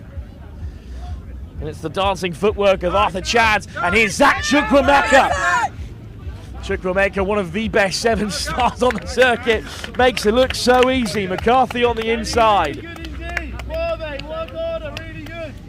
And it's Zach Chukwuemeka who breaks through for the first time. Good support from Max McCarthy, and it's a good start for Adam Hurst's side in this Cup quarter-final. They defended well, they denied the early breakaway from Billy Denning. He's hard to stop. Some serious experience in this Rugby Agent side. They are, as you'd expect, a rugby agency connecting players with, and coaches for that matter, with prospective clients. There's some championship level quality out there and players with serious 7s experience. Apache have been all over the world. They've been down to Kenya, they've been across the United States, they've been all over the 7 circuit in Britain and abroad. And especially this group, a very tight group. Most of them were together last season as well, as it's win one back from the turnover. And then a lovely line from Spencer Hayhow, but a forward pass. Hey, well done, Axie. Great line, Spen. Who is number 9? Axel Calling, captain of Sweden. It's Calling Smith with a big turnover. It's the Swedish captain as well at 15s level. But his pass was forward, and now the Rugby Agents with a chance. It's Rhys Davis with the feed.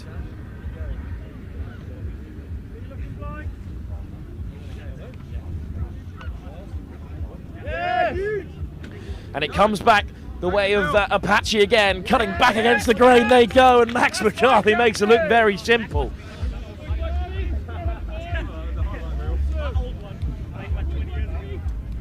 Second try, it just came loose from the breakdown of the scrum. It was Rugby Agents expecting to pop up with it. Play in the right areas and you'll get results. Off target from the kick, so 12-0 it will remain. Awesome restart, Maxie, save again. Don't be shit, Bowers. McCarthy with a kick-off, and Chukwemeka will be underneath it. So dangerous in the air, but it's a brilliant take instead by the Rugby agents, and charging their way through goes Ilisteri Koro. Davis, acceleration from Hay. Dinning, this time cuts inside, beats the first man, and it's a big turnover for Apache. Quave Koomson all over the ball, and in comes the quick tap. And there's nobody home for the Rugby agents. And off to the races goes Matt Bowers. And Bowers, is he going to get there? Bowers! It's over the dead ball. Great dive though, great dive. Well, there wasn't a Rugby agent within 20 feet of him. He was so close to getting that one down.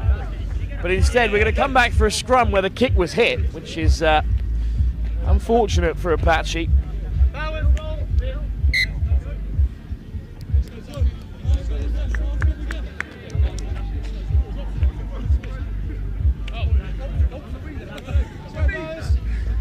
Yeah, you're fine. I need to be quicker. Yeah. That's why I dived.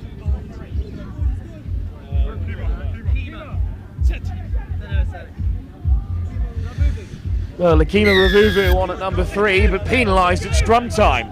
Here's the quick tap from Rhys Davis. Tomasi Tanvi. Tanvi wins a penalty, and it's going to be a yellow card as well here. That's a tough one for Arthur Chance and Apache. This might just open the door for the Rugby agents to get back into it. Quick tap from Tomasi Tanvi. Davis. That'll be Matthews, who's skipped out this time. Little chip in behind, deflects off an Apache man. And they have the advantage after a slight knock on there. Good read from Noah Hay. Hayhow bumps it off. Big carry from Spencer Hayhow. Will he go the length? Back on the inside. He's weaving his way through. Will anyone stop him? He bumps off another. What a carry from Spencer Hayhow. Up to the 22. Chukwemeka. It bounces up for Ravulu, who flings it away. And surely it's a run-in for Finn Parker. And he gets the absolute Is that the half? Parker with not his first walk-in of his Sevens career. Certainly scores an awful lot of points for Apache across the campaigns, and he's back amongst the scorers here. So the Rugby agents unable to take advantage of the yellow card or the field position, and Apache are in the driver's seat as we approach half-time. Arthur, roll. A couple more changes before the break. Apache still down to 6, of course. From the yellow card, still managing to score. What a carry it was by Spencer Hayhow. He takes a well-deserved rest.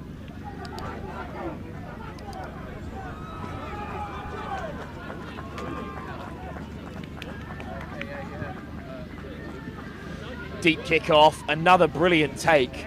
To be fair to the Rugby agency, they've been put under real pressure from there. Good drift defence from Apache. They've got numbers there to try and turn it over to Axel Calling-Smith again at the breakdown. Lovely step from Tanvi. Tanvi skips around one. Chukwemeka just engulfs him. Davis. Bounce up very unkindly there. Is that the sin bin? And that's an unfortunate end of the first half for Namani Rayobe. So at the break, it is Apache with 3 tries to the good in this quarter final. 1 foot in the semis. Let's see what the Akuma Rugby agents have in response.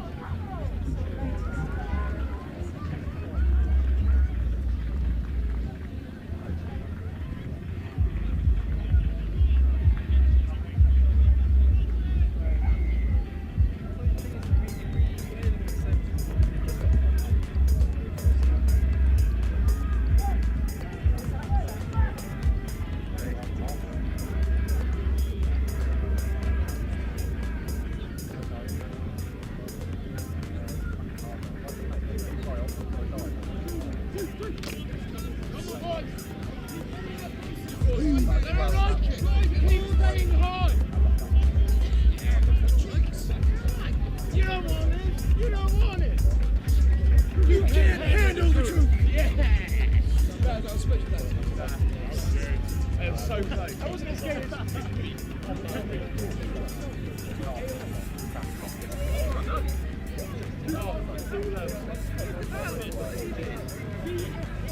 Second half seems to get underway. It'd be one hell of a comeback for the Rugby agents.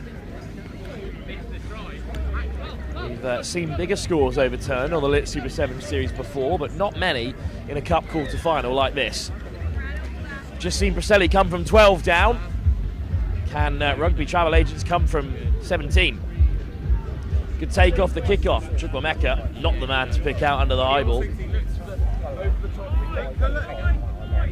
Revuvu. Got a man over. Nice offload for Revuvu. Desperate to free the hands, but he's dragged down by his counterpart Tamasi Tanavi. Long ball from Chads, back onto the field after the yellow card. Chukwuemeka. Stiff arm from Chukwuemeka, breaks through the first. Zach Chukwuemeka with such a strong carry. Early is the call, it's a brilliant take from a loose ball, and in comes the hitch kick, and two men beaten by Finn Parker. Well, you can't call that one a walk-in, that's a stunning try. And that might be the game for Apache.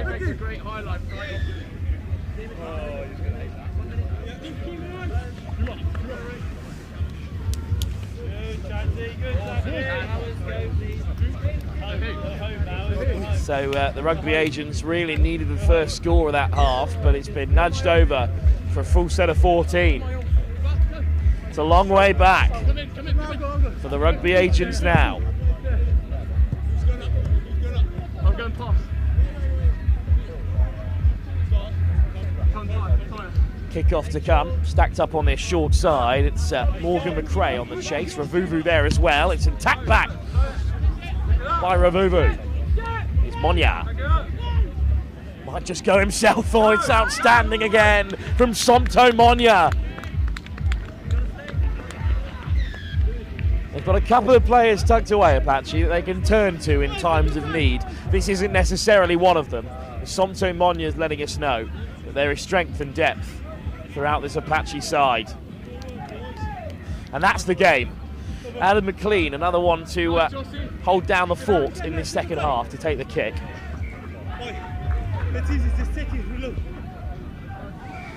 McLean, unconventional, but through the sticks.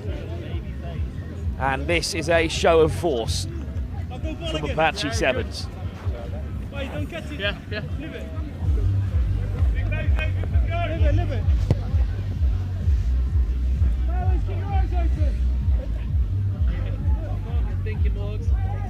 And they're taking a bit of the pace out of this one. That's the call from down below. Elmhurst just taking the sting out of the game. It's exactly what they've done here, as this game is very much Apache's to seal. Just chipped over the top. There's a chase on, but the touchline will win the race. Kept in by the Rugby agents, but they can't take it quickly.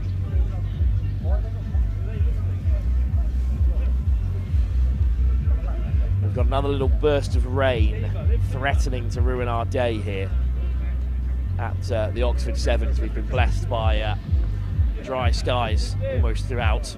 Overthrown, it should come cleanly for Morgan McRae, who will drive his way towards the line. McRae's dropped it! A wry smile from the Apache bench. More enthusiastic frustration from Adam McLean on the bench there. But I'm not sure they'll have sleepless nights about that one.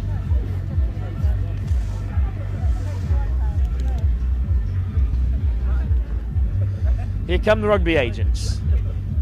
Really good day today. Just one defeat in the group stages, and going to slip it through the hands. Penalty. Brilliant turnover. A second of the game from Axel Calling-Smith. And the Swedish international will score another.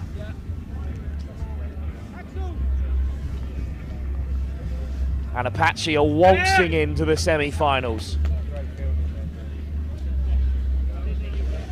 We've got another knockout tie for you. It's our first semi-final of the day. It's in the men's elite plate, and it's Conquer Sevens who received a bye in their semi-final stage. They'll be taking on the University of Bath. Who managed to see off stunts in the plate quarters. But for now, it's Apache's kick-off again. The Rugby agents have been well beaten. McRae wants to run behind his man. It does come back for the Rugby agents. Miss pass over the top. It's such a cruel bounce on this artificial turf. Lovely step. Tackle made. It's a big old clear out as well. And then chipped in behind. Where's this going to bounce?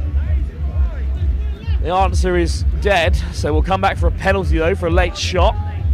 One last crack at things then for the Rugby agents. Got a ball boy over there. Get off the line, please. Tighten up, Kima Morgs, tighter. Morgs, push him in.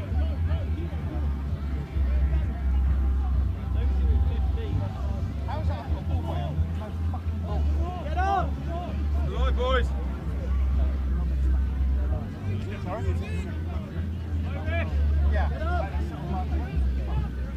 So a tap penalty. And a switch in play, and O'Hagan gets the ball loose. It's a lovely offload. And a big clear out again for the Rugby agents. They are battling to the last here. Switch inside for Mike Hoyt, who's caught high by Remuvu. Next job. Next job. Hoyt. Dinning. Good, Josh. Nice footwork, but the ball over the top is in dangerous area, and it rolls into touch.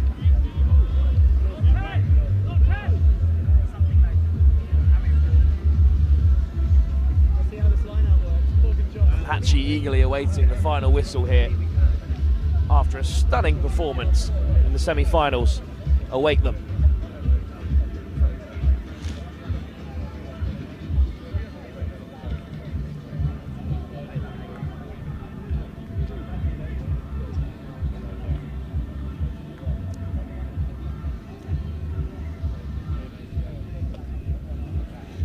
Here come Apache, one last chance to run with ball in hand. Monya on the wrap. McLean, Santo Monya beats the first and gives the pass. And it's a run-in from Matt Bowers. Santo Monya try and assist. Matt Bowers will seal it.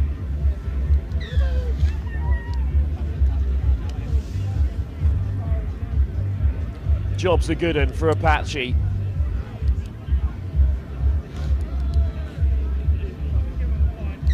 Well, they'll have tougher tests ahead, but Apache are through to the semi-final unscathed. What a performance by the men in blue and gold. Up next, though, we return to the plate competition, and it's the Conquer Knights who are in action at the semi-final stage.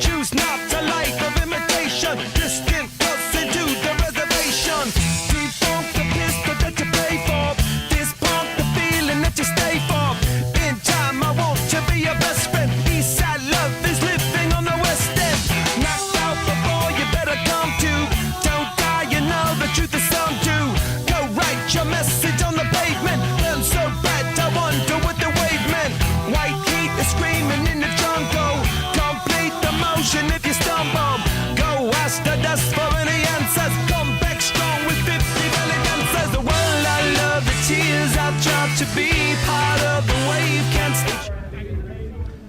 They're taking on Bath, who came through against the Stunts to set up a semi-final. Better rugby in the pool stages this week for Bath, and better in the knockouts as well to reach this semi-final. For Conker Knights, disappointing today. After they beat Saracens, they were then knocked out of the cup competition on points difference after defeat to the Wild Dogs.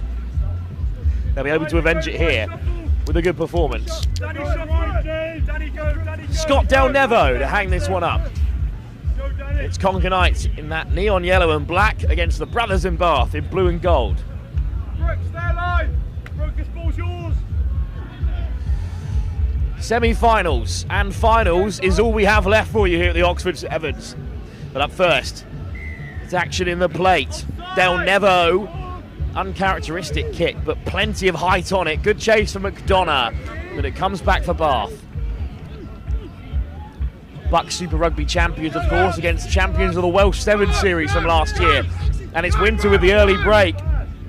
Max Winter pins back his ears. It's Winter on Del Nevo for the corner, and Winter is tackled into touch. Great defence from Scott Del Nevo. No quick line out for Conker. Brilliant start for Bath. It's a long way out from here. It was a cracking game between the Conker Knights and the Wild Dogs, and a great game between the Saracens side they faced early doors. But they're in for another tough one here against Bath. Winter throws the dummy. Winter looking to reach out. He's only an inch short, Winter, but he lays it back well. Hardiman. Danny Plumtree still driving on. He wins a penalty advantage. Hardiman at scrum half. Winter outside him. Oh, it's a great read and a big shot from Llewellyn Hawks, but the penalty advantage was coming.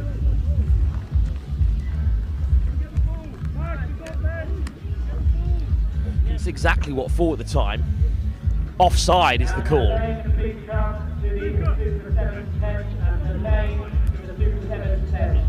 Waiting their time here to get the ball back in. It's Bath's responsibility to do so. So I'm not sure what they're complaining about.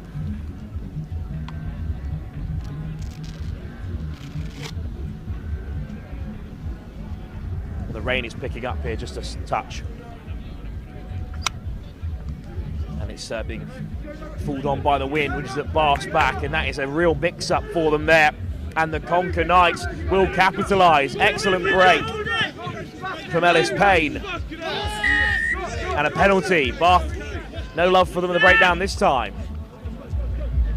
It's a loose ball from Hawks. It's been knocked backwards. Del Nevo steps around 2 and 3. Del Nevo over the top. In behind here, the Conker Knights are looking to cause problems. It's Payne round the corner. Payne with the handoff. Conker Knights will score.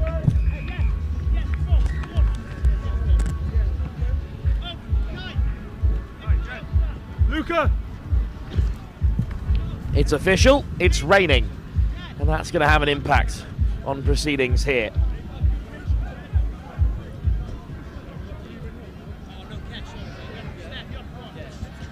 No less from a technical perspective, and we've got some equipment to protect as Del Nevo looks to nudge it over. Off target, Conker Knights up by 5. Go get that ball out. Bring the energy. Ball, bring the energy. One go, one go, one go. One go.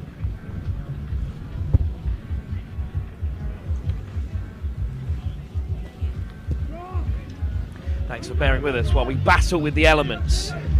It's Conker Knights and Bath who must do the same. The artificial turf here at Oxford.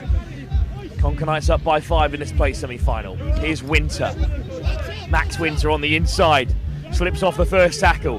Finds a nice offload for Bath here, who are in behind, but the ball on the inside is intercepted. Good clear out from the Conquer Knights. Can they go end to end here again? Del Nevo. Great acceleration, but there's a foot in touch there from McDonough. And it'll be a line out for Bath.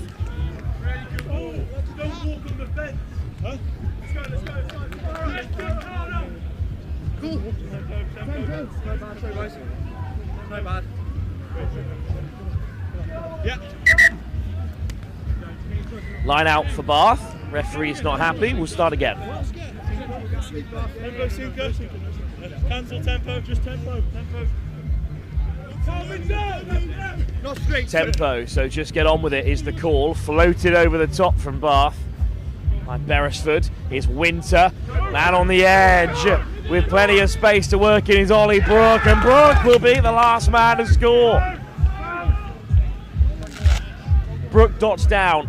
It's good effort from Iestyn Gwilym to get back there and intervene, because this is not an easy kick for Winter, and it would put Bath ahead.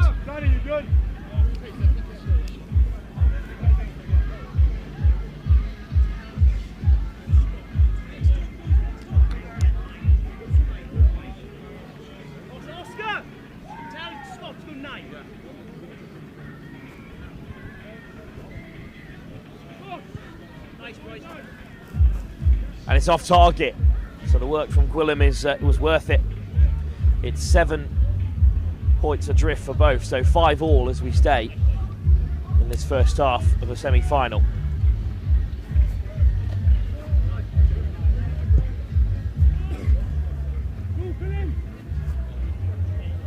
Deep kickoff, so the Conquer Knights on their own 5 metre. Priest Jones. Good delay on the pass, bit of a 2-on-1 forming here. Winter backpedaling, and they'll slice straight through, and it's Priest Jones who has the pace to finish. Good work from Hughes, who was stumbling, so he gave it on the inside for Johan Priest Jones. Starred on the 7th circuit for Shogun last season. Incorrectly attributed him to the Artisans, but it was Shogun Akita who applied his trade for on this circuit last season. Now with the Conquer Knights scoring the try to put them out in front again. Can Iestyn Gwilym add 2 more? 10-5 it remains in the swirling wind and the rain, which is not heavy, but it is going to have an impact on things, I believe.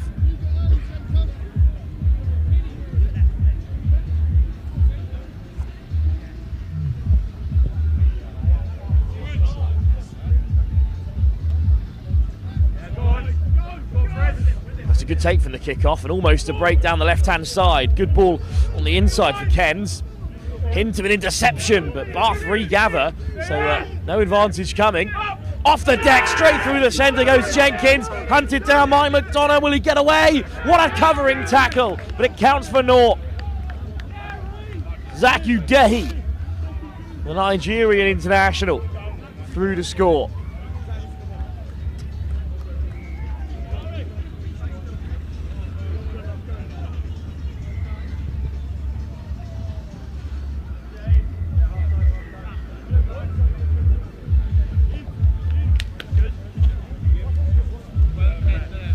Well, a long old half from our perspective, but in the end Bath do score another. An interesting tie then at 10 apiece, or 12-10, sorry, as Bath take the lead with that kick. This game is finally balanced. 7 minutes still to decide it in this plate semi-final.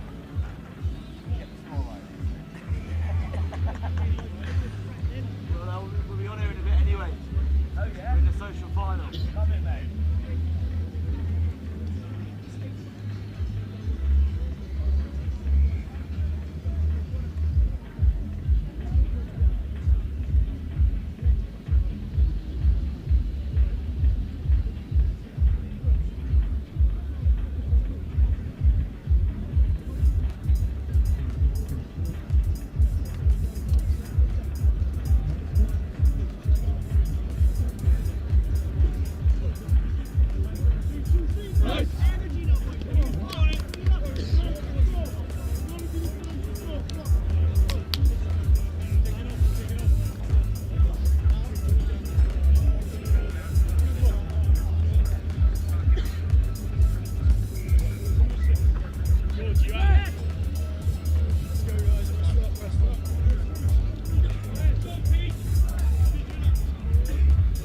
So we're finally balanced in this semi-final.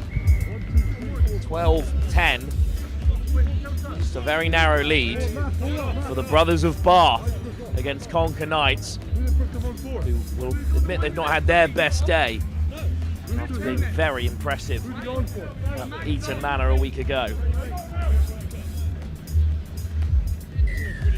Still both in the tie as Max Winter hangs it up. The wind is now at the backs of the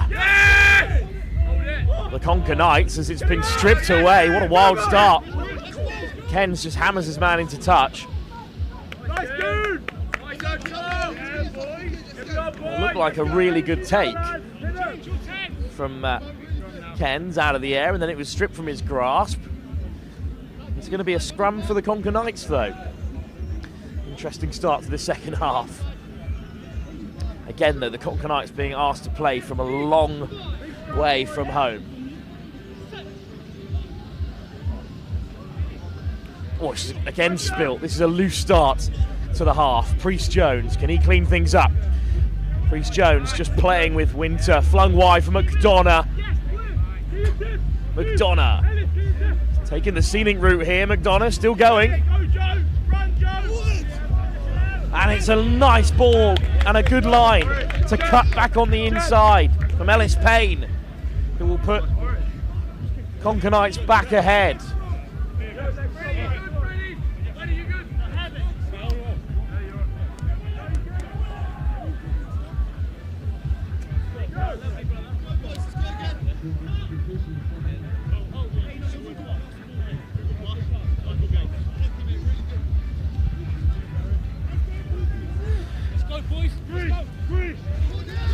I'm not sure where McDonough was going to in that last attack, but eventually found a willing runner on his inside and Ellis Payne crashed over.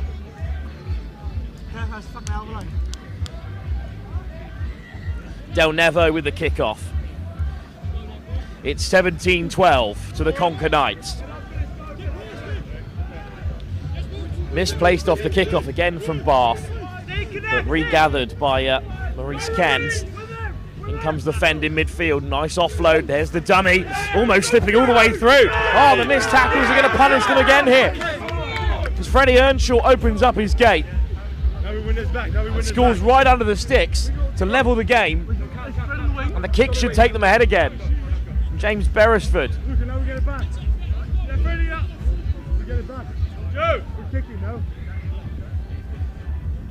It's been through the ringer recently with some health problems. As James Beresford, he's had a really strong tournament so far.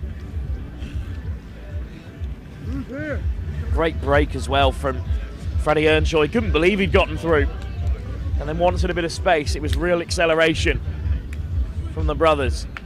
Winter with the kick, and they're back ahead again by 2 points. Quins on the chase, but it's tapped back by the Conker Knights. Who's going to come away with this? It is the Knights. It's McDonough.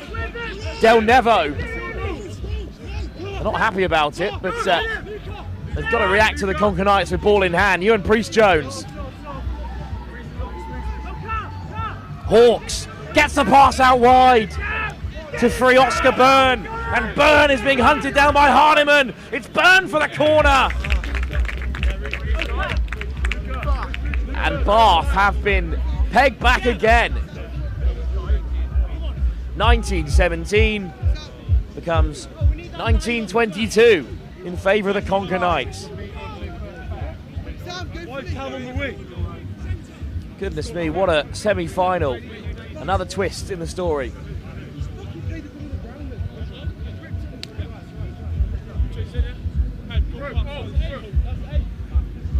Is there more drama to come in this plate semi?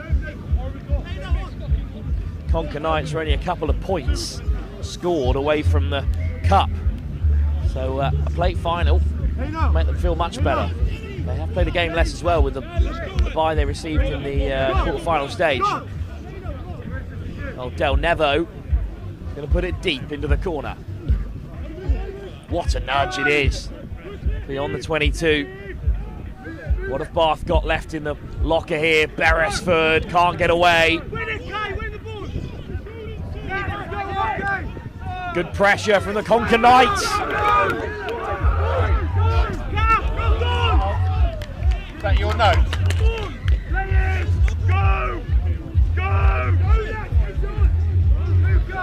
Well, the gust of wind has just caused havoc up top in the commentary box, and it's Bath who's got to run into the wind now. Hot stepping and putting in the fend. Bath just down by 3, but still looking to play here. Across from Beresford. Oh, there's a line break. Half a line break. Lovely step to get round Hughes. Back comes McDonough. Winter, has he lost it? Winter, hit hard. The ball comes back for Bath. Here comes Kens to the far side for Winter. Del Nevo into touch.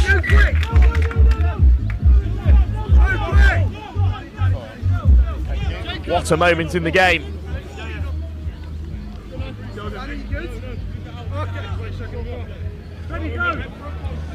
Bath desperate to get back into this, but it's Del Nevo who will throw the line out. Stolen by Bath. Jenkins in field. Is this the moment for them? Earnshaw takes it to the line again. Does well to keep it alive is Jenkins. Oh, it's Earnshaw who's lost it. Is that time? Referee checks his watch. We'll still play here. But they need it back again, Bath.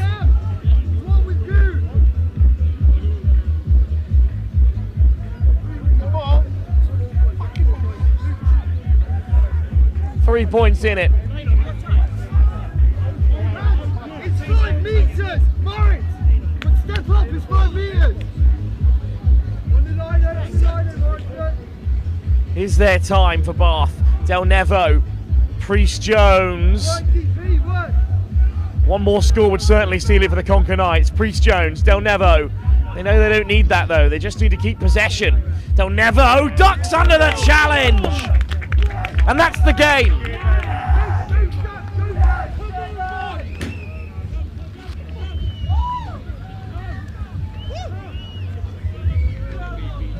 Scott Del Nevo has the final say.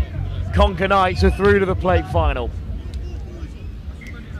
It's not the silverware they were after, but it's the silverware that lies ahead of them. The brothers of Bath beaten. The Welsh side, the Conker Knights, are looking for their first tournament trophy on the Super 7 series. But that's to come later this afternoon. Up next though, we have nothing but finals and semi-finals left to show you here at the Oxford Sevens.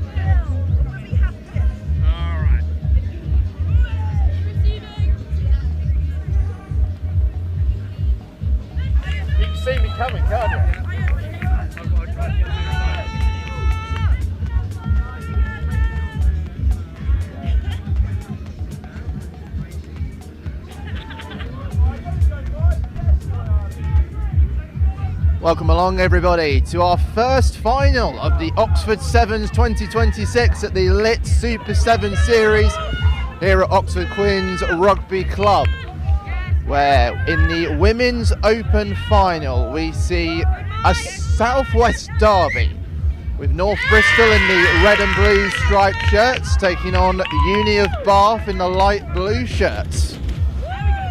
This Women's Open Final, the tier below the Women's Elite category. North Bristol getting here by beating Oxford Quins, the home side, 27-14 in the semi-final.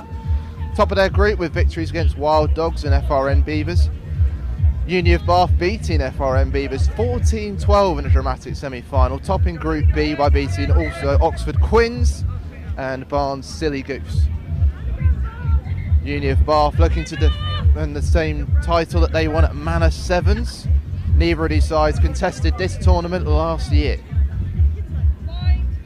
In these early stages, it's North Bristol putting the ball in at the scrum.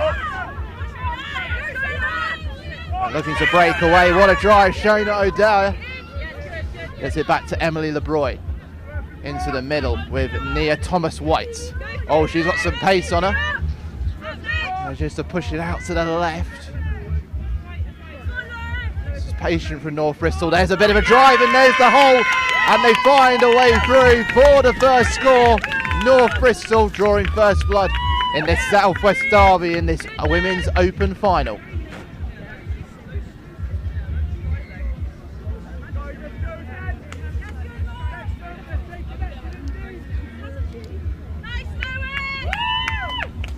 Conversion is good as well. North Bristol leading Uni of Bath 7-0.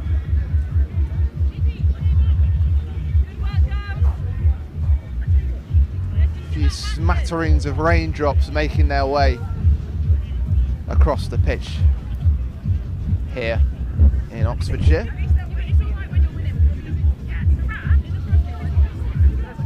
Maya Walker-Humphreys, the scorer of the try. So Bath, pick it up. Iola Carter. Get it, Mark! To get the ball away, that's a big stop by Myla Walker-Humphreys. Scorer came from the player wearing number 14, that was Lois Taylor-Bell.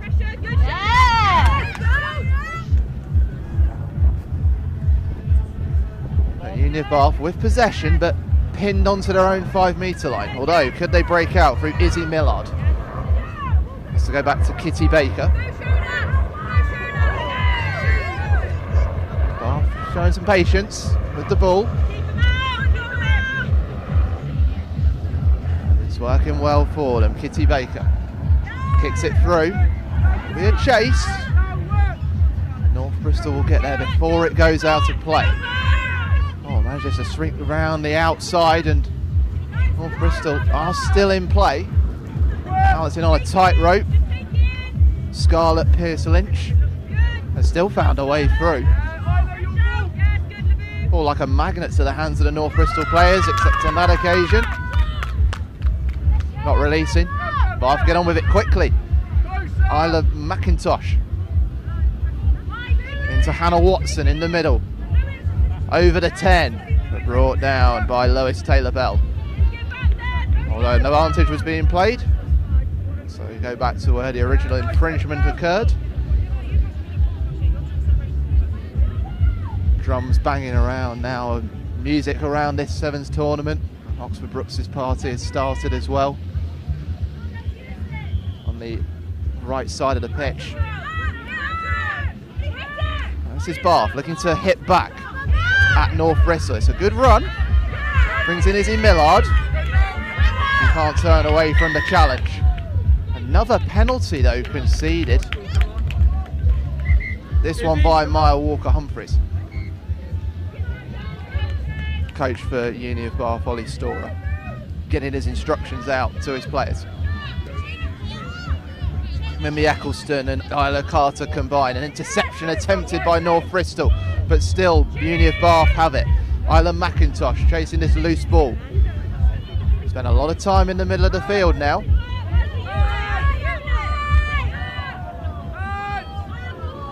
Now, Izzy Millard. Oh, that's a great deep run from Iola Carter. She got the pace to carry this on. She gets the turn, she gets the pass. Mimi Eccleston trying to get forward, still towards the 5, but North London able to intercept. There was a knock-on in the process, so it will be, though, a scrum for Uni of Bath. Can they make this possession count? Mimi, centre! Oh, North Bristol with that lead in the Women's Open final, but can they keep it? That's the question right now.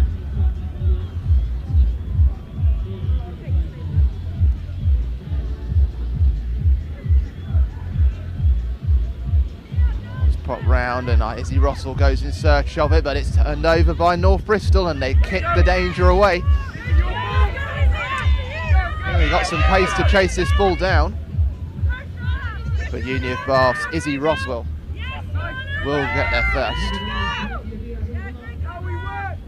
Isla McIntosh wanting to go on a run herself, pushes the ball away, but all that Kitty Baker can do is tap it over the wing. There will be a line out for North Bristol. North Bristol, the largest grassroots ladies club in the southwest. It's their first year getting involved in Sevens competitions. It's been a good start for them, reaching this open final at the Oxford Sevens, the Lit Super 7 series. Line out goes short.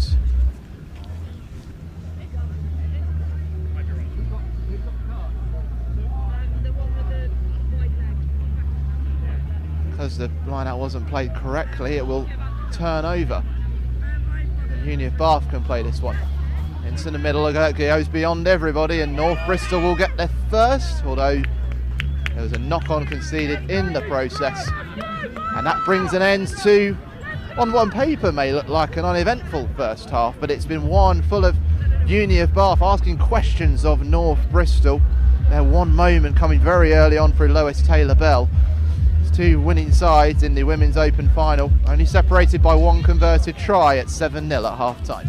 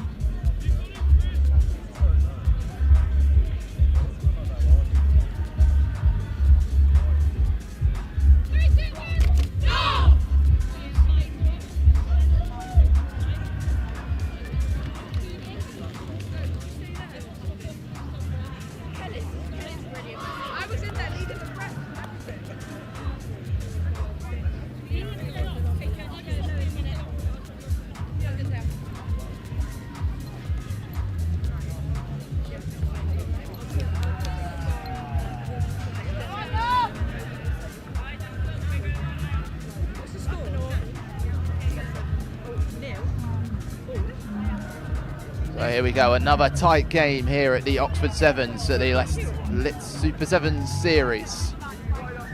The rain getting heavier, the intensity only rising. With this first final of the afternoon, a Women's Open final between Uni of Bath in the light blue and North Bristol in the red and blue striped shirts. With the kick going straight out of play, following a couple of bounces. It's a line out for North Bristol.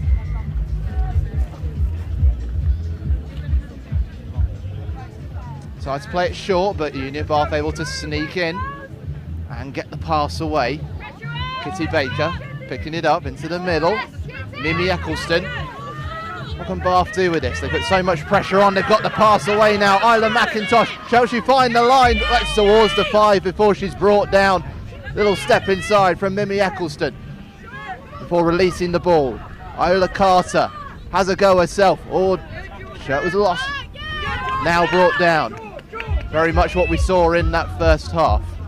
Mimi Eccleston now has a go herself. Gets the pass away. Can they get through? Shannon Jarrett brought down. But now there's bodies on the left going through the middle. And there it is for Uni of Bath. Hannah Watson batters on the North Bristol door and sends it down. And there's a chance to draw level.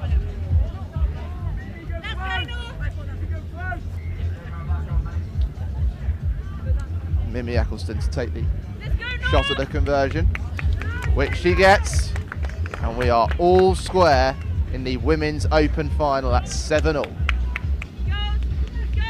Let's go again now, let's build it! Come on! Big green star, girls, let's go! Girls, leave the breakdown! Here we go again. Oh, that takes a touch off North Bristol before going out, so that will be Uni of Bath to take the line out. Can they capitalise?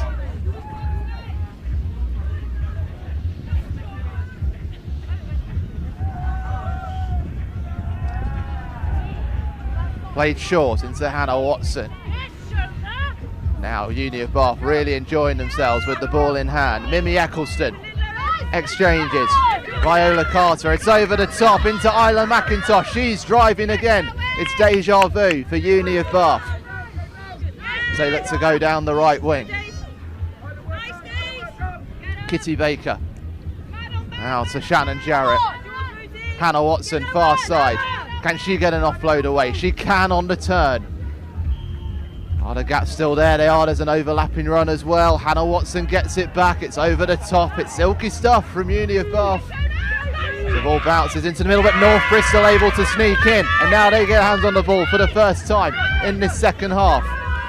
Well, to try and drive away, but brought down. Big tackle from Isla McIntosh. That's a wonderful turn from North Bristol's Daisy Mays. And now Taylor Bell, who scored that try, what seems a long time ago in this Women's Open final. Oh, and a sin bin though for Uni of Bath, deliberate obstruction.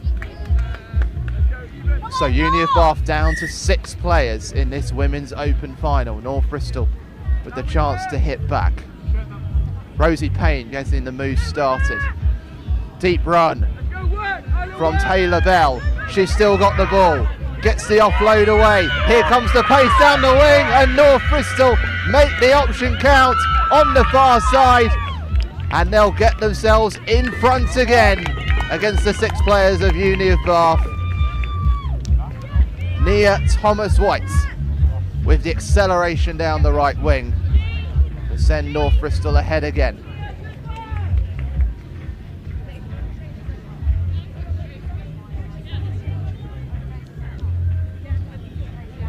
Conversion is through, and it's 14-7.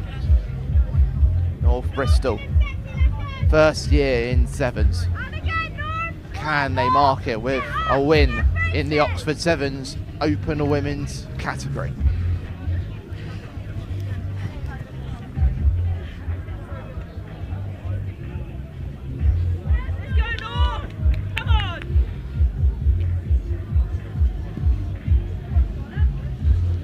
So Uni of Bath picked the ball up.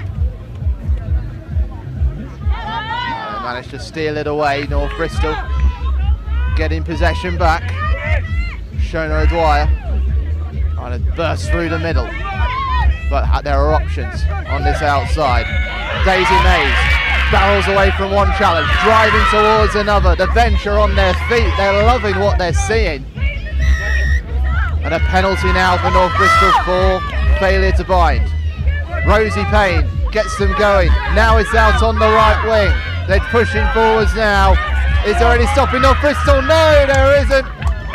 They sneak away from the challenge, and there is the third. And could that be daylight in this Women's Open final? What a move from the penalty, picked up, moved out to the right, and it was all about the power of the winger to get over the line.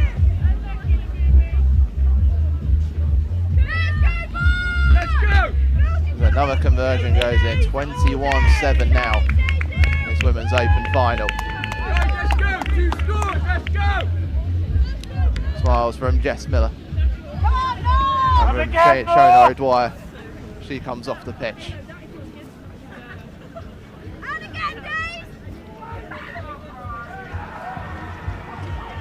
Kick makes its way to the 10 metres. Oh, it's bounced perfectly for Scarlett Pearce-Lynch to try and sneak in. Gets towards the 22. Sometimes that's how the game works, ball just bounces for you. There's a step from North Bristol. Back over the top to the last try scorer. Steps away from one challenge, releases the ball. Union Bath will try to keep that in. Battled valiantly. In this game there was a knock on from Union of Bristol, so they will get the put in at the scrum. Let's go!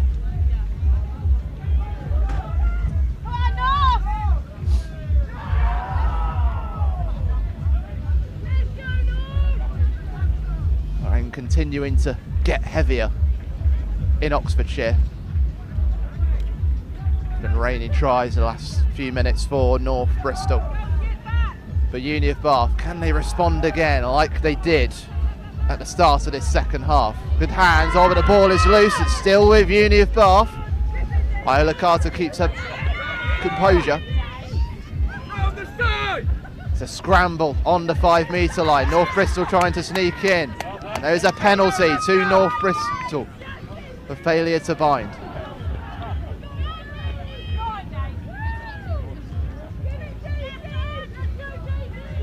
Out to the right. Can they capitalise on this? Looking to go herself was Scarlett Pearce-Lynch. Was loose. Oh, it's got away from one defender. They pop it over the top. Here comes the drive.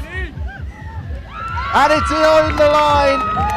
Daisy Mays has had some wonderful moments in this open final, and she gets a deserved try. The 4th for North Bristol, and it will push them out even further into the lead with the seconds ticking away.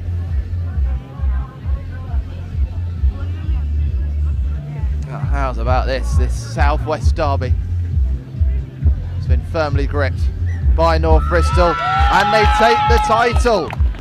The Women's Open Final at the Oxford Sevens, the Lit Super 7 Series 2026 goes to North Bristol with a 26-7 win over Uni of Bath in a Southwest derby, which was all about Uni of Bath's possession in that first half. North Bristol striking with 3 tries in the second half to get their grip on the game and on the group and on that trophy in the Women's Open category.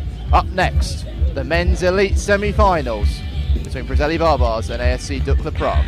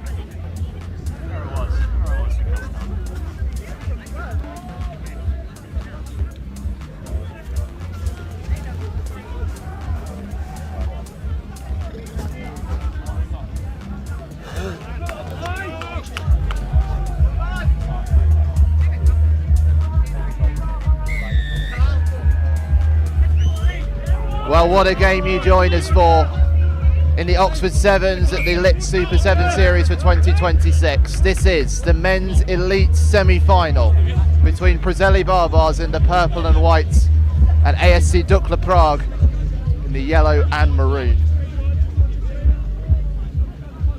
A quite encapsulating fixture, this one. Two very exciting sides going up against each other. And it's a good fast start for Prague. Adam Koblik trying to carry the ball. He's carried it a long way. And it was knocked on in the process. Tried to kick it through, but just couldn't chase it and land it in the try zone. So it will be a scrum to Preseli Barbars.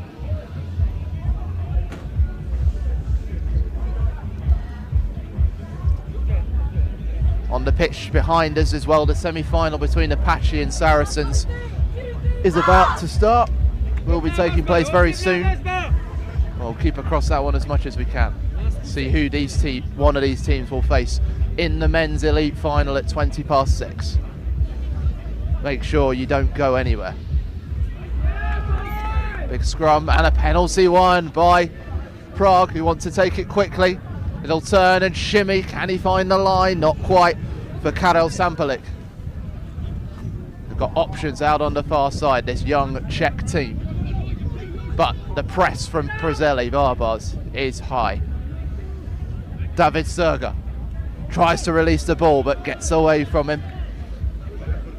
Goes out for a line out and it's Preseli Barbars. Strong start for Prague. Preseli Barbars standing strong. The Prague beating Butchers 19-12 in the quarter final. Preseli Barbars beating Wild Dogs 17-12. We saw that earlier today. We've seen a lot of Prague on this year. We've seen all of their groups games against Akuma Rugby Agents, against Stunts and against FRN Beavers. 1-2 of them, lost one. From the line out, Barbars able to win the ball. They want to try and drive through the gap. Prague stands strong. Top round the back, always out of place. But Preseli Barbars able to land onto the ball. And it will be a scrum. And a bit of sweat wiped away from the brow for the Welsh side. Because that could have been an open door for Dukla Prague to stroll through. As it stands, they'll have a scrum on the 5 metre line. Still waiting for the semi-final behind us to start because the open semi-final still taking place. Preseli Barbars from the scrum. Win it. It's kicked through. They're asking for a chase. This is a fast one. It's going to bounce up kindly for almost Preseli Barbars. It's so close for Ned Bennett. On hitting over 20 caps now in sevens for Preseli Barbars. As it stands, it was a knock on and it will be a scrum. No score so far.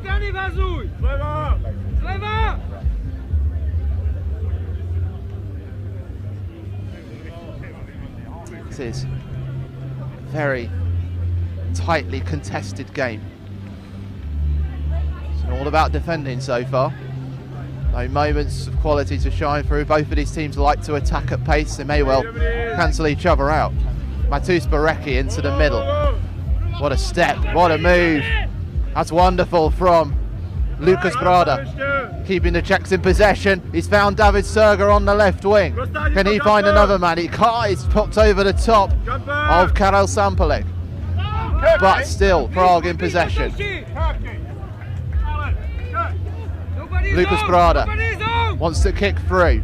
He's asked a lot of Adam Koblik. This is well covered by Ned Bennett for Barbars. It goes out of play. Looks like we'll be heading back for a scrum as the rain starts to lighten up here in Oxfordshire. It's been a storming few games that we've seen. That Women's Open final with North Bristol winning the first title of the day. After this game, we've got the men's social final between Campion Sevens and Las Vegas Sevens. What a name. Right now in this semi-final. No tries, although Preseli Barbars attacking now. Lloyd Wilkins carrying the ball towards the 10. At the breakdown, there's a contest, but offside from the Czechs. Into the middle with Jack Connor. There is space on this left wing if it can be capitalised. It's a big tackle from Adam Koblik to stop the Barbars, but they are over the halfway line. Starting to think about putting a drive together. Oh, that's a step, and it's found a way through. Jordan Coxley looking sharp, turning quickly. Will he be chased down though? Oh, just before the line. He's got support. 1 metre away, and it's stolen away by the Czechs. How close can you get to scoring a try? My goodness me. Jordan Coxley, the captain of Preseli Barbars, looked on to be leading from the front, but he was caught just on the 5 metre line and dragged down. Gargantuan defending from the Czechs, Dukla Prague. No scores in the semi-final behind me between Saracens and Apache. But Saracens with possession. When they have option, they have one on the outside and are bearing down on the try line. They have scored. They've got the first try of that semi-final. Out on the main pitch here. It will be a scrum to Dukla Prague against the Barbars on their own 5 metre line, where we've seen the majority of the set pieces. A testament to the defensive work that's going on. Oh, what a clatter that is. Aaron Arthur standing strong for Barbars. It's the towering young Czech Matus Borecki. Lovely pop off. It's so hard to find the spaces though. Barbars have so much ability in one-man defence. Don't have to commit too many bodies. Some nice steps from Lucas Brada.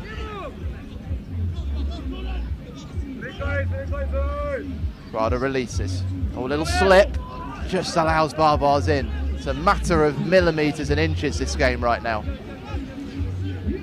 Barbars can't just pick the ball out. They have to win it. Here goes Karol Sampolik. Pushes the ball out to the wing. A little check back. Crossing run though means a penalty for Barbars. Could we see our first score? Aaron Arthur won't want to take it on himself. Pass 1, pass 2, but brought down a metre away from the try line. There's an option on the left. It's fizzed out, and it will be there for Preseli Barbars. It's Lloyd Wilkins, the vice-captain. Bundles of pace on the left, but he just needed to be in the right place to be able to put that ball over the line. And we have our first try approaching the closing stages of this first half, and it's gone to the Preseli Barbars, Lloyd Wilkins.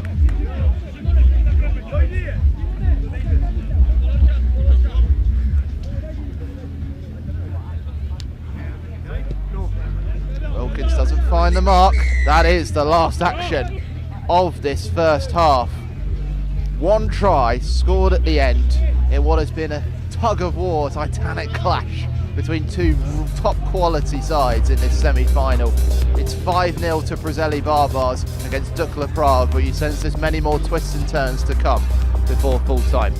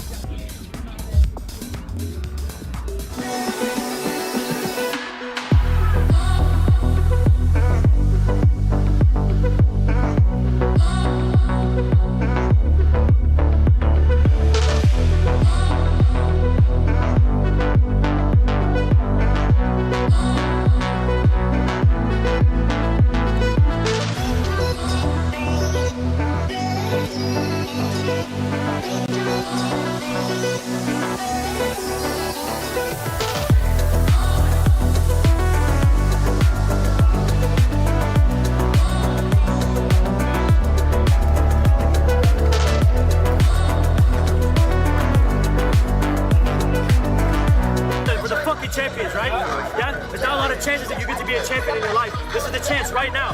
We're the champions of the world right now, okay?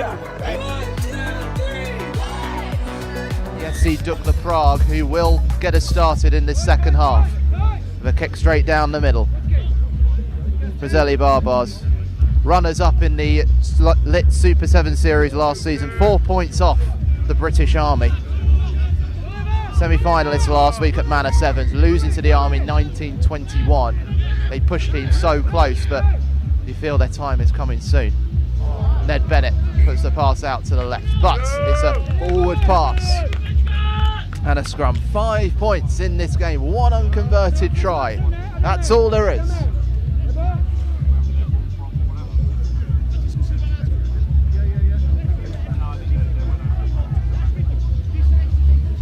Dukla, coached by Jan Rolik.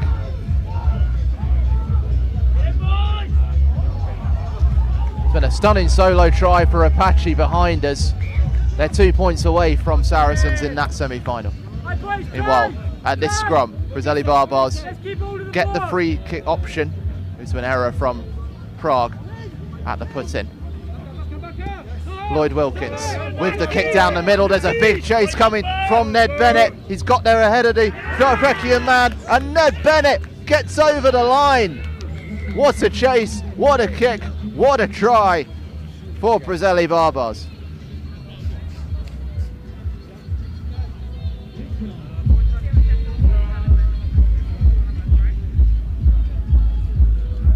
That is how you capitalise on open space at the back. Got his timing right. Adam Koblik of Dukla Prague is no slow coach, but Ned Bennett seared past him.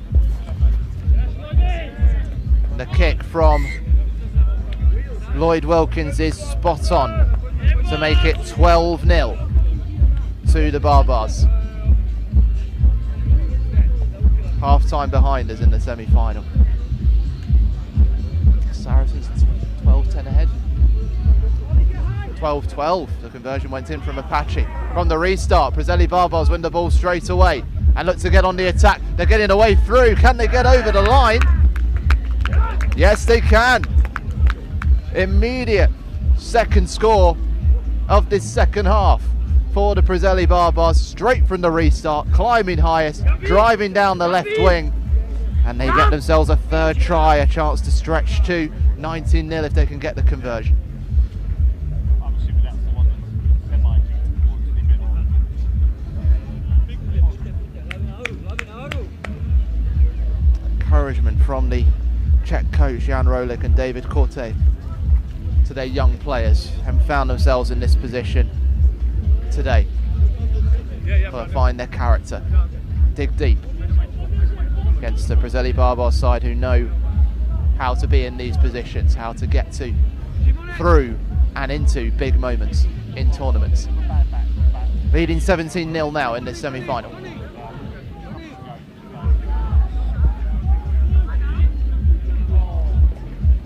Again, Preseli Barbars win the ball from the restart. But they have to track it back to their own half. Scorer of the try was Jack Craig for Preseli Barbars.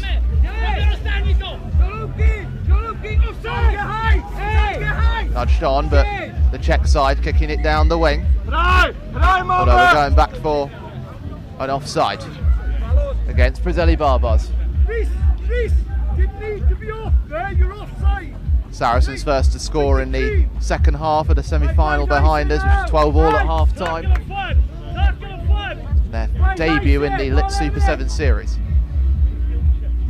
On Dukla Prague, meanwhile, with possession over the 10-metre line. They get themselves into a final. Quarter-finalists at the Manor Sevens last week. Lovely offload, but just in front of Antonin Volber. Managed to track back to win the ball. Referee just getting in the way of Matus Borecki. Has to take it on himself. Is there a late comeback on for Dukla Prague? It's a lot to do against a vastly experienced Preseli Barbars side, coached by Geffen Vobe. Cross run again from Prague means a penalty to Preseli Barbars. Driving through the space, past one tackle, just caught by the second, but this time, they thought it was going to open up for Lloyd Wilkins to go under the post, but there was a forward pass by Jack Craig.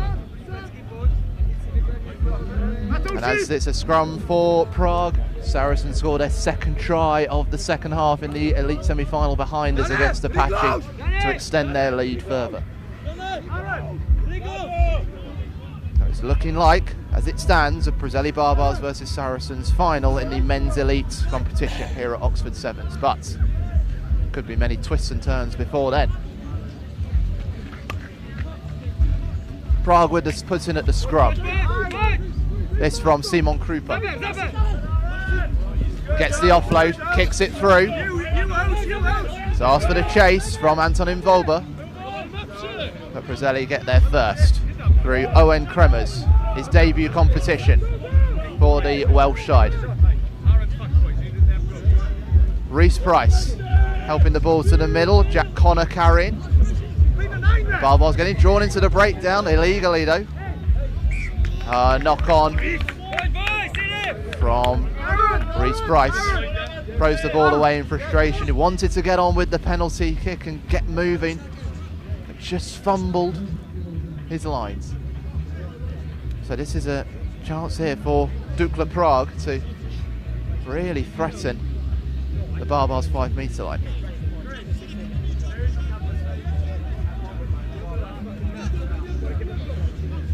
Prague get the ball out. Krupa, option static around him, and gets wrapped up by the Barbars grip. Although it's loose, comes through the middle. Asher Brenner, and just to offload the ball, it's kicked away. I think that's gone out of play. We're chased by Martin Scott, but a knock on was it in the process from the Czech side, and it will be a scrum for the Barbars. Seconds left of this semi-final. Third try of the second half goes over for Saracens, who are really running away with it now against Apache. They look like they're marching their way to the men's elite final. Preseli Barbars looking controlled. Make sure you tell him what it is. You don't know what it is,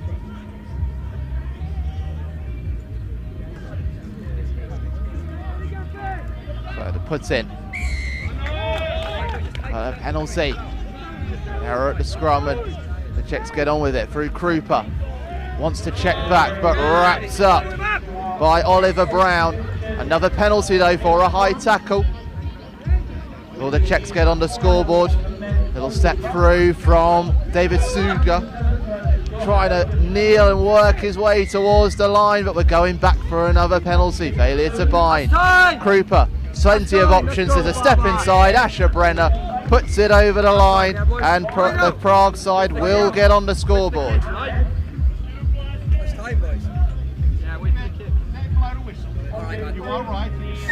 Lovely step from Asher Brenner. It was coming, so it won't be a clean sheet then for the Barbars. But as the whistle goes, the Preseli Barbars advance to the Oxford Sevens 2026 men's elite final with a 17-7 win over ASC Dukla Prague, and looking like they will face Saracens in that final. We'll keep you up to date with that one at the full-time whistle, but it's the Barbars locking horns with the Saracens after they beat ASC Dukla Prague 17-7.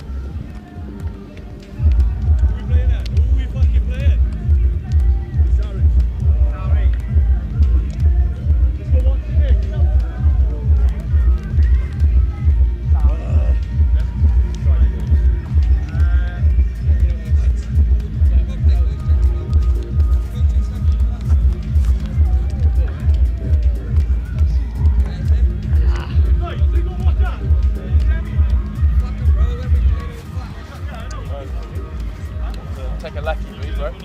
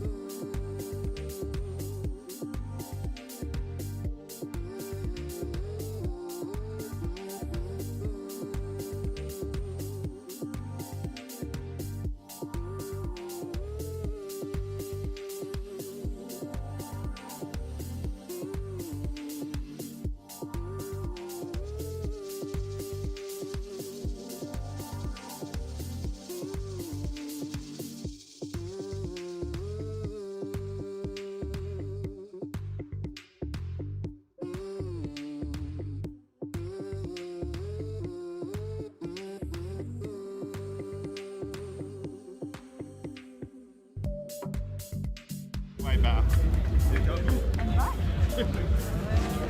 Now it is okay.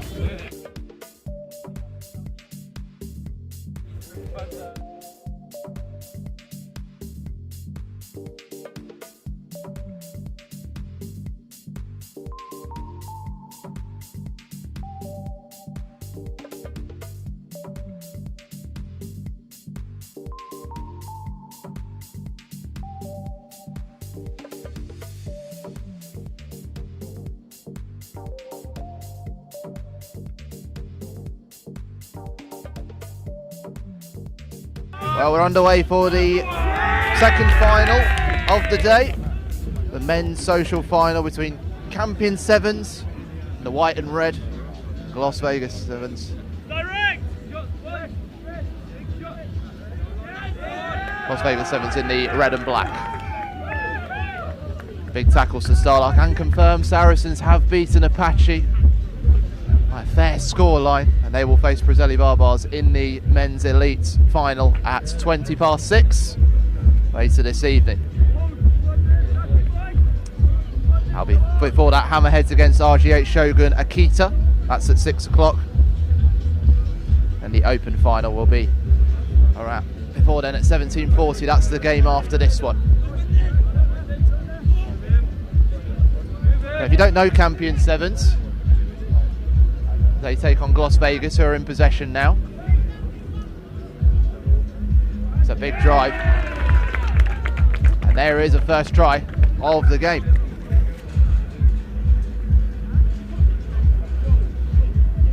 Andrew Thomas. It's quite easy to recognise the Las Vegas Sevens. Their large numbers on their back. They take a 7-0 lead.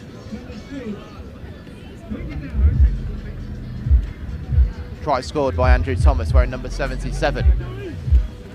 The Campion, hailing from Gibraltar. If you know your flowers, you'll remember that the Campion flower only grows on the island of Gibraltar, hence Campion Sevens. This competition is part of their preparations for their Euro Sevens debut coming later this summer. We're very glad to have them along at the Oxford Sevens in the Lit Super 7 series, taking part in the Social Sevens and reaching the final here. The lowest ranking competition for men here, behind the Men's Open and the Men's Elite, but that certainly does not take away from the standard that is being played here. This is a big run from Jack Rowlings. He's found a pocket through the middle. He'll look to go underneath the post, and it's a second try for Las Vegas Sevens. Searing run from Jack Rowlings. As a conversion is added as well to make it 14-0. Las Vegas been unstoppable in this competition. Beat Gladiator Sevens 33-7s. Top Group B with wins against Big Bulls, Oxford Quins Green and Campion. These sides facing off before, they beat them 36-0. Las Vegas Sevens, if you think about it, Gloucestershire, made up of Hartbury University former and current students. Gloucester, a big hub of rugby in the country. And here's the Gibraltar side, looking to get on the attack. That's Caleb Falconer. It's well picked up by Jack Lawrence. Gets a bit of acceleration and pushes the ball out to the right wing. Lovely inside pass into Ewan Kent. Gets up again. Ball spilt forward. Kicked on, but there was a knock on in the process, so it will be a scrum for Campion Sevens. Themselves beat Frosty Sevens 21-19 in the semi-final. Coached by Tom Reed. Big shout out to Frosty Sevens. They'll be listening back to that one on the feed, I'll tell you. Oh, I love it when we interact with fans. Las Vegas on the attack again. George Munden, one of the lower numbers at 12. There's a 0 in Liam Harris. So he manages to punch the ball out to the left, and Las Vegas getting over the halfway line, having to work to do it. Got back to Harris, tries to chip over the top, but Campion block. And they can kick through.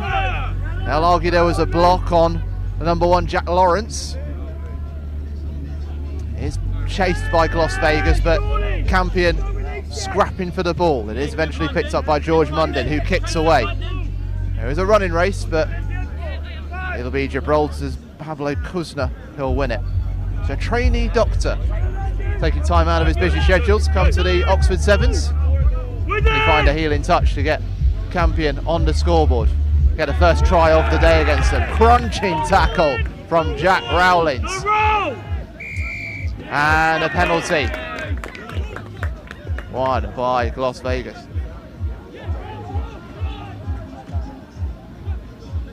Change of direction. Goes into Archie Hammer. And it's out to the right wing. A step inside from Jack Rowlings, who's pulling the strings on this game for Las Vegas. Gets his second of the game and a third for his side in this men's social final.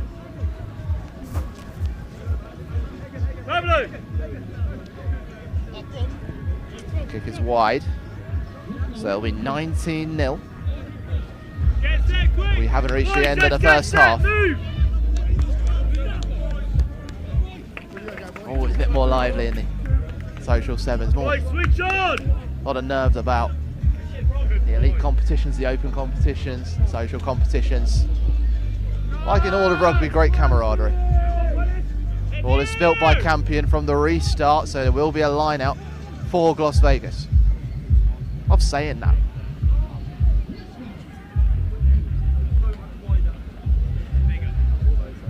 Who knows, we might see the MGM Grand Gloucester. Who knows? I had my knee twisted. Yeah. A shame to see Pablo Kuzna have to come off, as he felt something as he made a turn. Las Vegas, oh, it's a clever little shimmy and driving into the challenge. Gets the ball away. There's a man on the outside of Rowlings, and he tries to find him. Will Ellis decides to check inside rather than going to the corner. Joe Byrne helps push the ball out to the left. It's slipped through. Hagan Whitaker whipping through the lines and finding a gap to get over the try line for a fourth of this game for Las Vegas.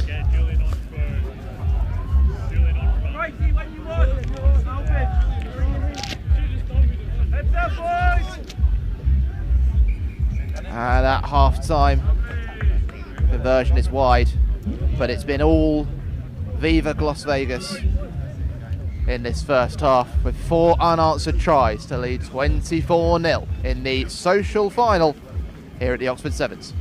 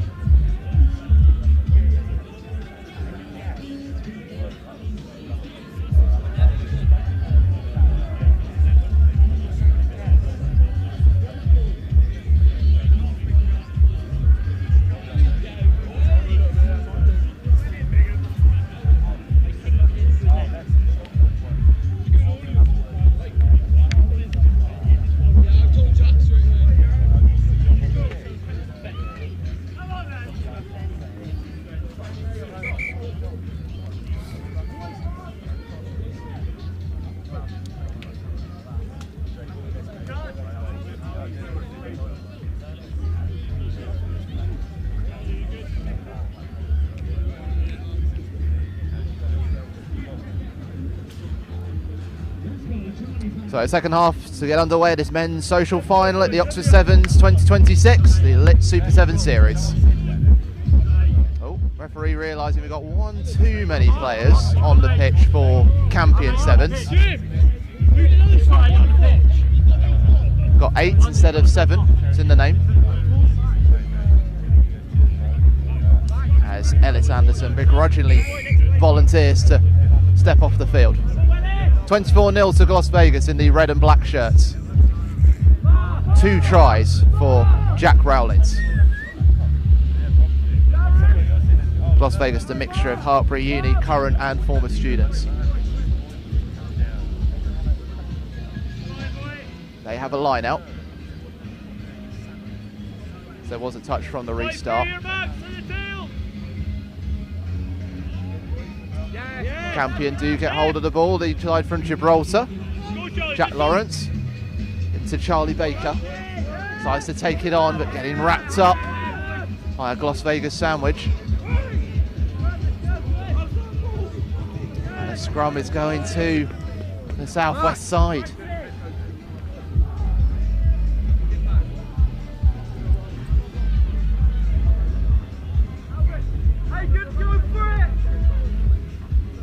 Scrum we put in by number 69, Charles Rodriguez.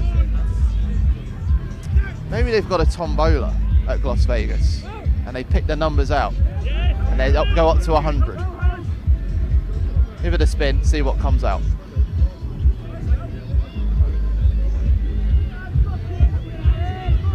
That's a little drive through. And it's Ryan into Rodriguez. It's quickly moved out to the right. Malachi Humphreys helping it on its way. Now there's a break, there's an option in the middle as well. This is the break though. And Andrew Thomas will go all the way himself for his 2nd try of the game, 5th of the game for Las Vegas, and a chance to go to over 30 points.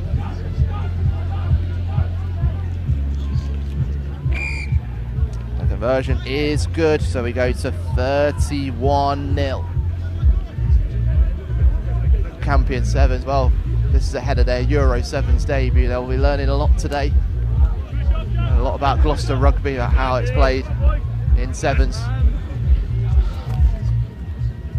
It's fast-paced and direct.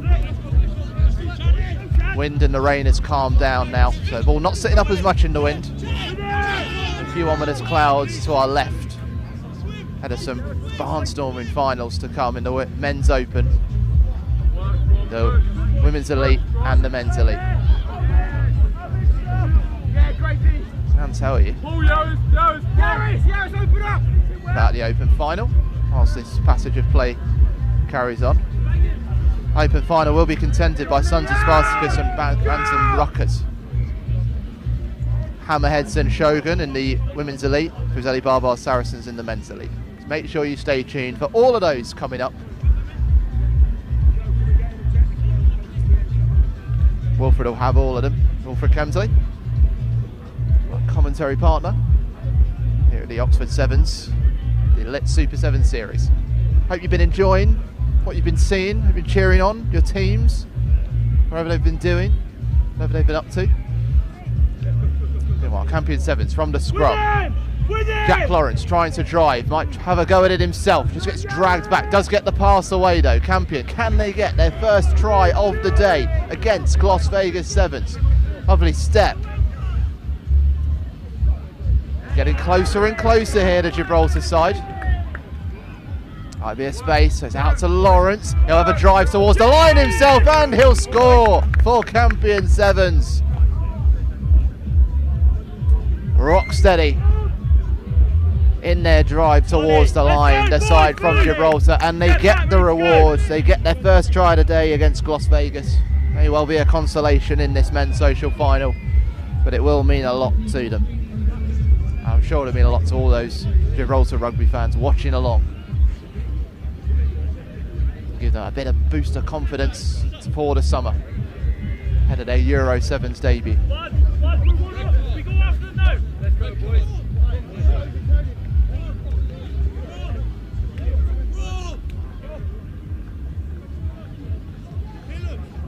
A player for Las Vegas just being called over by the referee.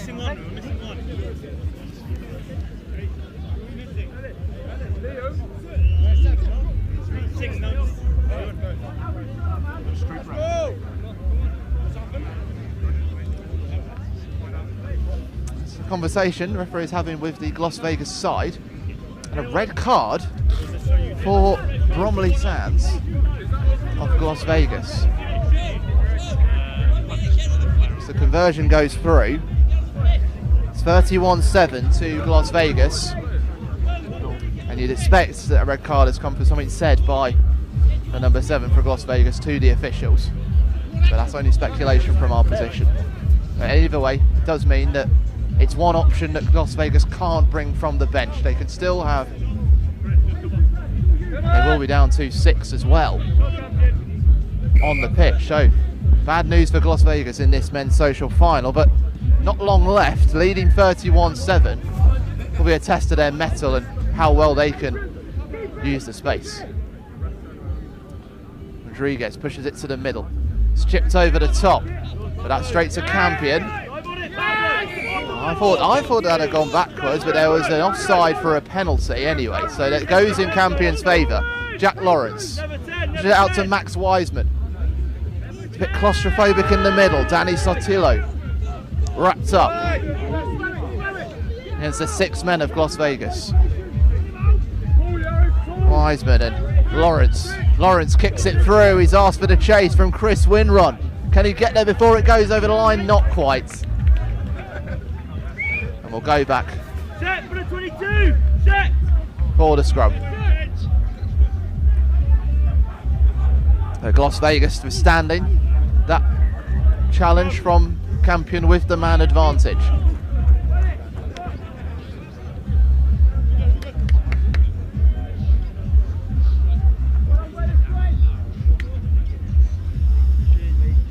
Substitution made by Las Vegas with the red card. It means they can't have 7 players on the field. They're down to 6. It makes things like this set piece quite difficult to manage, because normally you would look to draw defenders in and move it quickly out to the wings, but in their own half they've just got to manage possession because they'll be closed down so quickly. Liam Harris decides to have a run himself in his bright blue boots, barges into his own player, creates space to get a pass away. Jack Rowlings. And now they start to get hemmed in. Las Vegas. Inside their own 22. Penalty conceded though for driving into the breakdown from the side. Rowlings carries it forward into George Munden. Going laterally, that's a great challenge from the Campion man. Jack Lawrence really grown in this second half. All juggled by Las Vegas, advantage coming, but a knock on. Seconds ticking on.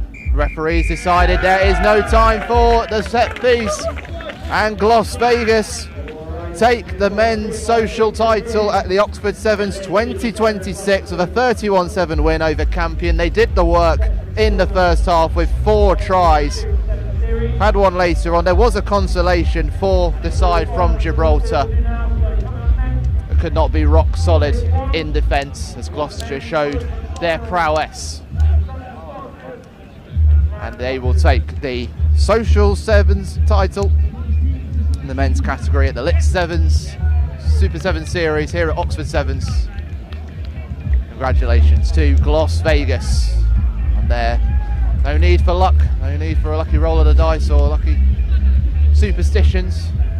It is, as I said at the end of the first half, Viva Las Vegas in the men's socials. Up next, it's the men's open final. I have been Warren Muggleton. It's been a pleasure to be on the microphone for you. I'll be back in June.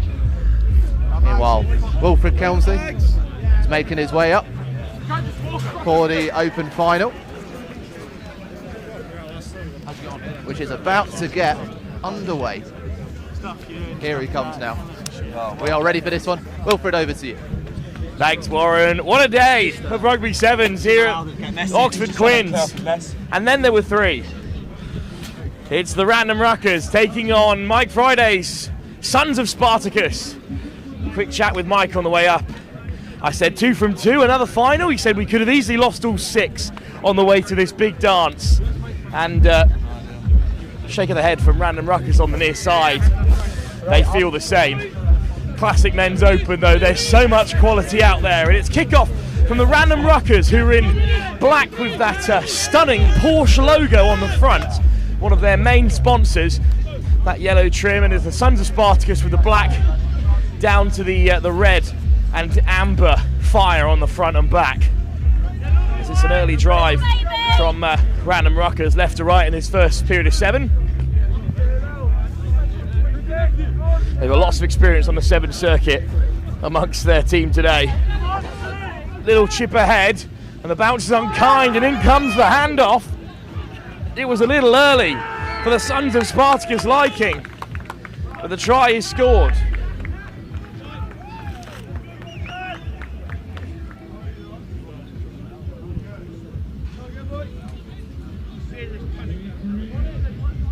Sorry, guys. 23. He's wearing 7. That camera one. Bronson Mellows. And the try scored by Bronson Mellows, popping up on that right-hand side.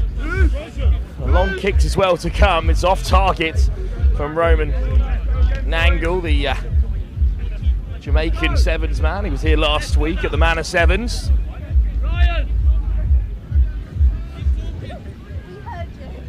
So it's the Random Ruckers up by 5. Sons of Spartacus, where they beat the Sappers in last week's final at the Man of Sevens. It's hung up again, but this time cleanly taken in the backfield and swung in field by the Sons of Spartacus. Lovely line break, and an early offload has them in behind. It's Hartop. Hartop gliding his way through. Somehow manages to flick it away. There's no offside line there, and that will be a penalty. And they're lucky it's not more. Crossing is the call originally, more like blocking, NFL style, by Ryan Cackett.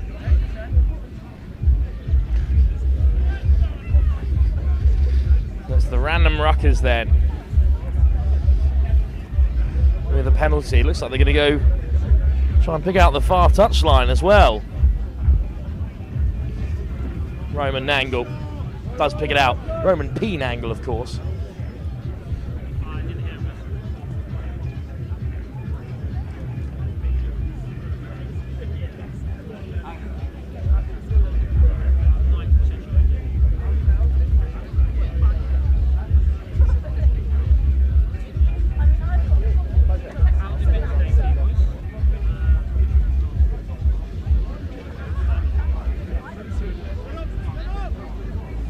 Warren Ruggleson off for today. Just a few more games left to play here. It's the Sons of Spartacus with Hartop in their own 22 here. 2-on-2, what can they create? Switch on the inside has opened up a bit of a gap here for the Random Ruckers. Shoulder down, and then look at the footwork, outrageous from Joey Richardson. But Richardson is caught, and it's a penalty for the Random Ruckers.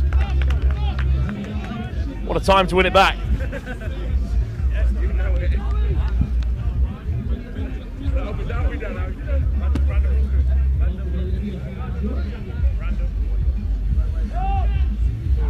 We're going to get wet over the next hour or so as we build up to the men's elite and women's elite finals. First is the Random Ruckers operating in no space at all. Up goes the linesman's flag. There was a foot in touch from Joe Vesti, and it's going to be a line out inside the 22 for the Sons of Spartacus.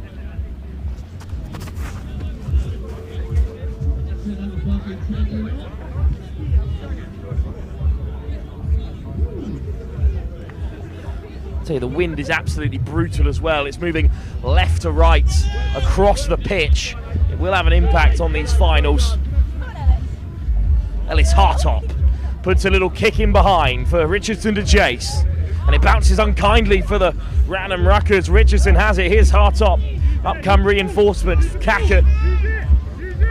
Big Les Falufatu. Falafatu. Hartop. James Rushton. Long ball over the top. Everett. Still going, Everett. Just about held. On his way through by the random ruckers. Hartop at first receiver, running the show already, trying to slip through 2, and it's been knocked on.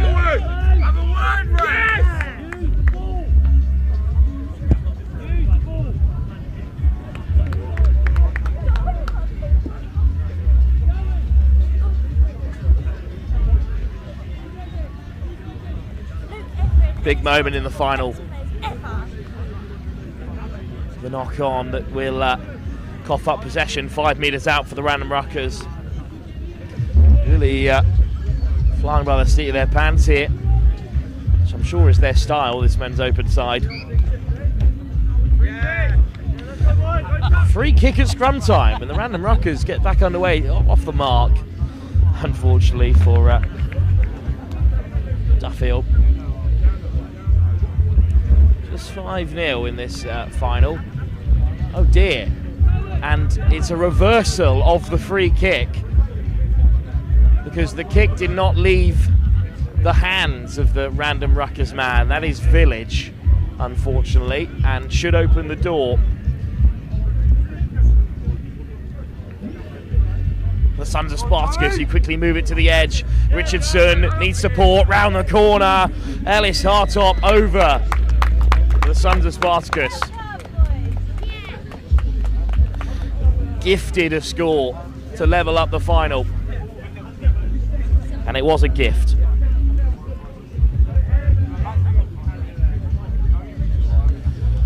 Tough old road to the men's social final. Frosty Sevens beaten by Campion back at the social level, who were then seen off by Las Vegas to claim our first title of the day in the men's division. But in this men's open, Sons of Spartacus topped the group that also included the random ruckers. So as we approach half time in this second meeting of the day between the two sides, it's much closer than their opening encounter at half time, locked up at 5 apiece. We'll be back for the second half of the men's open final in just a few moments' time.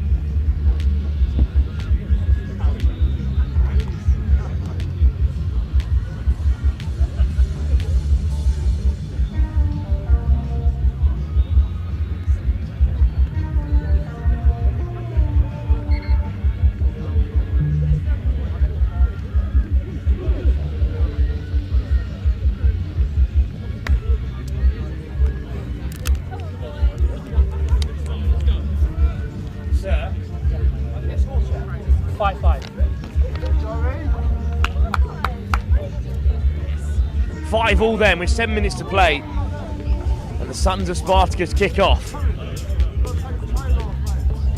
Well, it was 19-14 when these two met in the group stage,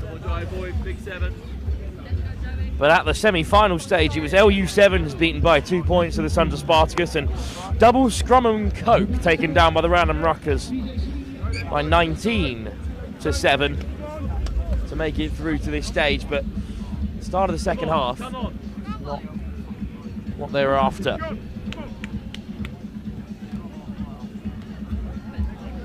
Random ruckers with a free kick. A little slow to get this going. It's been a long day of sevens.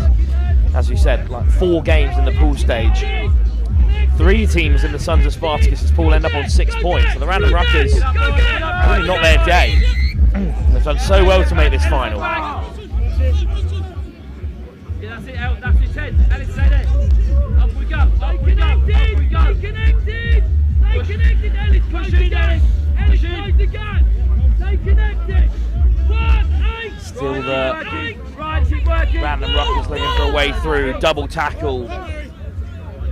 Let's go, Ryan. Push, Ryan. Back inside from random ruckers. Boot to ball. And it will bounce into touch. What an odd second half it's been. Intensity seems to have dropped out of this game. But a quick line out for Rushton. He chips it over the top. Might look to spark things here. It's a really good regather. And now Ruckus get their head down.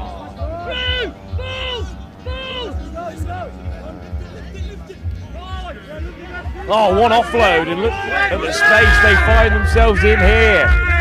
Joe Vesti into the corner to take the lead.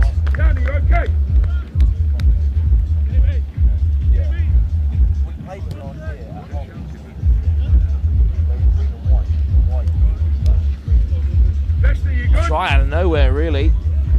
Good hands in the centre of the park. Now random ruckers. Look to add 2 more from right on the touchline. This would be some kick from Jack Haynes.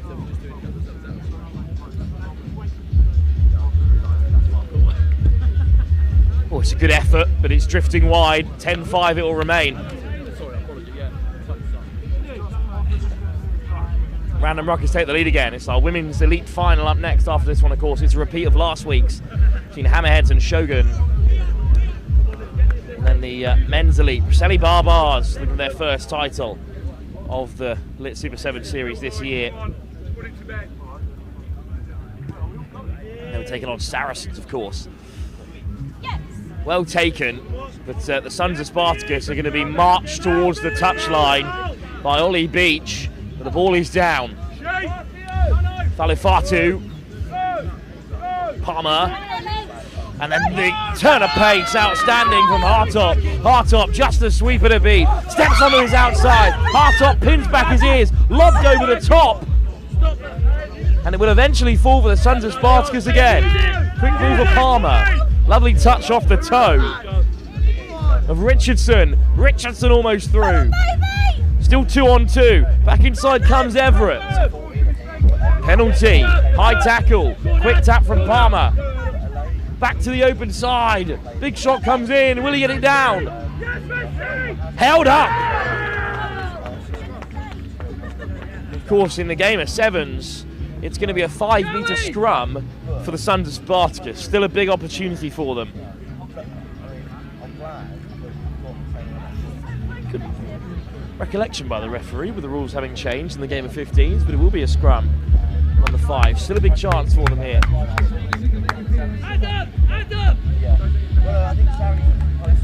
Odie Anthony onto the field in that wide position.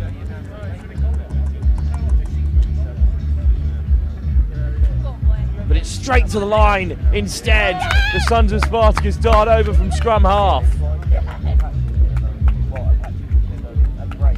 Try scored, and it's 10-all again with a kick still to come. Come on, Ellis! Come on, Ellis! And it's Everett, I think, who's got over from close range this time, as Hartop is off target. Still level.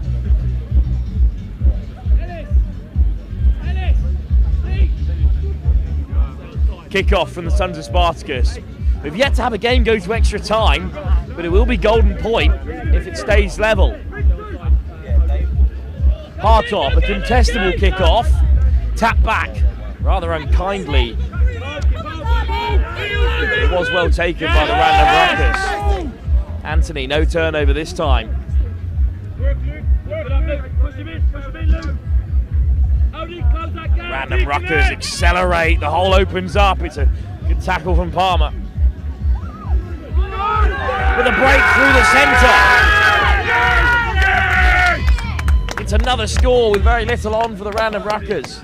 But this time it's just raw pace to exploit half a gap. And this time it's right under the post as well. Surely they can't miss it.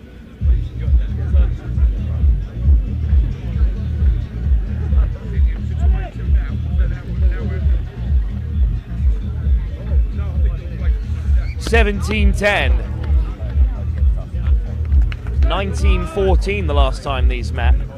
That's the score, by the way. It wasn't 115 years ago.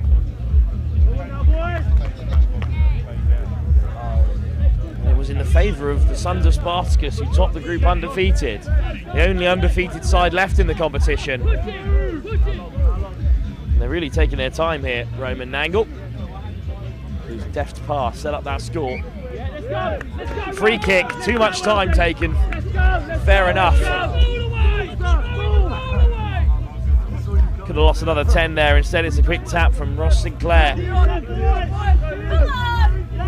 Leon Bailey takes contact.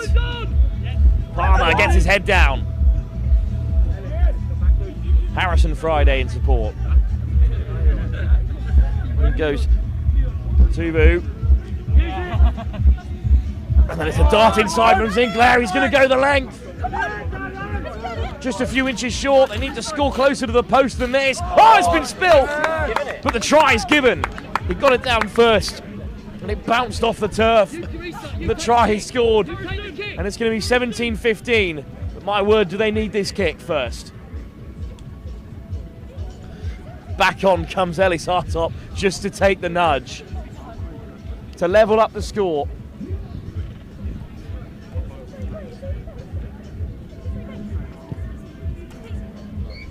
He's done it! 17 all. Game is still alive.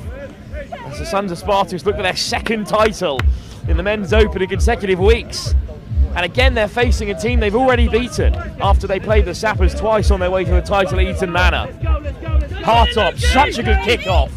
It's a good take by the Random Ruckers.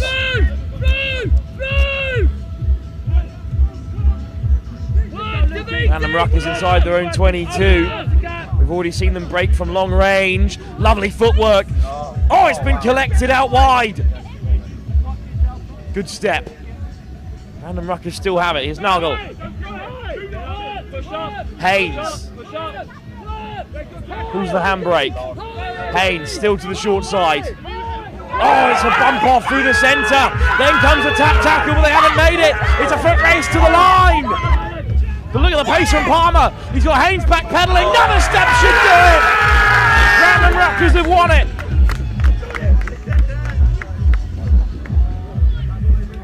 What a finish from Jack Haynes. Thought he was through and away. It was a brilliant chase. In response. But the Random Ruckers have done enough. After defeating the group stage. They have pushed through a semi-final and taken down the Sons of Spartacus.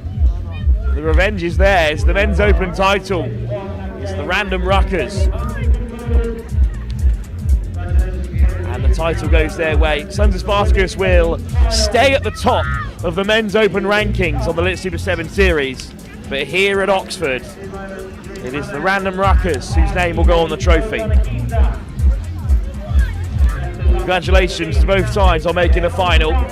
But it's the defending champions here at Oxford and the defending champions of the Elite Division overall who are in action next. It's Shogun. They're taking on Hammerheads, who beat them just a week ago.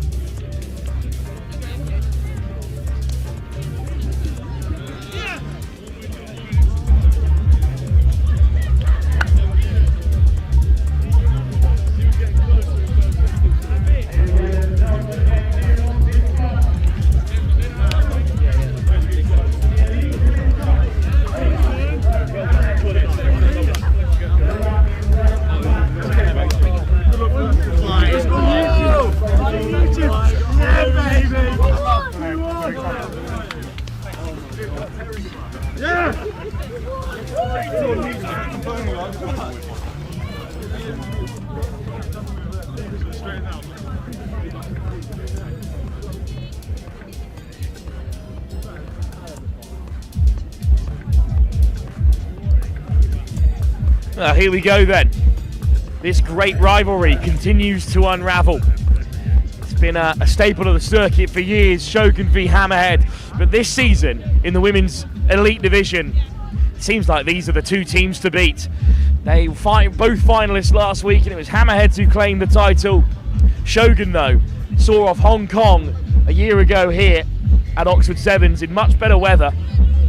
But it's Hammerheads again, looking for their second consecutive Elite Division win. on the second leg of the Lit Super 7 series, and they've won it back straight from kickoff.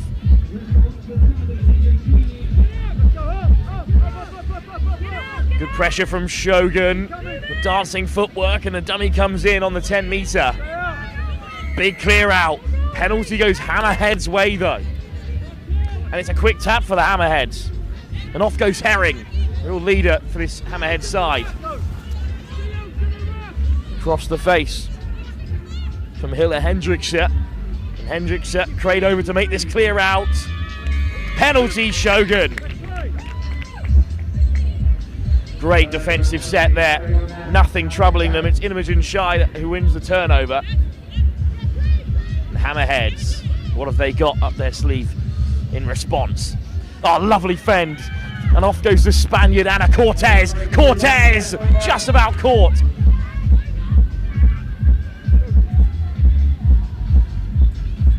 Across the face they come. Scheid beats the line, steps back on the inside. It's great work from Scheid. On the roll, Hammerheads desperate to win it back. Shogun head down this left-hand side. Great offload, and the acceleration from Sammy Harries will open up the scoring. It's not the same Shogun side that we saw last week, the same heavy hitters, the same sort of Welsh international contingent, but some new players who can leave their mark on the Super 7 series, and Sammy Harries is one of them. What a day she's had for Shogun. Off target from the kick. Will that come back to bite them? We'll wait and see. Hammerheads need a response.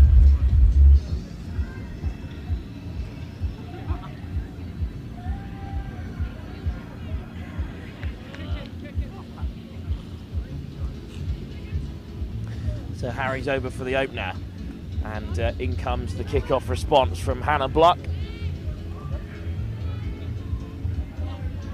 Saw Shogun dominate this morning, and all they did was hammer kicks deep and ask teams to break out, which they couldn't do. Right up across the face of Shogun here, Hammerheads. Swimming with sharks.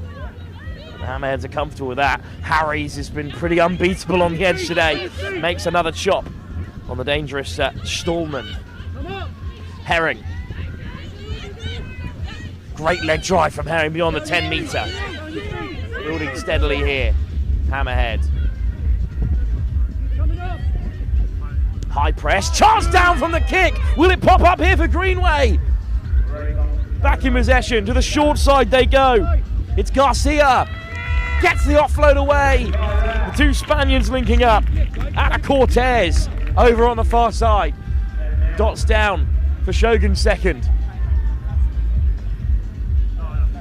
Great start to the final.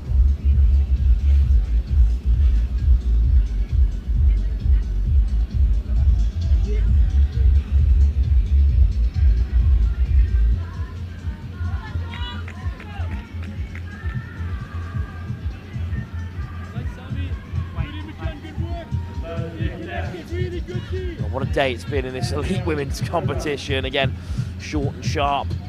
Two teams right at the top of the pools were Shogun and Hammerhead in the semi-final. They both breezed through, really. Shogun beat Savvy Panthers 24-17. That was a much tougher game than Hammerhead's 19-7 win over Bath.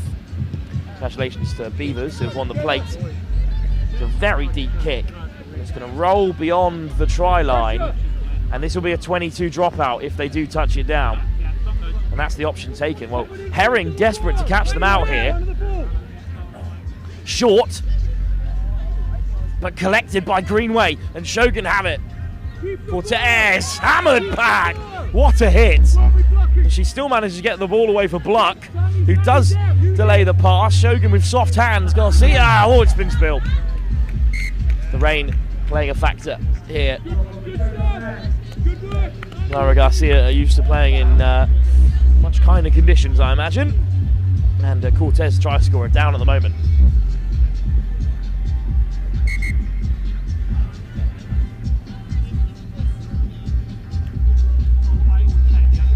Real in-depth conversation from the Hammerheads. Hille Hendrikse. In fact, it was Lyra Stallman having a quiet word before this scrum. Herring with all the instructions. Jenny Herring.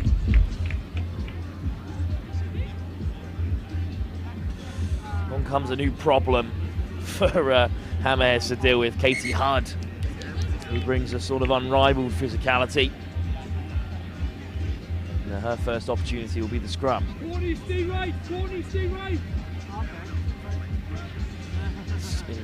Instructions inbound from John Hooper on the sideline. Stolen by Greenway at the base of the scrum, but it pops out too quickly there for Shogun.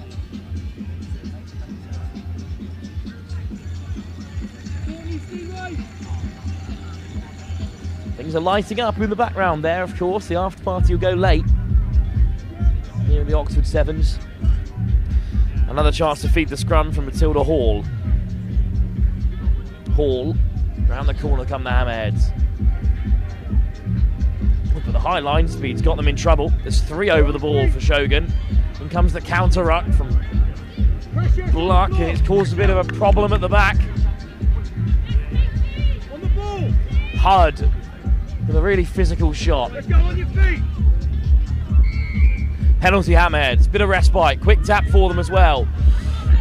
And Shogun have to retreat. It's a big stiff arm to make some extra yards from Stallman, but it goes into touch. No releasing, so a penalty. Great work from Anwen Owens, the Shogun skipper. Greenway's going to slow it right down. Her side 2 tries to the good. Courtney Greenway. Hard. Straight up the gut. Well dealt with this time. Owens. Nice dummy. Back across the grain comes Scheid. Good effort at the clear out. But at the second bite, it might be Hammerheads who have it. Courtney Greenway steps away. Switch on the inside. Keep ball is the play now for Shogun at the end of this first half. Scheid, Harries, Bluck, straight to the line. It looks for the offload. It's not there. Harries eventually hits the line. Oh, it's been spilt again. A couple of unforced errors keep Hammerheads in the game. The Shogun were really threatening there. But at half time in this Women's Elite Division final, I think there's more to come from both teams. But at the moment it's Shogun who lead by 2 tries at the break.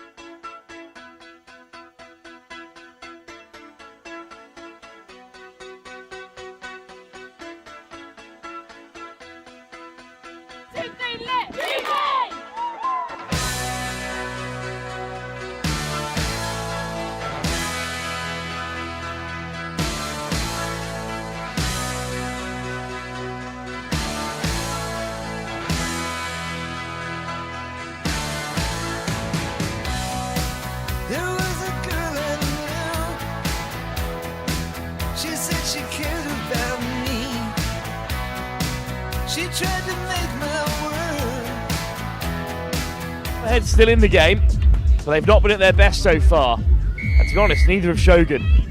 This wet weather really hampering them. It's excellent take off the kickoff from Hilla Hendrichka. spilt at first receiver though, and Greenway makes a huge hit. They're back inside their 22, Hammerheads, desperate for a way out. Maybe the boot to ball is the option. It's a good kick from Henning.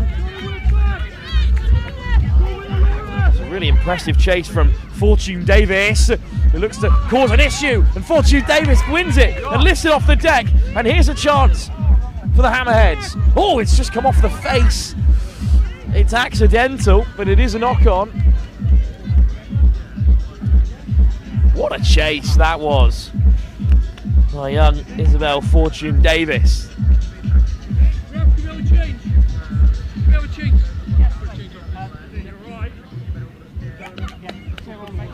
Changes inbound. Emma Hennessy comes on for Laura Garcia, one of the two Spanish internationals representing Shogun this weekend. There's a huge moment in the game for Hammerheads. They have to score here. They need the next try in this cagey final. Fortune Davis on the edge. Puts her head down. Fortune Davis almost through. Great tackle from Scheid. Greenway straight off her feet, but over the ball. And Shogun have won it back. And they win the penalty too. That's a tough one for the Hammerheads to take. And is that their chance gone in this second half? As they look to claw their way back into the fixture. Victorious against Shogun last week at Eaton Manor. And as they pick out the touchline,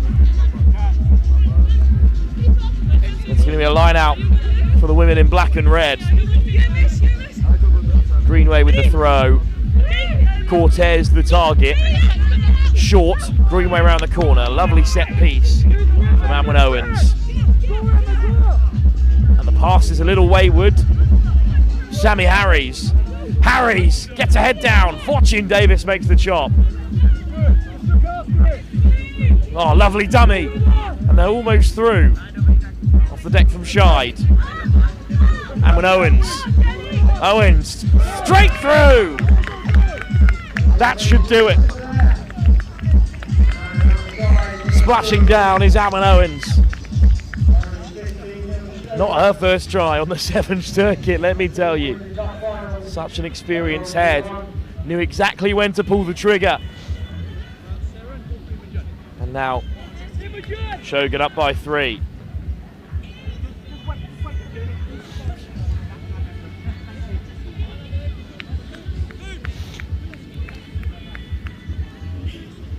And with the kick as well. I'm not sure Hammerheads will have the time or indeed the energy to get back into this one after coming so close, only to be hit on the counter. That's what Shogun are all about.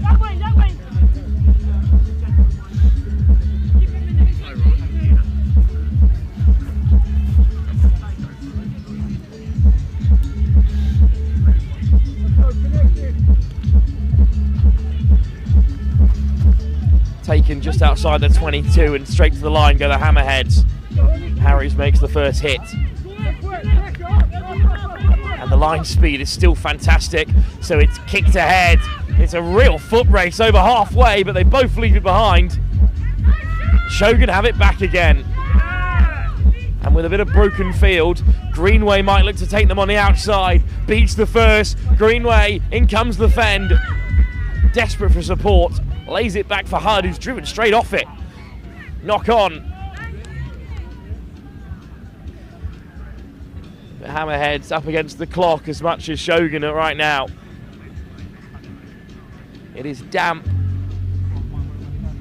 here at the Oxford Sevens, and the wind has disappeared just as we need it to remove this downpour.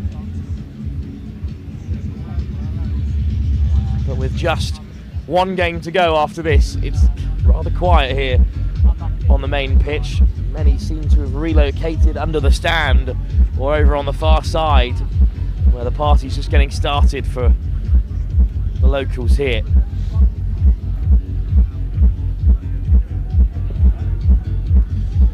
In comes the scrum for Hammerheads. Clean ball for them to play with. But again, it's inside their own half. They're going to have to go the length if they're going to go anywhere here. Acceleration is outstanding, but it's well tracked from Harry's. Charlotte Woodman moved lateral but went loose. And from the knock-on, Shogun still keen to play here. Keep ball is the call from the sideline, and Shogun look for their first title of the season. Greenway, Harry's, hard, straightens up. Cortez. Oh, spilt. Cortez straight onto it. Oh, lovely step from the Spaniard. Cortez over halfway, and a shot comes in to turn it over. Hammerheads might look to counter. Big hit from Matilda Hall. Oh, and unfortunately it's put down at first receiver. Yeah, thank you. Go for Jenny. Go for Charlie. Just making a change. Go wing. Charlie.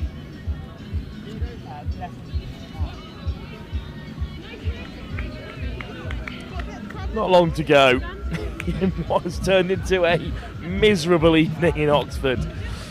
But Shogun have been professional in their efforts here, as they are set to retain their title. Penalty at scrum time as well.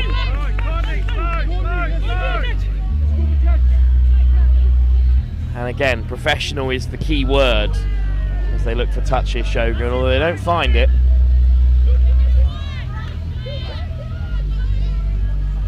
Oh, it's been knocked on again. And the advantage is with Shogun. It's Hennessy, Hud, Greenway. Popped over the top again.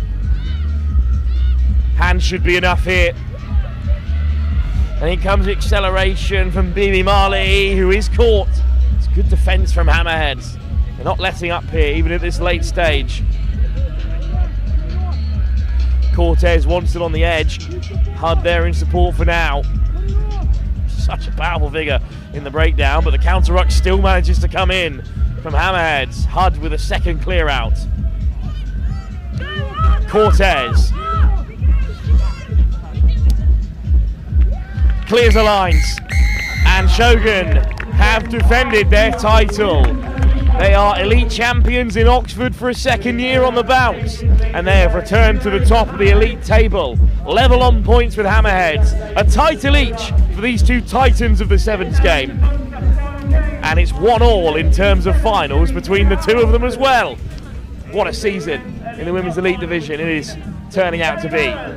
In the meantime, it's the Preseli Barbars in action. Now they're looking to be the title favourites in the elite division, but they've got to cut their mettle here against Saracens, the Premiership side, looking for their second title on the Sevens circuit after walking the Henley Sevens.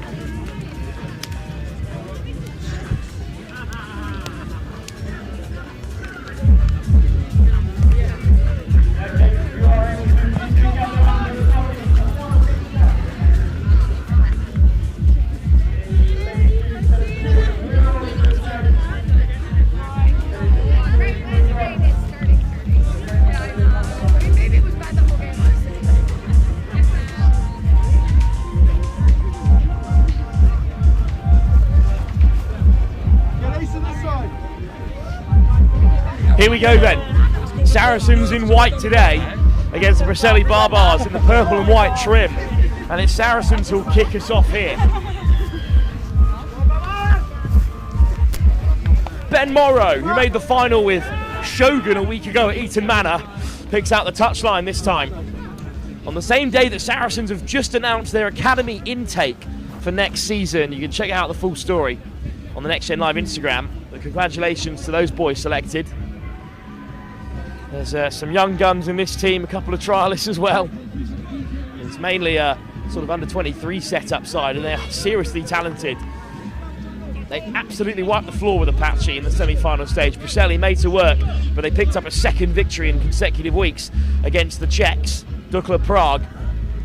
It's an early kick through, and it's a little bit wayward from Jordan Coxley, the captain, but Preseli very comfortable here in defence. What have Saracens got in the locker? Lovely ball over the top and then brushing off the tackles. It's a brilliant run, but the ball is loose and it's a knock on. Great carry by Sione Veanuku, the Tongan international 7-star. That's the calibre we're talking at here. Pretty much every player has got England representation of some form along the setup here at Saracens. Likes of Teo Adebgenyu is an England student as well.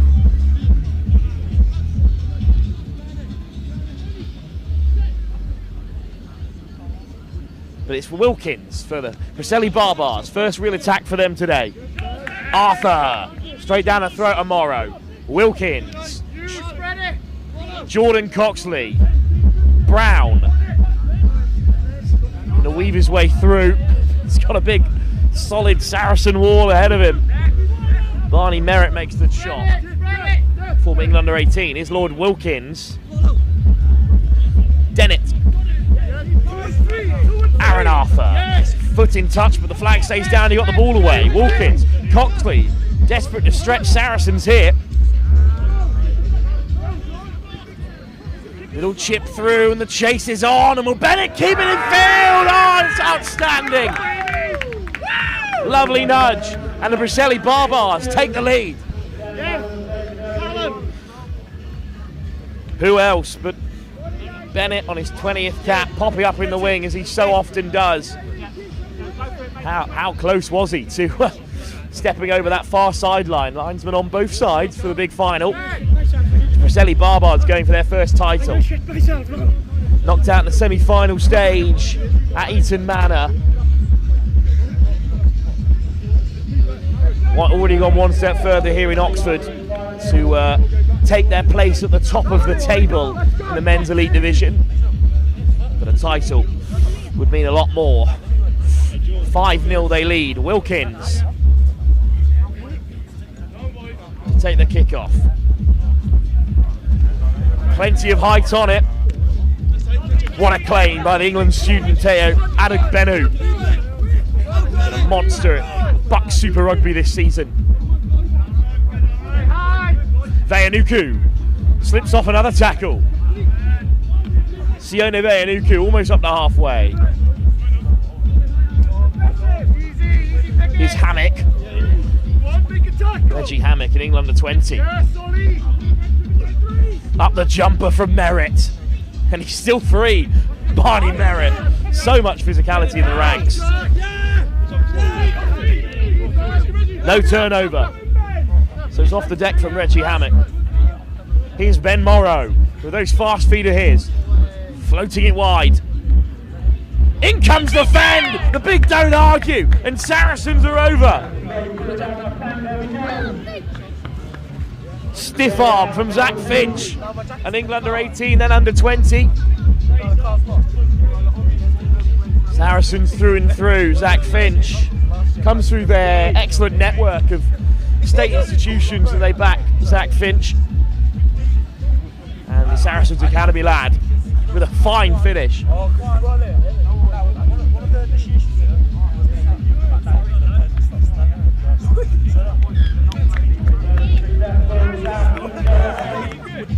Great nudge as well for Saracens. Ben Morrow to take the kick-off. Saracens back into the game. Hung up by Morrow. Brown underneath it. It's slapped forward. So it's just a knock-on.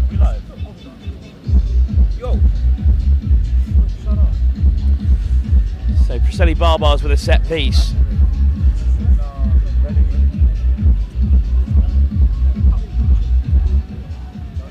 Off the meaty palm of Totoa Alva, Samoan under 20 international. A little bit of an early shove from Saris, but Wilkins down the short side. Wilkins looking to get away from Asa Stewart Harris. Oh, it's a lovely offload for Brown. Brown, does he have the legs? Morrow with a huge shot on the 22. Still Preseli play. Damn it. Oh, it's been spilt. And Reggie Hammock puts boot to ball. Chase is on, but the chase will be won by Lloyd Dermott. And then Bennett, and it's Hammock who has it, who offloads for Asa Stewart Harris, and the scrum half scores. What a mess. But Asa Stewart Harris is the scorer, was in the same under-18 academy side as Zach Finch. And two homegrown Saracens products, the Pride of London, have taken Saracens ahead. 14 points on the board.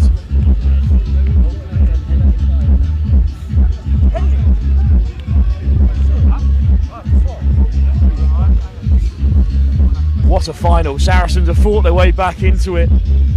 Ben Morrow. Another contestable kick. Another Saracens hand to it, and this time it's gone backwards. But Preseli sweep it up. Ollie Brown. Down on the 10 metre. Wilkins wants quick ball. There's a man over for Preseli. Wilkins, cross field. Will it bounce for Bennett? Pulls the handbrake. It's another loose ball. And that's a tough call. Knock on it is. Frustration from Preseli.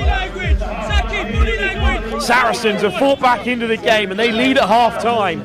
But this contest is not over. Not by a long shot. Saracens lead at the break. Preseli Barbars looking for their first title on the circuit this season. Final 7 minutes of the Oxford Sevens in the second leg of the Lit Super 7 series. It's just a moment away.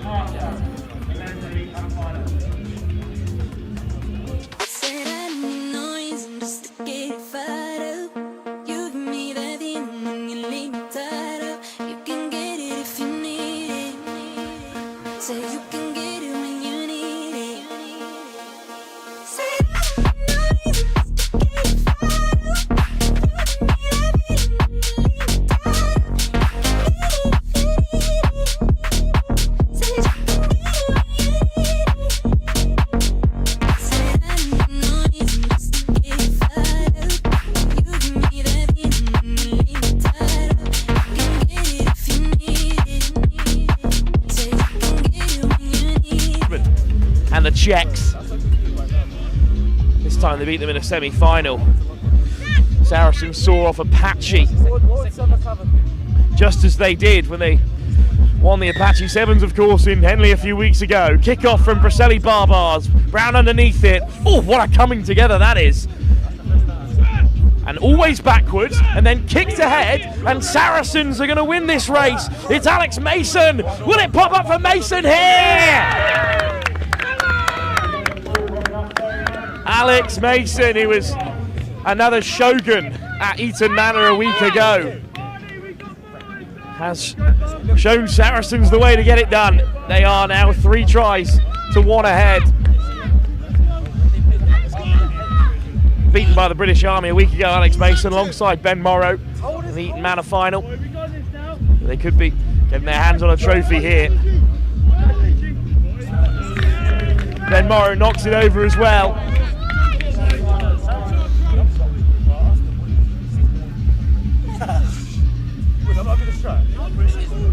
The Saracens have been unbeatable in the air so far today as well. Slapped back by Saracens again. Mason regathers.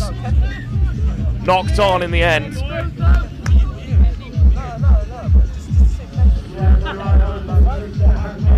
Toto Alvar and Barney Merritt, some combination on the kick chase.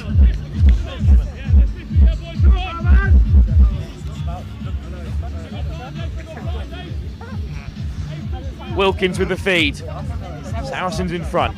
It is crucial that Preseli grab the next score. Wilkins. Hitch kick from Aaron Arthur. Such a physical figure. And Bennett will accelerate away. Bennett. Wilkins on the edge. Puts boot to ball. It's deflected off Saracens into touch. Well, the line out. Giving Saracens way. Much better view over on the far side, the referee. Well, a couple of changes here. Saracens look to get out of dodge. On comes Reggie Hammock again. Sione There, Nuku. Back amongst it. Preseli keep the same line out there. So much talent in the centres of Dermot and Bennett, with Coxley and company waiting in the wings. Oh, it's been knocked on. It was a short line out. It was a tough line out to take. And we'll come back for a scrum for Preseli Barbars, who have the support of the Czech team on the far side, despite knocking them out twice in consecutive weeks on the Lit Super 7 series. Line speed, all of you! Dukla Prague getting stuck in under the tent here at the Oxford Sevens. Get ready! In clean ball here, Wilkins with the feed. He might have a dart himself. He's got Bennett on the far side. Free kick for Preseli, not just yet. Get away with one there, Saracens.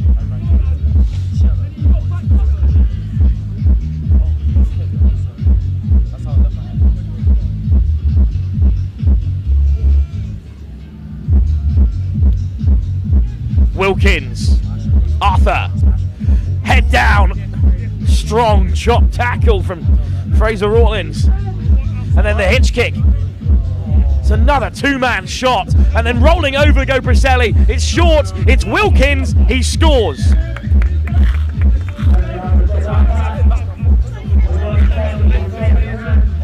(21-10). Maybe a game on here. They're going to need two more scores regardless if this goes over from Lloyd Wilkins.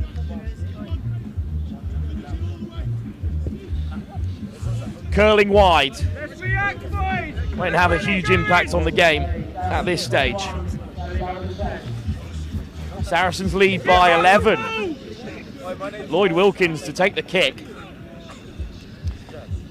Is there life in this final? The rain has ceased, the sun is threatening to crack through.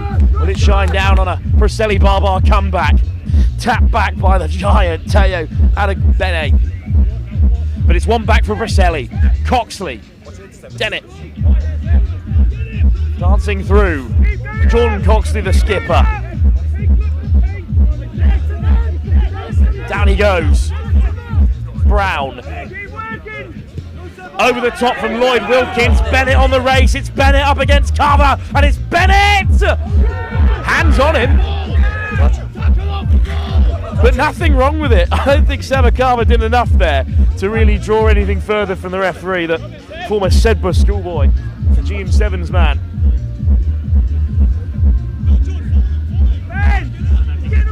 So it's a 22 dropout. Saracens in no rush,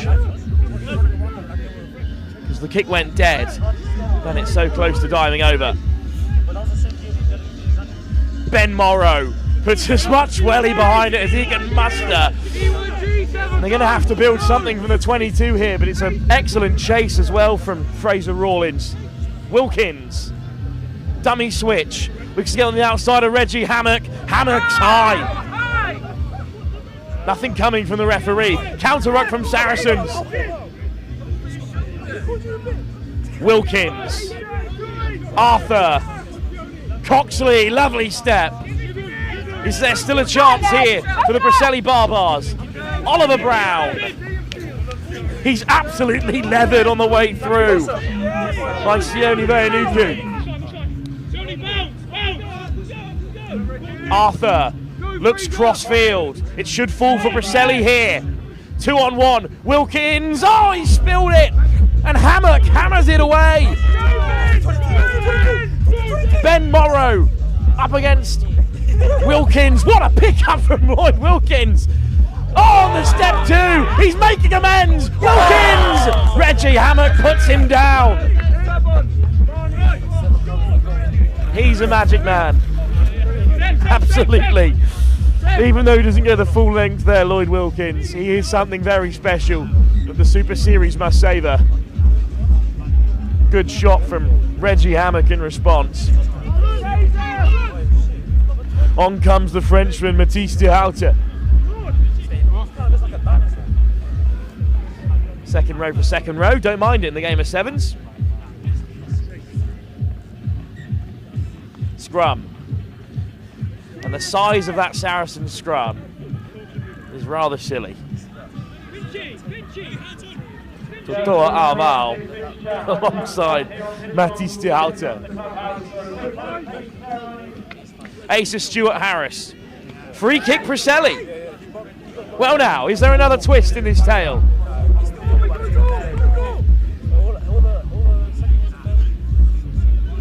Wilkins. What's he got left in the locker here? Brown on the switch. Lovely step. Dragged to deck by Barney Merritt. Slow ball for Preseli. Wilkins. Price. Dummy on the inside from Arthur. Needs an offload. Oh, Mattis de Houten has put in a thunderous shot. But he's going to see yellow. Well, it can't be a high tackle if you're 6'9". It's not really fair on the rather more diminutive Reece Price. But maybe this will spark something for Preseli. Price, Lloyd Wilkins, Coxley. Ooh, that is a high tackle. Well, how on earth is one of those tackles a yellow card and the other one fine? Offside. Wilkins will tap and Wilkins will score. The most bizarre period of play. Mattis de Houten sent off for a no-arms tackle on Reece Price. And Lloyd Wilkins with the quick tap. Is there time for Preseli? 21-17 and the game goes on. Saracens convinced that was game over. But the 6 men of Saracens will have a few moments left to defend their title. They're second on the circuit this season. On comes Fraser Rawlins. The call is that time's up, so they've got to win this kickoff back, or it counts for naught. Wilkins hangs it up.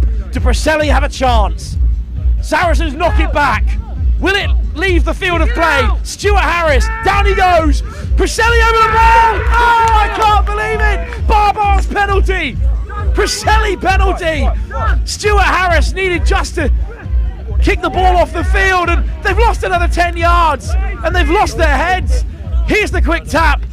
Saracens on the brink, 21-17. Reece Price, Lloyd Wilkins, steps on the inside of Morrow. Wilkins, can he beat another? Is this the moment for Preseli Barbars? The most dramatic of finals. All they need is the score. They've done it. Woo! Sam Bowen on debut scores the winner.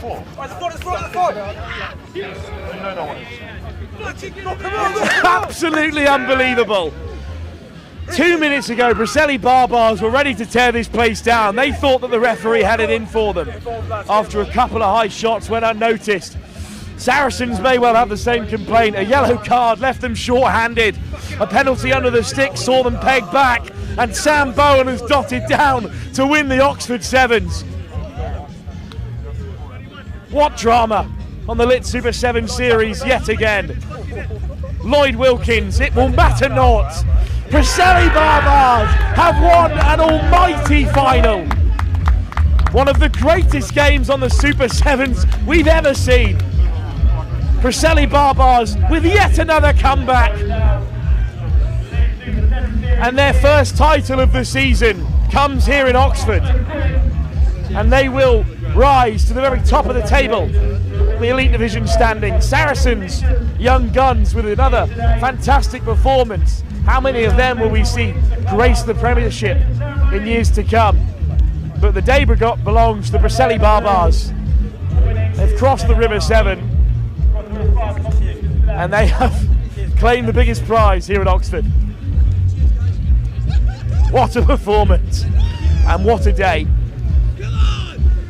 Preseli Barbars tipped as series favourites after finishing 4 points behind the British Army last season. Have beaten Saracens, the Premiership club.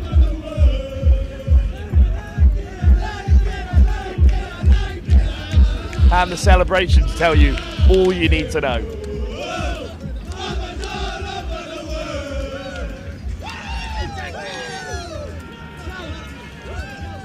Preseli Barbars are your champions. 22-21. What a game. Well, that will bring our coverage of the Oxford Sevens to a close. Thank you for joining us. Congratulations to all our winners. Shogun, who go level with Hammerheads at the top of the elite women's division. Preseli Barbars, who rise to top that table. We will be back, not next week where we're up at the Melrose Sevens in Scotland, but soon enough for another leg of the Lit Super Sevens series as we head to the Hertfordshire Sevens for the very first time. From myself, Wilfred Kemsley, from Warren Muggleton early on in the day, and from all the team at Next Gen Live, thank you for joining us here on the second leg of the Lit Super Sevens series. We'll be back very soon.